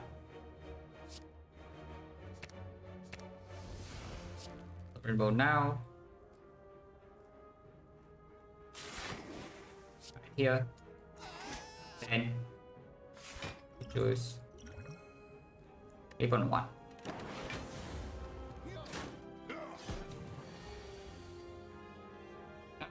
Good luck to us. But it's only dealing 39, no? So that's that. Big question is whether I play the Cold Snap before shuffling or not. Because with only 29, we can maybe block by playing Cold Snap first and then we shuffle into the Cold Snap again. So play Cold Snap first, FTL and reshuffle into Cold Snap again. We are already blocking 15. So we only need to block 14 more and we still have 2 energy. Sometimes can redraw into dual cards and suddenly we have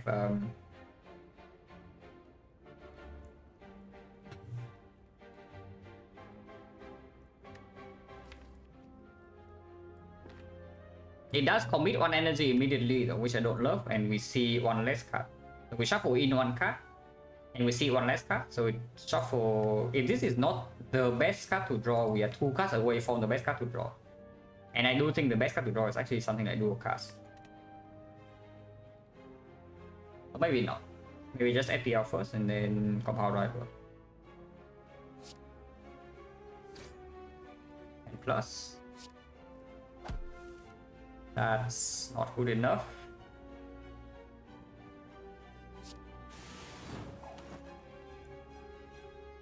That's so close, but not close enough. I guess we are dead. Unless we draw exactly into dual cards right now. If we have dual cards right now, we can do Sweeping Beam, Cold Snap here, kill sometimes. And then dual cards is forced to full block. Otherwise we die. No line here. Up defend dies. Up defend dies on like 4 HP. Right, sucks. We're dead. No potion to slaver strikes again. I mean 1 potion to slaver, but potion breaks.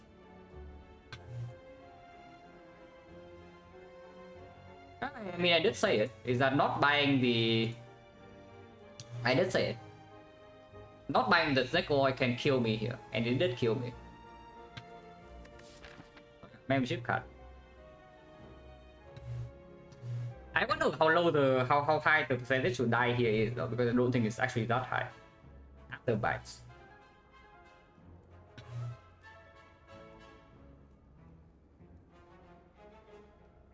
There are so many ways you don't die here, but yeah. If you low roll like 4 things in a row in Act 2, you will die with the bad boss ready.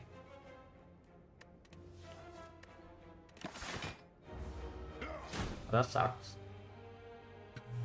You gone for rest in every? No.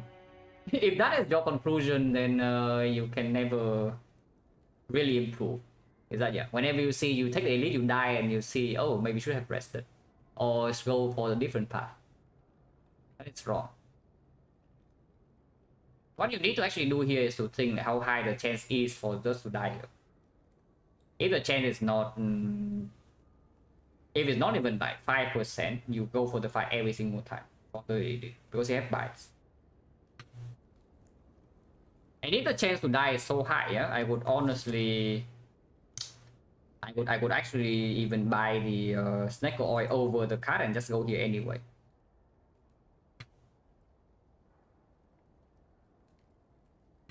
Was there any chance high side having bites? No. Or you think we don't die here with Sozu? Or Crown? Okay, to be fair, we would not have died here with Crown. But yeah. It's a Crown. Always a bummer to like die like this. It's just low roll Act 2 you die and it's like it feels really annoying.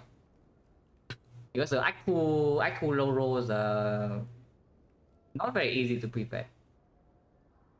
If you don't want to like overspend your resources. If you want to absolutely never die in Act 2, we can do it. But with the Final Stone pick especially and the Anchor, I don't want to play like super conservative at this point because our deck scaling is not even anywhere close. Stone, yes, it's solo Stone Crown. Yeah, it's just sometimes you low roll act 2, but I really wonder whether it's correct or not to even buy the card. Oh, not typically, I mean, I said it's like low rolling 4 things in a row in this fight. Yeah? In this fight alone. Number 1 is Seeing Slavers, 1 of 3. Number 2 is that we bottom deck every single wood card, like Sweeping Beams bottom deck, Sick bottom deck, FTL bottom deck, even the Cold Snaps. Number 3 is that we are being weakened on turn 1. Otherwise, just kill on turn 2, never being vulnerable. And then we even fail to draw a kill on turn 2. And also another thing is our Power Potion whips. Because Power Potion gives us any that bias cock, any Echo Form, any Electro, and the fight over instantly. 3 hits. 3 hits in 13 is a pretty high chance. I don't remember, I should know this percentage, so maybe I can look. Power Potion from Defect with 3 hits. It's 58%. Excited? No, I'm not getting excited. I'm just getting less annoyed when I see Alter. Don't be tricked with, like, do not read from my tone. You don't see my face, or you don't know. I'm just saying, yeah, if we see Alter, it's better be after buy, it's not at least after we lose the max HP. Not that we don't have buy and suddenly we have Alter with Firestone Act 2. But yeah, the chance of Power Potion hitting is 58%. So this low roll is like really low, yeah. 1 out of 3, another 2 out of 5. And then you bottom deck the cast, and then turn 1 weaken is also 50. It's not 5%, it's lower than that.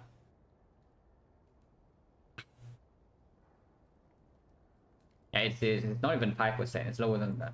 And even then, sometimes we still win. Even with this draw, sometimes we still win.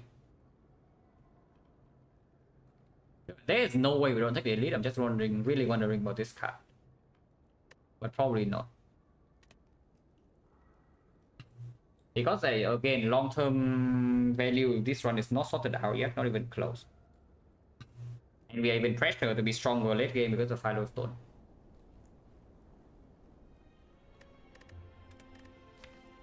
I haven't died in Act 2 in a while on Defect, so that's a bummer. Yeah, really haven't died in a while in Act 2 as Defect, but yeah, Firestone immediately causes HP here. If the Ironclad, I only play all the Ironclad I will play on stream for probably the next year.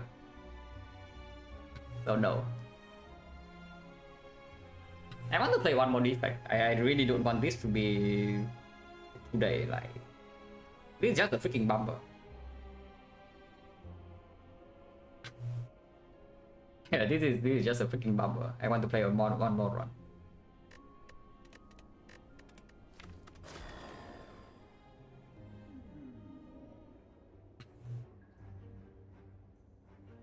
But it's crazy. It's crazy how much the win rate changes when you brick boss relic, yeah, when you don't boss squad. It's insane, right? You just draw from, you see, from the last 40, from final 40 of the previous sample to the first 25 of this one, yeah?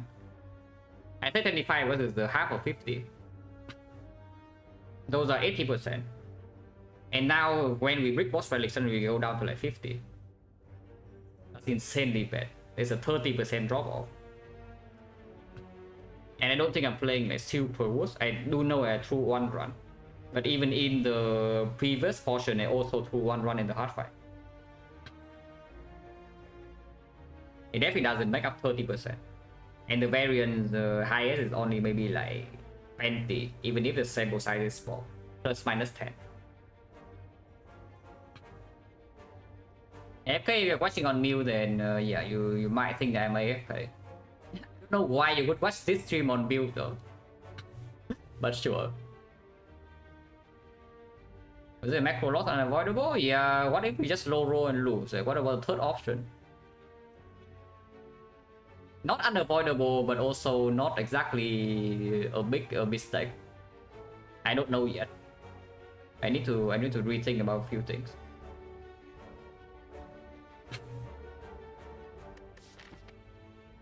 But honestly, the drop of 50%, 30% when you are not even playing so much Ghost is like crazy.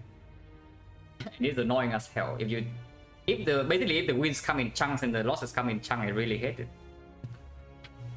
Yeah, suddenly you have this thing in my mind where you wonder like, yeah, what the hell is going on? Am I doing something like insanely terrible or what?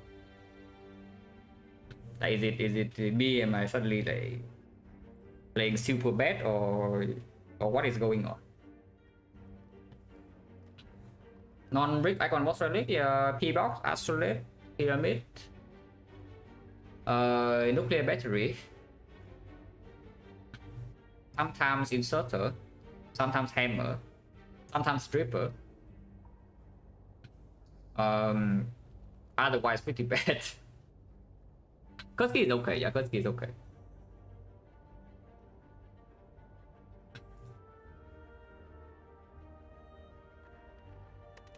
I hear 100 gold with transform 1 probably. Maximum is 2 elites unless we go for this path, which I don't love. It's floor 6 into floor 8 elite with fire in between. And we only get 1 fire in the eye. If we go for the shop, go into shop here. You can do 4 fire before elite, so you have potions. Of course you have the shop. And then you can do second fire into elite. If you have enough gold, you can do this part and get burning elite out of the way. So it's a 2 elite act and 2 fire, which is around average. Would not say it's a strong act, but it's not a weak act either.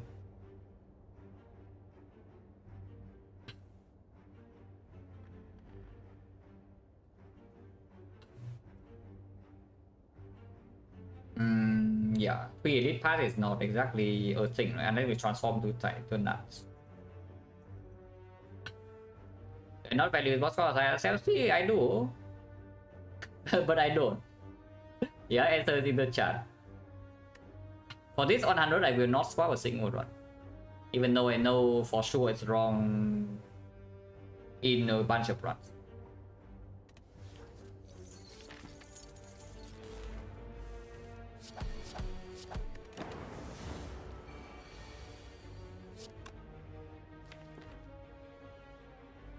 Does Defect own or does Defect suck? Because if Defect owns, I play double defense here. And do a cast over Zap or not. We still need to draw either 3 strike. If I draw 3 strike, then the Zap would be sufficient. Or I redraw to dual cast and then the Zap play is just better. Defect owns. Defect owns. Cool.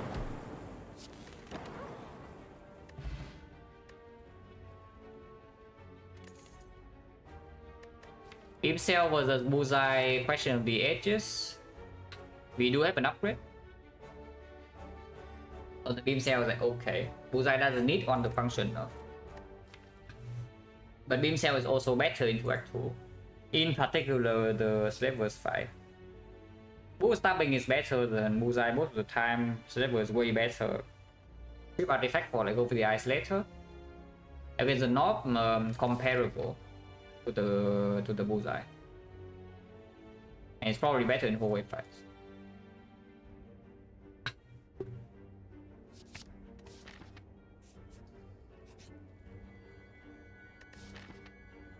How? Wait, Defect owns. Wait, Defect is so good? Interesting.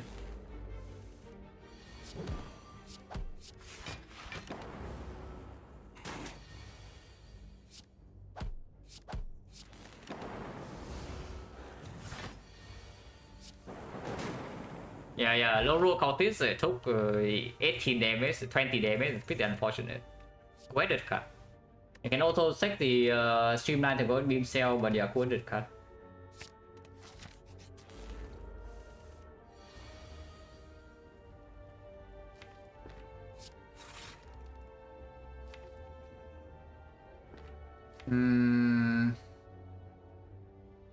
Damage next turn, huh?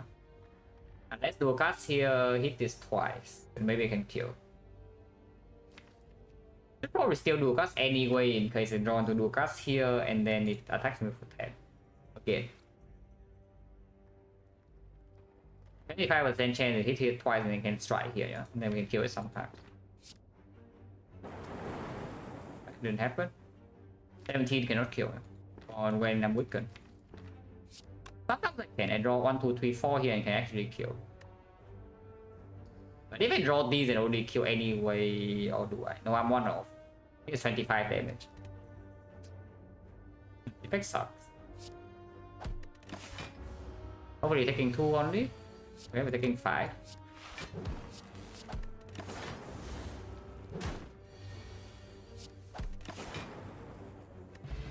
Option, one chance 50. Defect card. Without quartered card.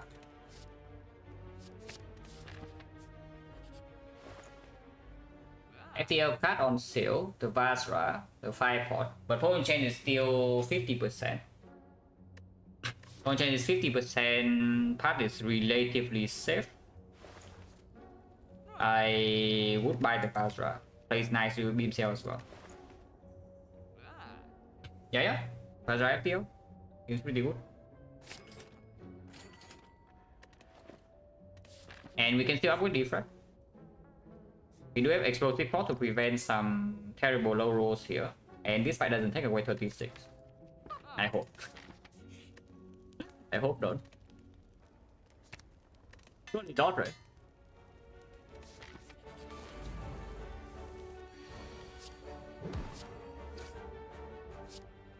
Not quite killing. Taking a bit too much damage right here for my taste. But Streamline kill here or not? It would. Yeah, Streamline would kill here.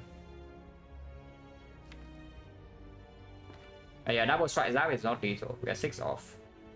The cost again is explosive, but I would prefer not to. Okay, at least I roll defense. 9 damage, this is only 3 per turn. We cannot evoke this ever, so just play strike. 10 damage even.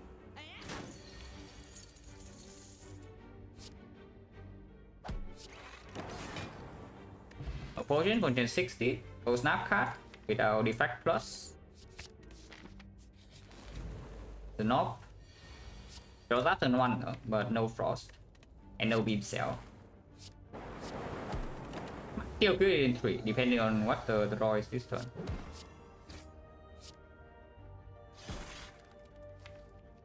If I do not play the Coordinate is dead, right? Yeah, if I do not play Coordinate is dead. So Coordinate doesn't even save HP this turn, so there's no reason to take sticks.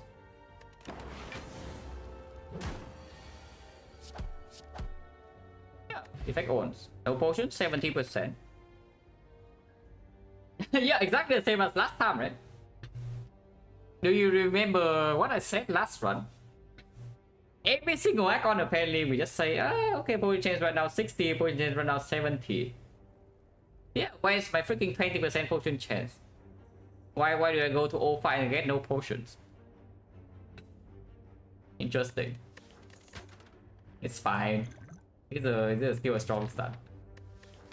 Ball lightning is very unnecessary, but decent damage still with the defect. We are not fighting Hexaghost though. The Guardian we don't need. With defect plus and 2 force, our Guardian is already dead.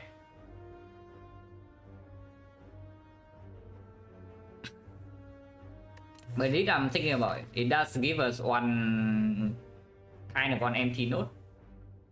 But we basically change one shot for one question mark anyway, so we are not losing that much. Sometimes this can be gold. Burning Lead probably says that rest here though. So I don't know. I don't know. Do we even rest? We are fighting either Lagavulin or Sentry next. Lagavulin with 2 force of defect plus is no problem. Sentry with explosive pot of defect plus also probably not a huge problem.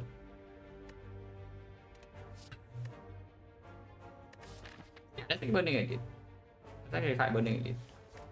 And I don't think we need the Bow Lightning. So maybe I don't take, but in Act 2, it's not even that good. Yeah. Even if we are somewhat low on attacks, not that good.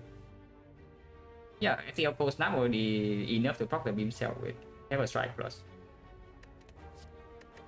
Yeah, let's not take it. Okay, I don't see this. We can use it, like maybe here, but we'll see. Oh yeah, we go left here. So we trade one question mark for a shop, basically. You're not supposed to do that. Ow. Okay, Rigo pillow value, no problem, guys. Yeah, Rigo pillow value immediately, no problem. Here's a 30% chance it attacks turn one. That's slightly sad. Can I split? Maybe I can. Actually I can. It's just the split is very ugly. If I do a cast right here, it's a 31. It's probably fine, right? It's probably fine to split because afterwards we have like Defect, 2 Frost, and I need to take one hit from both in order for the thing to not even work. Yeah, 31 is gray slime, not green slime. Splitting green on 31 is unplayable, but splitting gray on 31 is like fine. 16, nice, not minus 16, minus 11 only.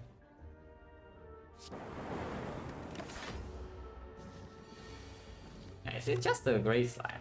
I think it's gray slime anyway. Can we kill this next turn or not?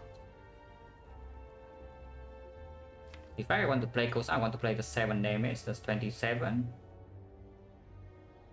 No kill ever, yeah, no kill ever. So maybe we hit this because 2 turns for now attacks. No, we have a puzzle, we have puzzle. Can kill this. Can actually kill.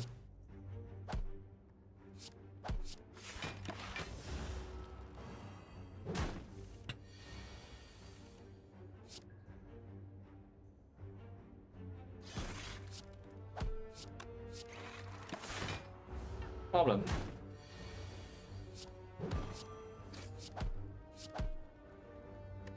Potion chance right now is 50.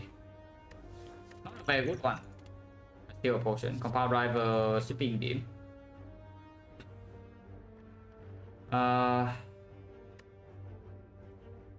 Probably compound with sweeping beam because I want to. If I have enough weight to spare, I want to make it on cool-headed. And yeah, it's good with Vazra rounding on the vulnerable. We don't have AoE yet, but maybe our single target damage is okay enough.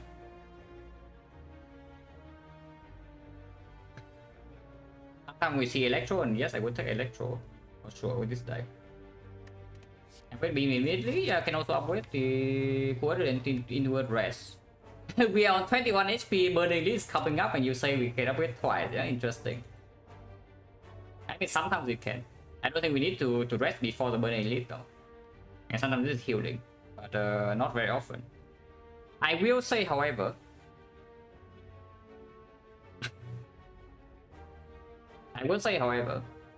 if we rest here, we do not need to give away our goal for the waterproof. Because I can play the burning elite on 21, I do not want to play burning elite on 10. If we play burning elite on 10 HP, we run into strength sentries and we will die. Yeah? So let's not do that. And I actually do not want to toss away my goal if we see Water Whoop exactly here. Sometimes we can even see their Adventurer or Mushrooms and then we can fight this after Rico Pillow.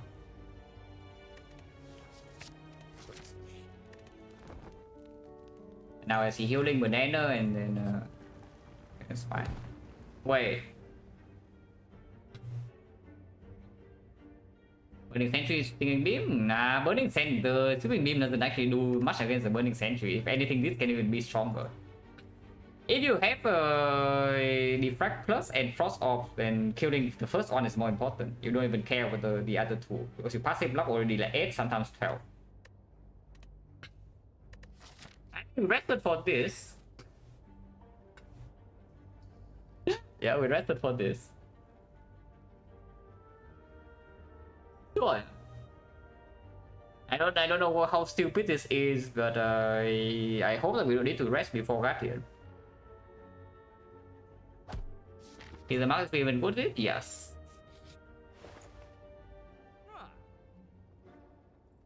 Okay, the sell repair card that we are buying. And then what?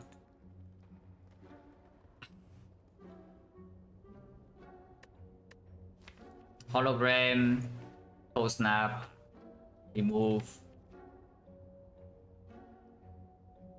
Don't hate the second Cold Snap, don't love it that much. But playing go for it is a little bit weird. Don't think we need to exchange potions either. Hologram right now does already play. It plays even better than usual with the puzzle, yeah. But with Act 2 shop now we have enough go for Act 2. Like Golden Idol got us. Even if remove here, go to like 11. 11 after this again 37, so I go to 48. 48, this fight again another 90. So if we go to a shop in Act 2, after 2 fights we already have enough gold. So I can remove here, but maybe I just want to buy the hologram. It's a bit weird though, because I'm not picking a second hologram yet, yeah. So I see a hologram for free next one, then we skip.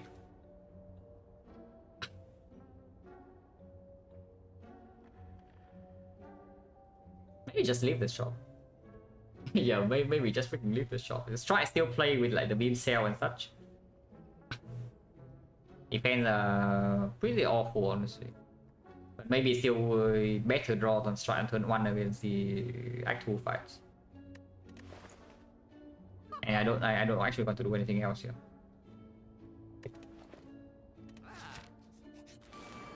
I say the sentries? Well, good news, guys. We only need to kill one of them. We kill one of them, the fight is over.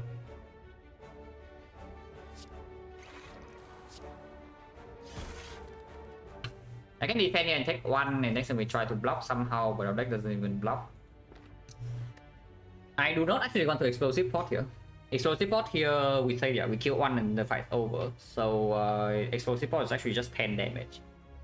And our deck doesn't have real AoE in it, so I want to save this potion for Act 2.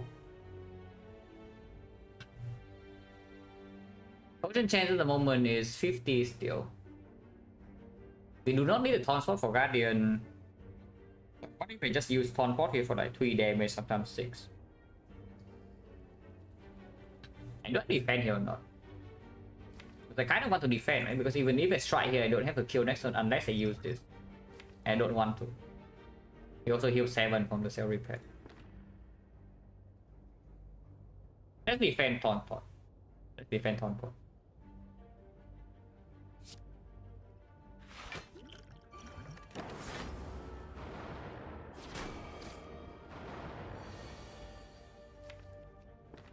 We will shuffle out these cards, so I don't really mind, as long as it's not the two-headed.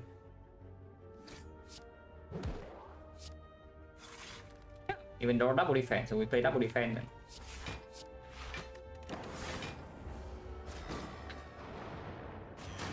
Two turns to kill this 28, which should not be, hopefully should not be too hard. After we kill this and we have another force off, the fight's over. We do. The transport did not matter. One more cost off, then we never take damage. Not happening yet. I do not play this. No reason to play this, so we take 2.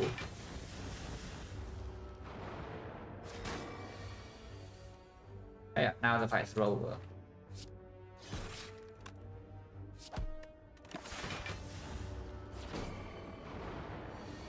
It's not, yeah, kind of. When the 2 is not preventable, 2 is fine. Don't care about drawing defense, so I would just shuffle now.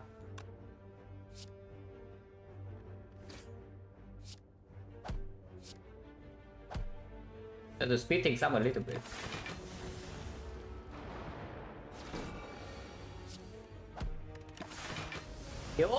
Kill is minus score. And everybody knows score is the most important metric here. To O5 now, we took 1 on turn 1, took 2 on turn 2, and then took another 2 damage afterwards. So we took 5 damage, and we healed 7. Yeah, potion back. Call search card. It's also a sweeping beam, but yeah, call search card. Are we co-headed? Yeah, we're co-headed. Especially with the Cell Repair in the deck, we can make a slightly greedy upgrade. I hope the Guardian doesn't kill us on 2 though. Just won first A20H Silent run and Windows this deck of all things. Yeah, congratulations. And I love statistic, honestly. Whenever I can play with statistic, I love it. It's really fun. So very nice.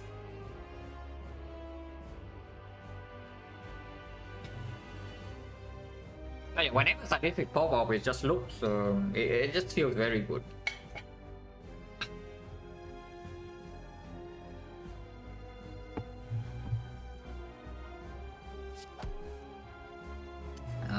Don't think I should play this two-handed. Maybe I should.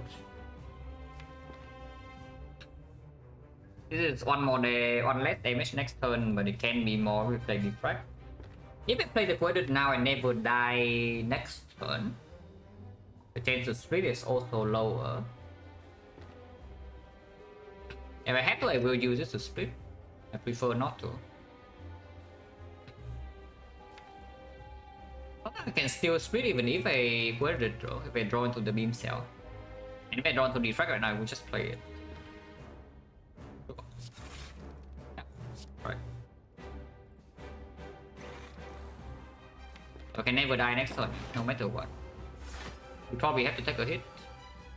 We don't because the Defect owns. But the Defect is so good.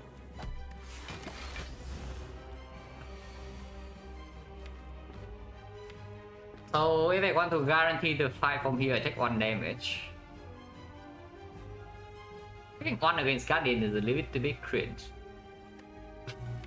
But if I take the 1 damage here, the fight is probably solved. Because then I can deploy my Frost. We have 2 focus already, get it exhausted. And then it's done. Taking 1 is so cringe though. I don't want to take 1 damage. I really don't want to take 1 damage, guys.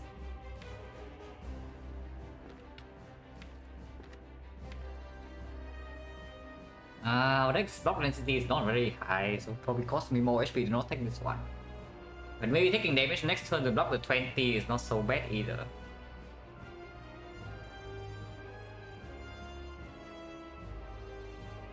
Yeah, screw taking 1, guys. We don't take 1 damage here. And strike more damage in beam cell, yeah? So I just do it. Next turn we cannot attack. I mean, sometimes we can attack, but even if we attack next turn, it's still less damage than this. Unless we attack twice, which will not happen.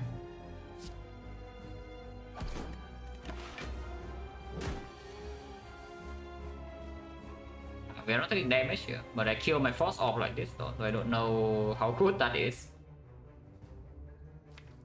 We do 2 Frost off in the draw.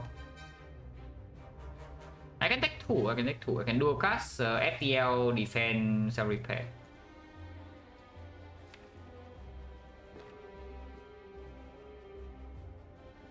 Yeah, not so bad. Okay, let's take 1, take 1. Take 1 is perfect. 1 damage.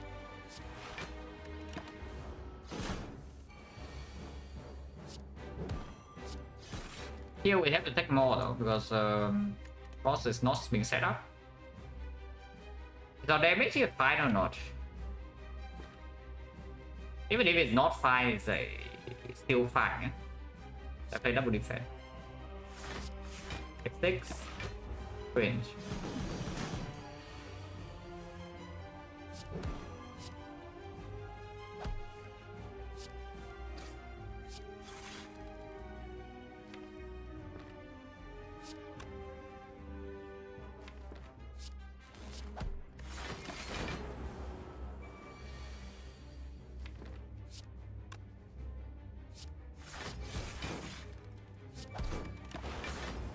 Yeah, now that all the setup, like the fight is basically done.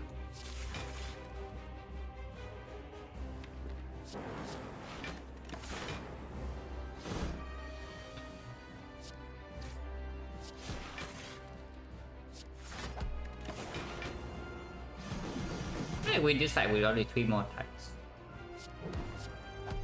A bit difficult.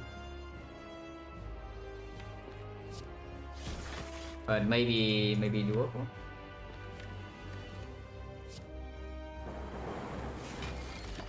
That's 3 dots up. Yeah. That's good enough. Yeah, This that draw is good enough, I would assume.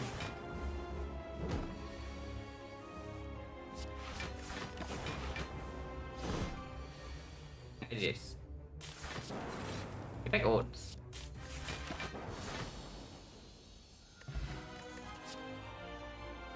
Sick card is will be quite good.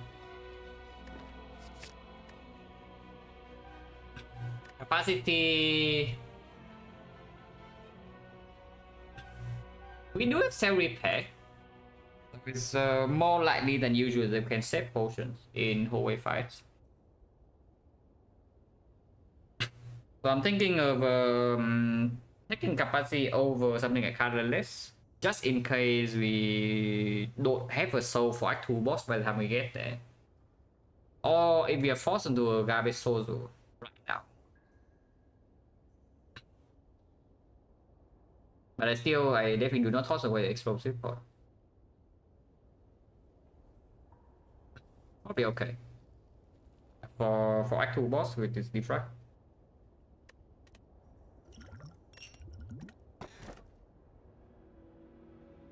Kursky versus Inserter. I always act Kursky over Actor.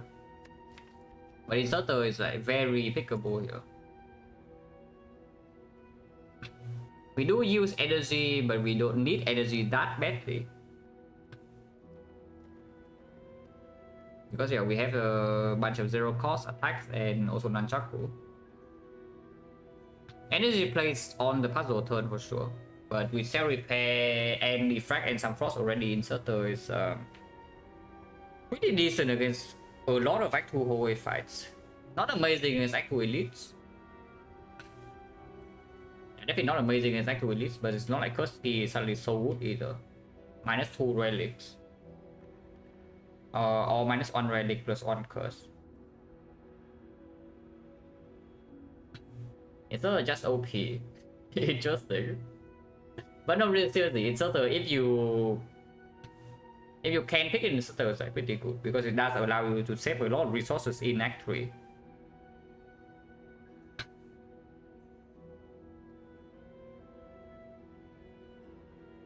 No energy yet? Yeah, Kursky, you are trading energy for draw though. You're trading away 1 relic and 1 draw for the energy. I think Inserter. We also even have Rigo Pillow. And we do not need to actually fight Act 2 elites that badly. Oh yeah, Collector.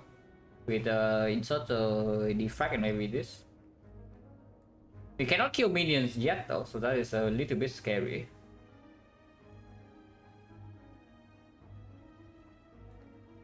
We do have a good die though, so don't mind question marks. 4 strikes as well, 4 strikes.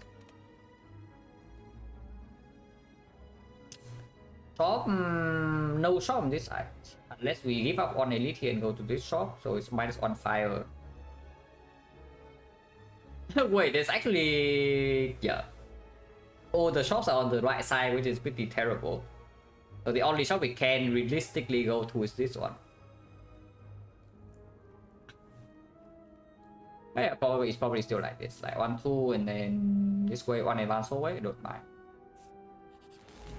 Frozen, Corsage? Corsage. This sucks. Button is like pretty bad at the game.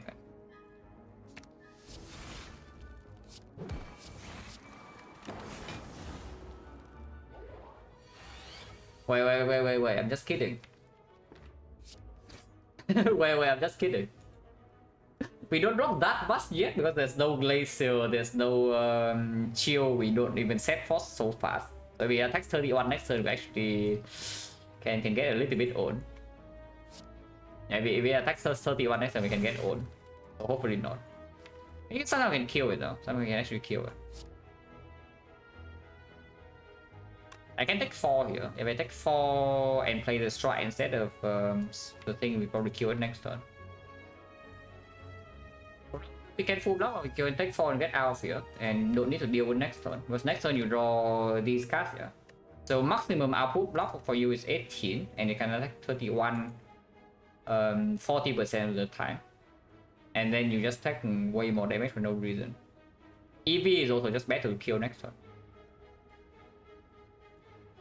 So double check if I can actually kill. Strike here into zap, next time we deal in total 20 damage passive. Yeah, 20 damage, 36, 36, 26. 26, 3 energy, this is 8 and 10 and then 7. Wait, I will unshot. If I dual cast instead, how is that? Dual cast strike. So it's 30 damage, 26 still. Huh. We are one off no matter what, interesting. Unless the compound rival draws into something or the puzzle drawn to this or this, which is not unlikely. If I do not take puzzle here, we never kill next turn, yeah? I mean, shouldn't say never. Sometimes we compound rival draw into a beam cell and then we can kill. But very unlikely we can kill next turn.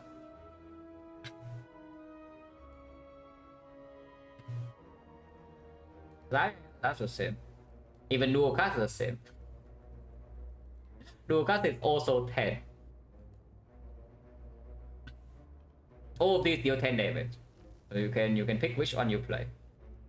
But no reason to actually play the dual cast, yeah, because then you open up dual cast as a draw next turn to kill.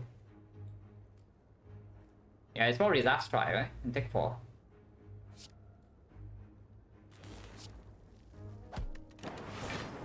Now I can still full block. Yeah, here's your 31. So you don't take damage last turn and this turn you cry, yeah? 40%. The EV is simply just better to take 4. And yet we kill him.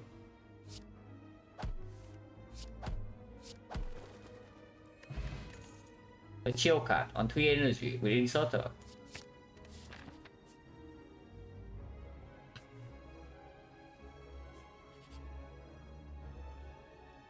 Last time we got this event, it cost 170, but it's fine.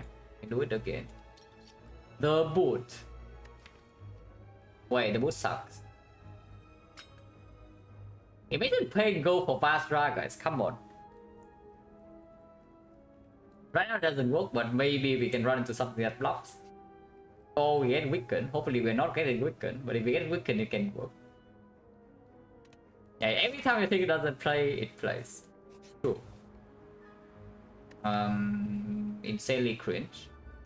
We do have sick and cell repair and the puzzle. But still insanely cringe. In fact, like having cell repair usually makes these things more cringe than not. It does buy us time for some inserter, but again, inserter boss relic also says that first few turns we are weaker. So we are like entirely dependent on the apparition. We cannot face that. So yeah, there's no way. Still want the fire, right? What do we do with the fire? Upgrade zap, maybe do a cast. Sick, yeah, sick. We go this way. On chance 50. Monka. Also Monka. All rival doesn't matter. Now. Ow.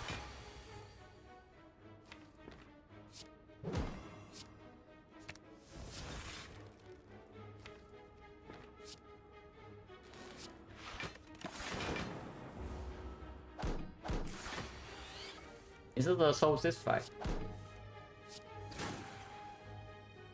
We are still taking 2 unfortunately, but sure. So eventually. I play that because I want to advance and go further, yeah.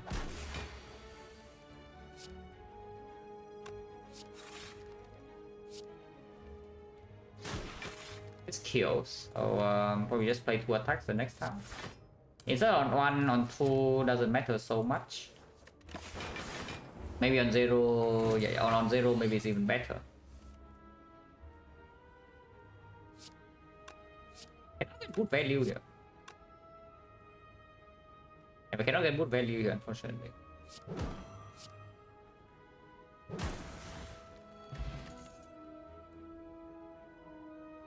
GG? But no, seriously, do I pick this or not? Because this... I wouldn't say it's soul collector, but it makes a collector fight a lot easier. Not amazing in this fight, but we do have the cell repair to play a little bit slower. It can be upgraded.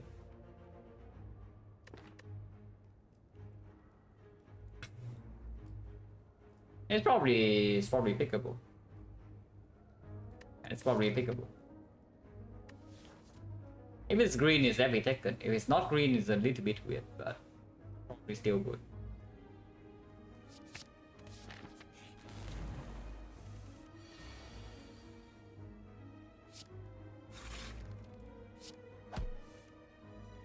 GG.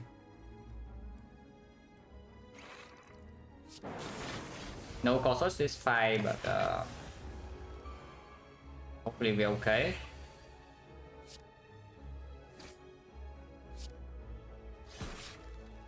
Block weakness. And yes, we inserter we can outscale the chosen, so it's not a massive problem. Put this with full block. Next turn again on more ops block. We are vulnerable now, but it's fine.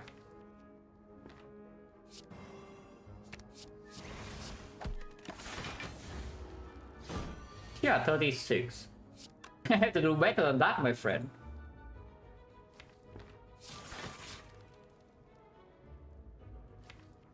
I can take one here to not get a daze and keep my frost orbs. I can also just not take one, but the next attack will be harder to block.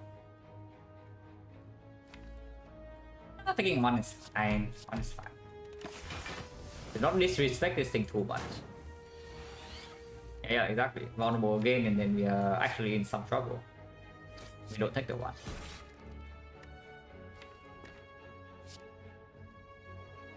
Pull this out, and then place a repair. Soon.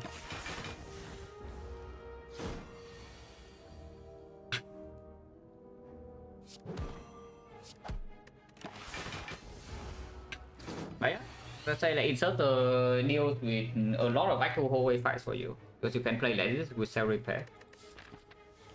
Now of course next was an elite, and an elite is troublesome, but we can think about what happens in the elite after this floor. 7. I guess you can wait for the FTL redraw and put to 8. Inserter, what do I want it to be on? Slaver can outscale, yeah? So we can actually outscale Slaver with the chill. Boost Stamina we cannot, and Leader we can outscale, but I would prefer not to.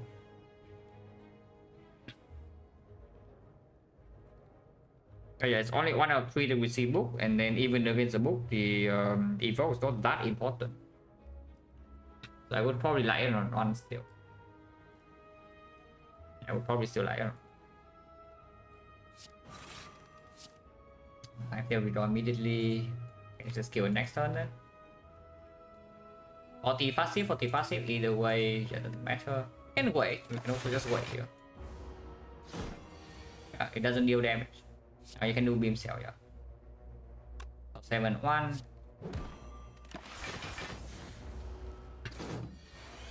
Otherwise, I don't need the turn evoke, yes. If the fights are fast and your output is front load, you demand more front load output, you need to evoke, then you don't actually want inserter on 1. But here we don't mind on 1 for most fights. So yes, we are outscaling this guy easily, so that's fine. 8-1. Potion. Once again, potion chain 60. Wait, is it 70? Or did we draw a potion and I forgot? We did not draw a potion, right? So again, 3 fights, no potion, yeah? Potion chain 70%.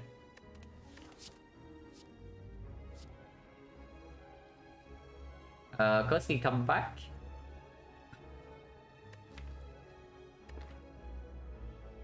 It is green. I don't know whether it's good or not, but it's green. It will be good later. If I take this capacitor plus, I don't really want to fight a lot of elites. We have to fight 1. Because the recursion plus is actually quite strong. The recursion plus is actually quite strong. See, without any real AoE in the deck, I should be slightly scared of whatever the hell is coming in 2 floors. Lately, I do one this though. I do think like insert the acceleration is a little bit too slow, especially when we have the consume. We gain slots a little bit too slow. So right here, this card choice is basically just asking, yeah, do we die in 2 floors? If I take capacitor over recursion plus here. If I don't die in 2, literally don't die here, I would like to have the capacitor plus. And yeah, we have 63 HP with explosive pot.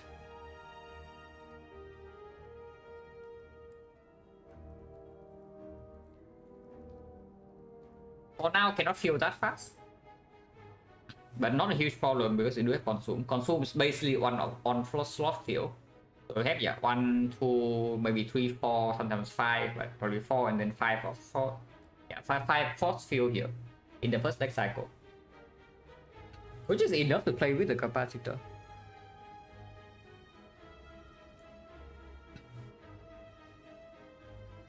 No, you die on 63, right? Right. How can Defect be so bad with die from 63 HP and an explosive pot in Act 2? Don't seem good into Slaver, seem good? Really? If you thought that we were good into Slaver's last run and without potion, yeah, I'm saying. If you don't have potion into Slaver, you are never good. Unless you have some bag of bubbles and some innate attacks or something. Otherwise, you don't have damage potion against Slavers, you can always die. And the Slavers low roll are insanely bad. It's like the Slavers, you can take the 0 sometimes. But the variance between the high roll and the low roll is huge in the Slavers fight. I wouldn't be surprised if the worst outcome of the Slavers fight is like all of your HP. Yeah, you take 0 and sometimes you die. And that can happen like basically every run if you don't win the fight on like turn 1. I want this capacitor. I mean, honestly, even against the Slavers, the capacitor is not so bad because we can get to the point where we fully block them through vulnerable. Not even so slowly with the chill. I like it. And yeah, we go here, upgrade our consume. And yes, I would upgrade consume before Sig. We do not have energy to use this super effectively at the moment. We probably can Sig for something like Defect chill.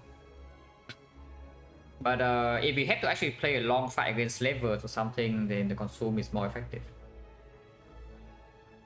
We also have puzzle to draw on turn 2, deck is not that big yet. 6 plus is nice to get beam cell plus something though, I would say. Or even like consume plus chill, but consume is minus. Maybe still 6 first though, because yeah, 6 upgrade is just stronger than Slaver. You 6 for like beam cell plus 1, you prevent vulnerable, and then you win.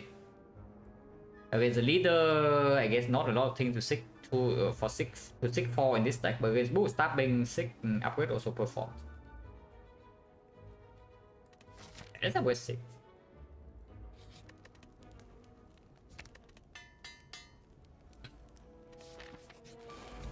Stabbing probably the most annoying fight for us, and we roll. So again, we roll the most annoying fight because this in this fight chill doesn't work, and the inserter cannot outscale. And we face the meta attack pattern, so that's fun. yeah, that's fun, guys. I already enjoyed this fight even without knowing what happens. We already fail. What check is this? 15% it happens turn 1, yeah, and then you also face 1 out of 3. So that's a 5% low roll right off the bat. Yeah, you step to this floor, you see this, and you immediately realize the 5% low roll. So that's cool. And nothing has even happened yet. Let's not even talk about this head. Yeah, let's not even talk about this head. After the 5% low roll, but yes, we do also have this head. I can actually die from 63, so let's try to not die. Yeah, I can easily die here from 63.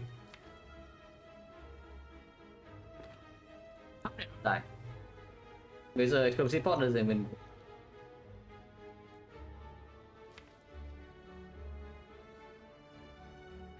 And our setup is not on turn 1. No zap, no beam cell, no focus.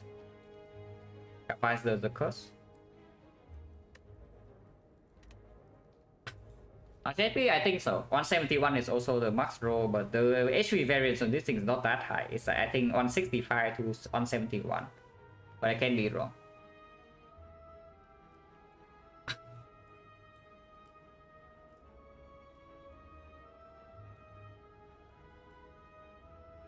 Never die here again. I really need to rethink a little bit. Do we go back to the Stone Age and we play ultra defensive like 2 or what? Because if I actually die in this fight from 63, then it's not exactly a thing. Yeah. Triple defense here, tech 9. Right? The fight doesn't advance, but playing these cards also doesn't advance anything. Dual cards is not even positive damage. So triple defense and cry.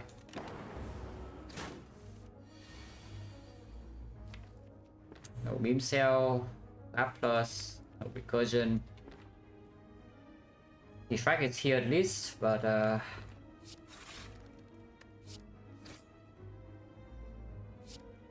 Zap must be played. I will play Colossus Zap and take 17. Unless you tell me to not play Colossus and preserve the Nunchaku, which doesn't make a lot of sense. It does make some sense. Nah, next time I can still do Beam Cell, Cold Snap, Consume Chill. So I will play this now. I want to redraw it. And it also deals more damage than the attack next turn. I guess this must be played. Must it? We do gain quite a lot of block next turn. We gain 3 Frost Orbs and...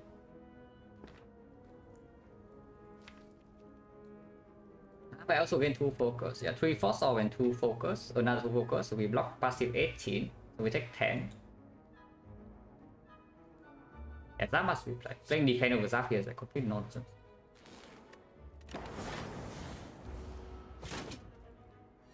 I only have HP.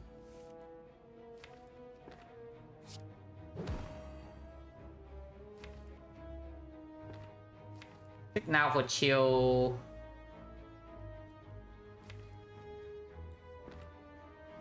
Probably good.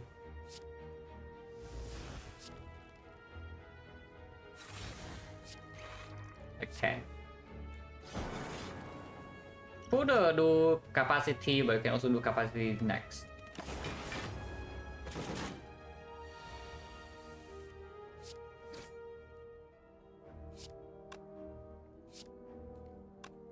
It takes 1.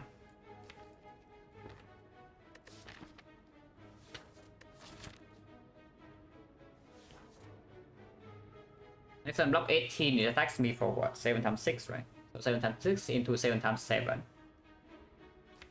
So I never die next turn. Turn after is unclear, but I can also use this potion. If I don't play the Cell Repair now, I can never redraw into it, yeah. So the difference is 6 HP or 10 damage. And I think this 10 damage must be played.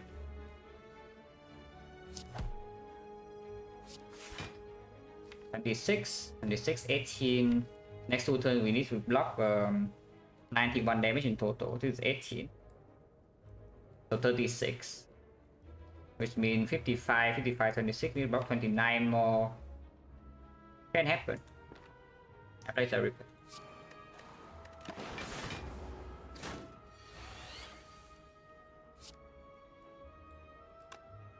Consume Defense is even a line. We don't need to actually play Compound Driver. Because I might need to block next turn anyway. So Consume Defense, we are blocking. And yeah, Consume Plus would be good here. Over the 6 plus. Consume Plus we are blocking 29, so I take 13. I can die next turn. But not that likely. If Compound Driver still never kill next turn. So we'll try to save 5 now.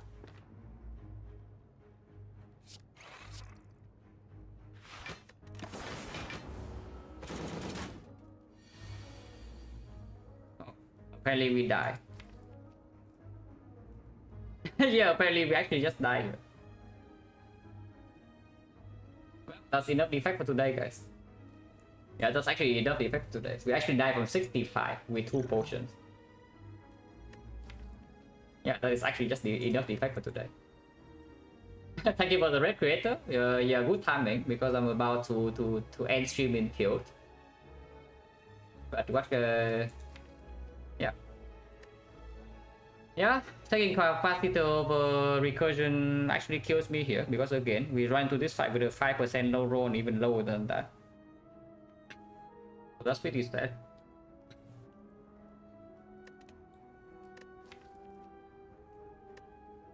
And there's no way to avoid this indeed. So once again, it's about evaluating how often we die here. Not very often, I can tell you that much. And we keep low rolling. And you see what happened in this fight as well. Bottom decking our turn 1 is empty. It attacks big and we roll the worst elite. You can do enough. Now recursion's fine. You survive this turn, you win the fight. You leave this turn, you win the fight. And recursion give you anything at all, you already win. So recursion actually kills me. Not taking recursion actually kills me here. But turn 1 immediately you see a 5% low roll.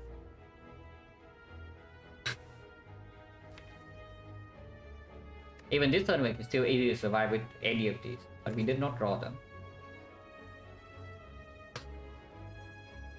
Yeah, absolute bummer. But I told you, right? Spire loves to kick you when you are down. Yeah, Spire actually just loves kicking you when you're down. You thought dying here is impossible on 63? Yeah, nothing's impossible for Defect. Defect dies in the most ridiculous way because you are slow. When you are slow in Act 2, a lot of things can happen.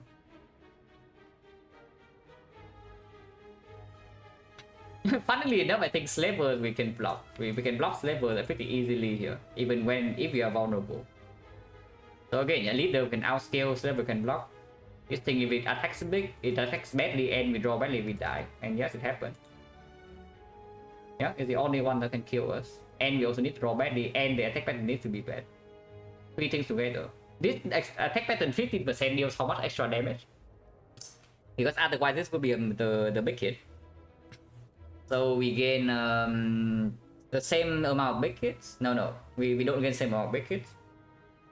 Actually, no, we do. It's the second big hit. So same amount of big hits, we just gain how many hits extra? It's 7 times 2 to 7 times 4, so that's 2. And then another 2, so we just lost 28 HP because we low roll 15%. Yeah, that's like very sad, right? Is that you just keep low rolling like the sub, I don't even know, single digit low roll over and over. And you cannot actually play around all of these, yeah, because the run again is not even favored. If you're not like in overwhelmingly ahead, like you cannot play super safe. And I mean, this is not even a safe part. Like if I can dodge it, I would. Honestly, if I can dodge it, I would. There is no way to dodge the first edit. And we have 63 HP with 2 potions. We die.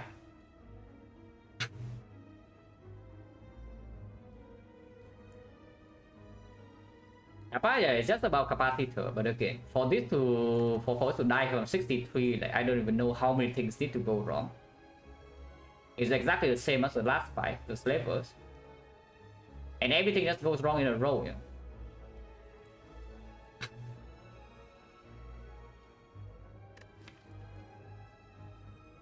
Because honestly, even 6+ in this fight can perform, you know. That's the thing, even 6+ in this I can perform. Consume plus sometimes doesn't. If we bottom deck it, we cannot even play. Like you will draw consume on turn 3, then you will play it or not after Defect is down. What the hell, man? That really pisses me off is that if you low roll constantly in a row like this, it's actually like, really annoying. Because I don't really feel like I'm learning too much, you know, unless you want to be mega hindsight. And I don't really want to draw conclusions from like being mega hindsight. Yeah, what do I learn this run then? It's like the run's going fine and then I die in one fight. 63 HP. Kidding me.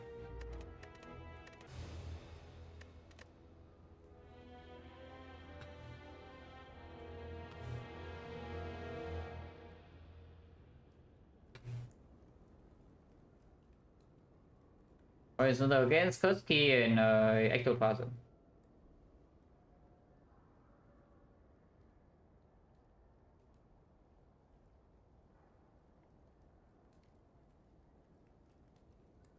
Better tomorrow? Not sure if I'm streaming tomorrow, if I'm in such a bad mood though, but we'll see.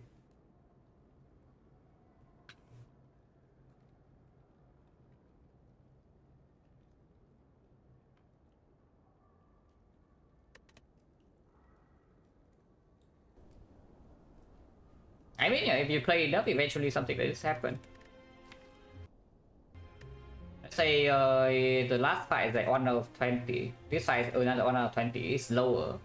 But let's pretend it's 1 out of 20. And it's 1 out of 400. So yes. You play for like 5,000 hours, this will happen a few times. But yeah. Never feels good. It's even lower than that. This fight we know is lower than 5%. This fight maybe is higher than 5%, but I don't actually think so.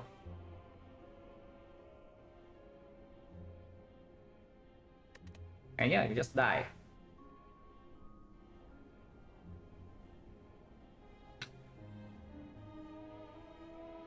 Even with keeping the explosive pot from Act 1 to cover for 2 of the 3 bad edits. So higher than 5, not by much, yeah.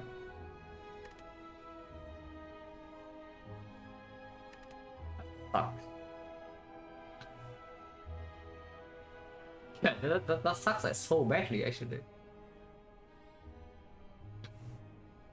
I mean, second half this 50, okay, high hyperbole a little bit from before, but second half this 50 is still above 50%.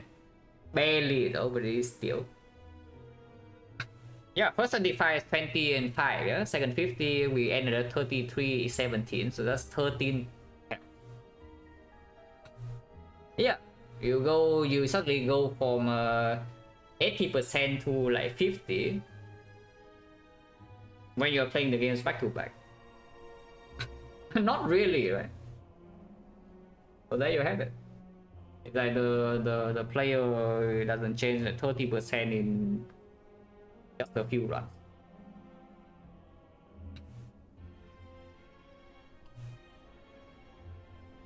I mean, my last 100 is still good though, if you count the total 100, but like for such a long stretch of games doing like this is like really annoying. But yeah, you high roll some, you low roll some. I just wish that they're not coming in a row. But I guess yeah, that's why you streak. You count streak, yeah, whatever. Like you lose this run, like, who freaking cares? A streak is 0. A streak is 0 for like the whole year, like who cares?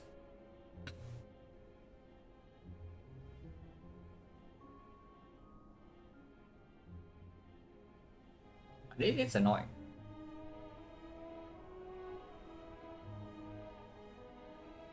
If I get a streamer taking a break, nah, it's fine. I finish this 100 for sure, but I know how much I should rethink about these things though, because this is not a character where you can play around low roll of single digits, at least low single digits in early game. This character is not silent. You are not favoring Act 4. Drawing board? Nah, no drawing board here. Because taking no risk in early game as defect is just complete nonsense. If your deck is not formed for late game yet in Act 2, yeah, then you still need to get value. When we need Bank Break, no. What playing around the low cost me? And what does it gain even? Because if the gain is from, let's say, 5% chance of death going to 4%, then I would say it's not worth it. If it actually prevents from 5% to 0, then it's worth.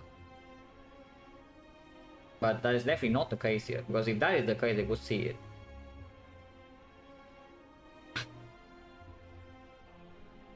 Yeah, if we are like basically never dying with one choice over the other without any the chance to die is actually as high as 5%, then I would do it. If the run is failure head. This run is a run where I can do such a thing. If the risk reduction is low, because actually we are going to be quite strong. Collector is already almost solved. Yeah. We can outscale Collector extremely easily. And then actually we are strong enough to sustain.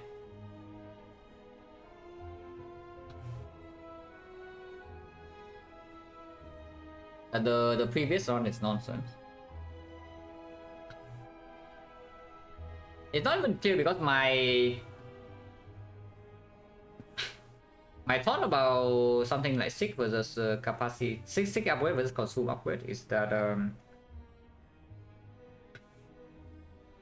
I do see the bootstrapping is bad. I do not think we'll die.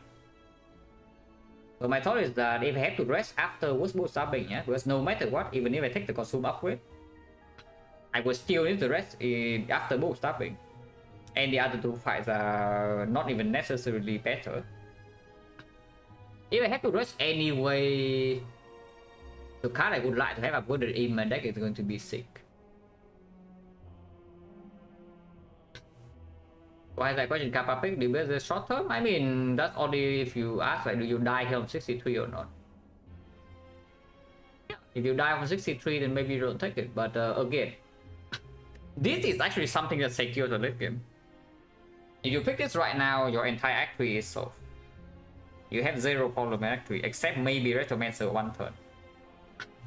But you have time to solve that, and even Retromancer, sometimes you can still just block her.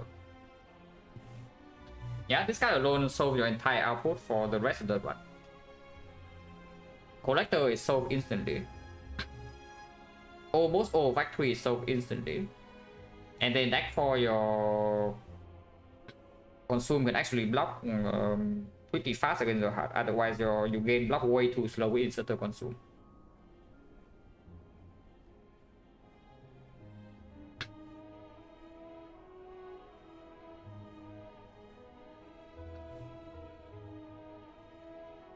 If we have something like 40 HP, I would take the recursion for sure. Because I do see an actual big risk of dying to the... not even just bootstrapping. From 40 we can die to leader sometimes. Very rarely against slavers, but with the chill and 2 focus shots, I don't think we are dying to slavers, even if we get vulnerable. From 63 with 2 potions. Yeah, that's fine.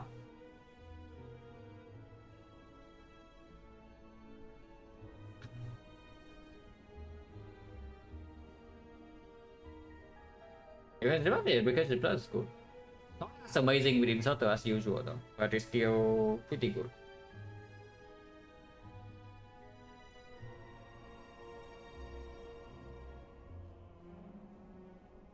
Crazy, right? Crazy how many things can go wrong in a row.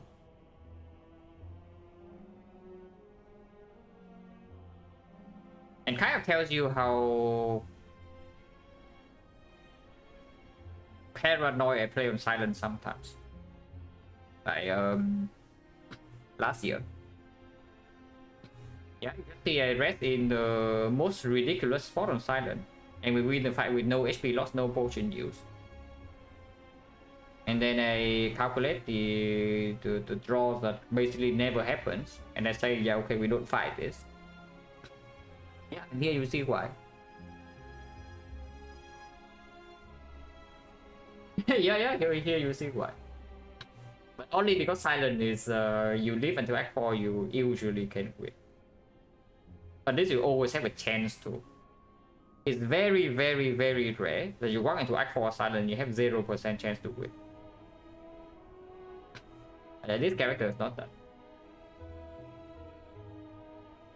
So you open up yourself more for this kind of garbage in early game.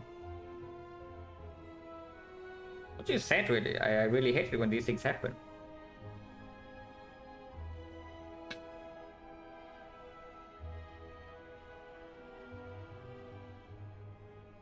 Yeah, for me the more control you have over the run the better, but I also don't want to start the run too strong. But it's fine, it's fine. Sometimes this happens. Sometimes it happens twice in a row. Sometimes it happens like for a very long stretch. Like just look at freaking you just look at these games, like what a freaking tragedy. Yeah, let's look at how many rests there are. It's sad, right? And then not even too long before that, yeah. A lot of greens. Yeah, look at this green.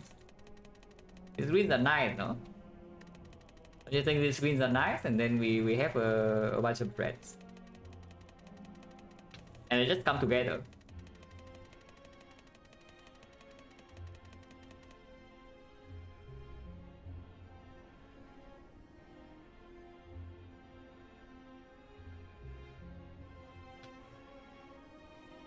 This is not even about something like card picks Act 1 or boss swap or like whatever. If you evaluate the risk is fine, detect this will happen. I'm just wondering whether you can just not take the risk and be fine or not. But historically speaking, not taking risk early game does not pay off. It really doesn't pay off. You remember the first 100 I did? I gonna play extremely conservative. We added some garbo. Act 2 also play conservative. We fight maybe on elite and dodge a lot. And yeah, how often do we win? Still less than now. Even with this 50, I would say probably overall is a massive low roll. We still win less than now. Yeah. But it sucks. Yeah, you play to never die, and if you will die.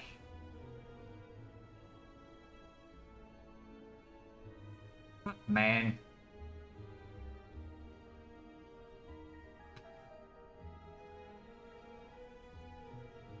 Happened so many times in a row recently. Plus 10, how many do I even win? Plus 10 starts from here. Okay, 4. Yeah, 3, 4, 3. One throw, I assume. Yeah, one throw. About your robots sometimes suck. I mean, yeah, it's not that bad. If you don't count the throw, then it's still like 5 win, 5 losses. Could be worse considering some garbo runs like this happens. Could be worse. It's not like the first sample at least. The worst stretch of the first sample was at 2-8. Now that was sad. It's like you win over 60% and you over 10 runs you win 2. That was a real tragedy. I mean, this sucks, but it's only in one day. It's fine. It's fine, guys. At least some character doesn't suck. And for little while, yeah, we die here from 63 HP because bow stabbing. We roll 1 or 3 bow stabbing into bow stabbing doing 21 damage on turn 1, 24 damage on turn 1, into me drawing a completely empty turn 1 hand, and the reshuffle we also drew badly with 2 pots. Yeah, we had 2 potions. That's fun. A 2-8 was followed by a 9-1. Yeah. So just it balances out. It does balance out, but it sucks when things come in a row.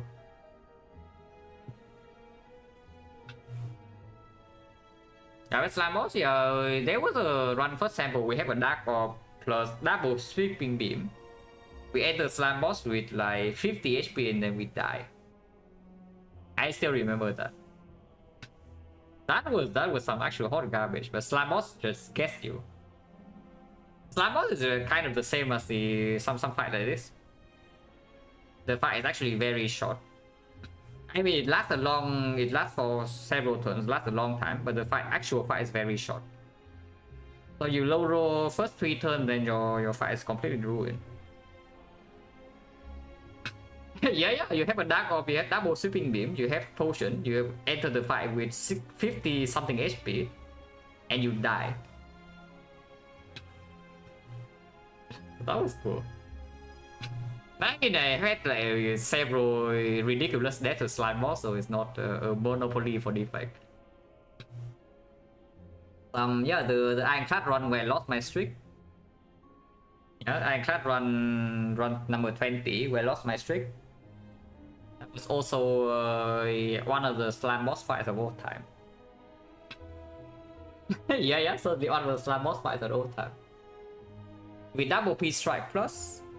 One P-Strike plus actually. P-Strike plus, P-Strike minus, Swift Strike. Whirlwind plus, Impervious. And we enter again the fight with something like 40 HP. And we bottom deck exactly Sentinel Puzzle even, yeah? And we bottom deck exactly Impervious, Whirlwind plus, and P-Strike plus. And we shuffle them out. And we also low roll pattern after split and we die. Silent probably don't need to talk about it. Like you know how ridiculous Silent Slime Boss can be. You die from the very ridiculous spot.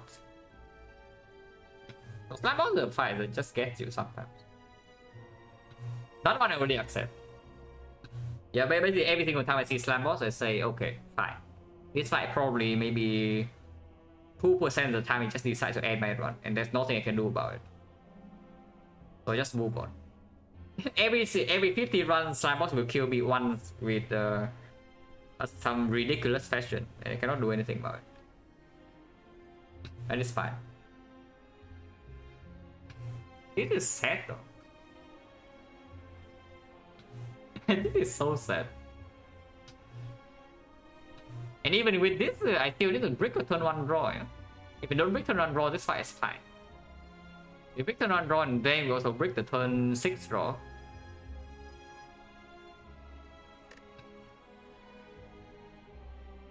Oh yeah, whatever. Get out. Let's get out here, and we'll see whether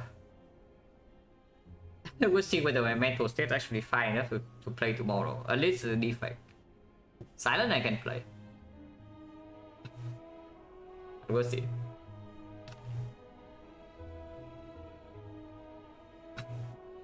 Silent, honestly, at this point, I die. I know usually it's my fault. And I usually can also see exactly where the arrow is made.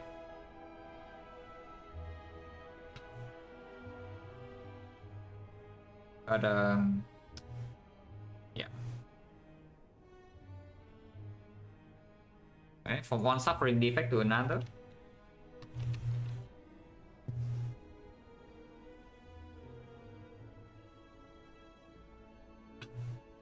It's like a week now. Week is too long. I need 1 day to remember to recover at post. yeah. One day to recover at post. It doesn't take longer than that.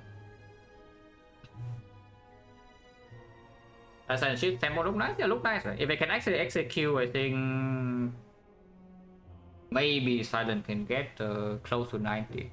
If I can execute.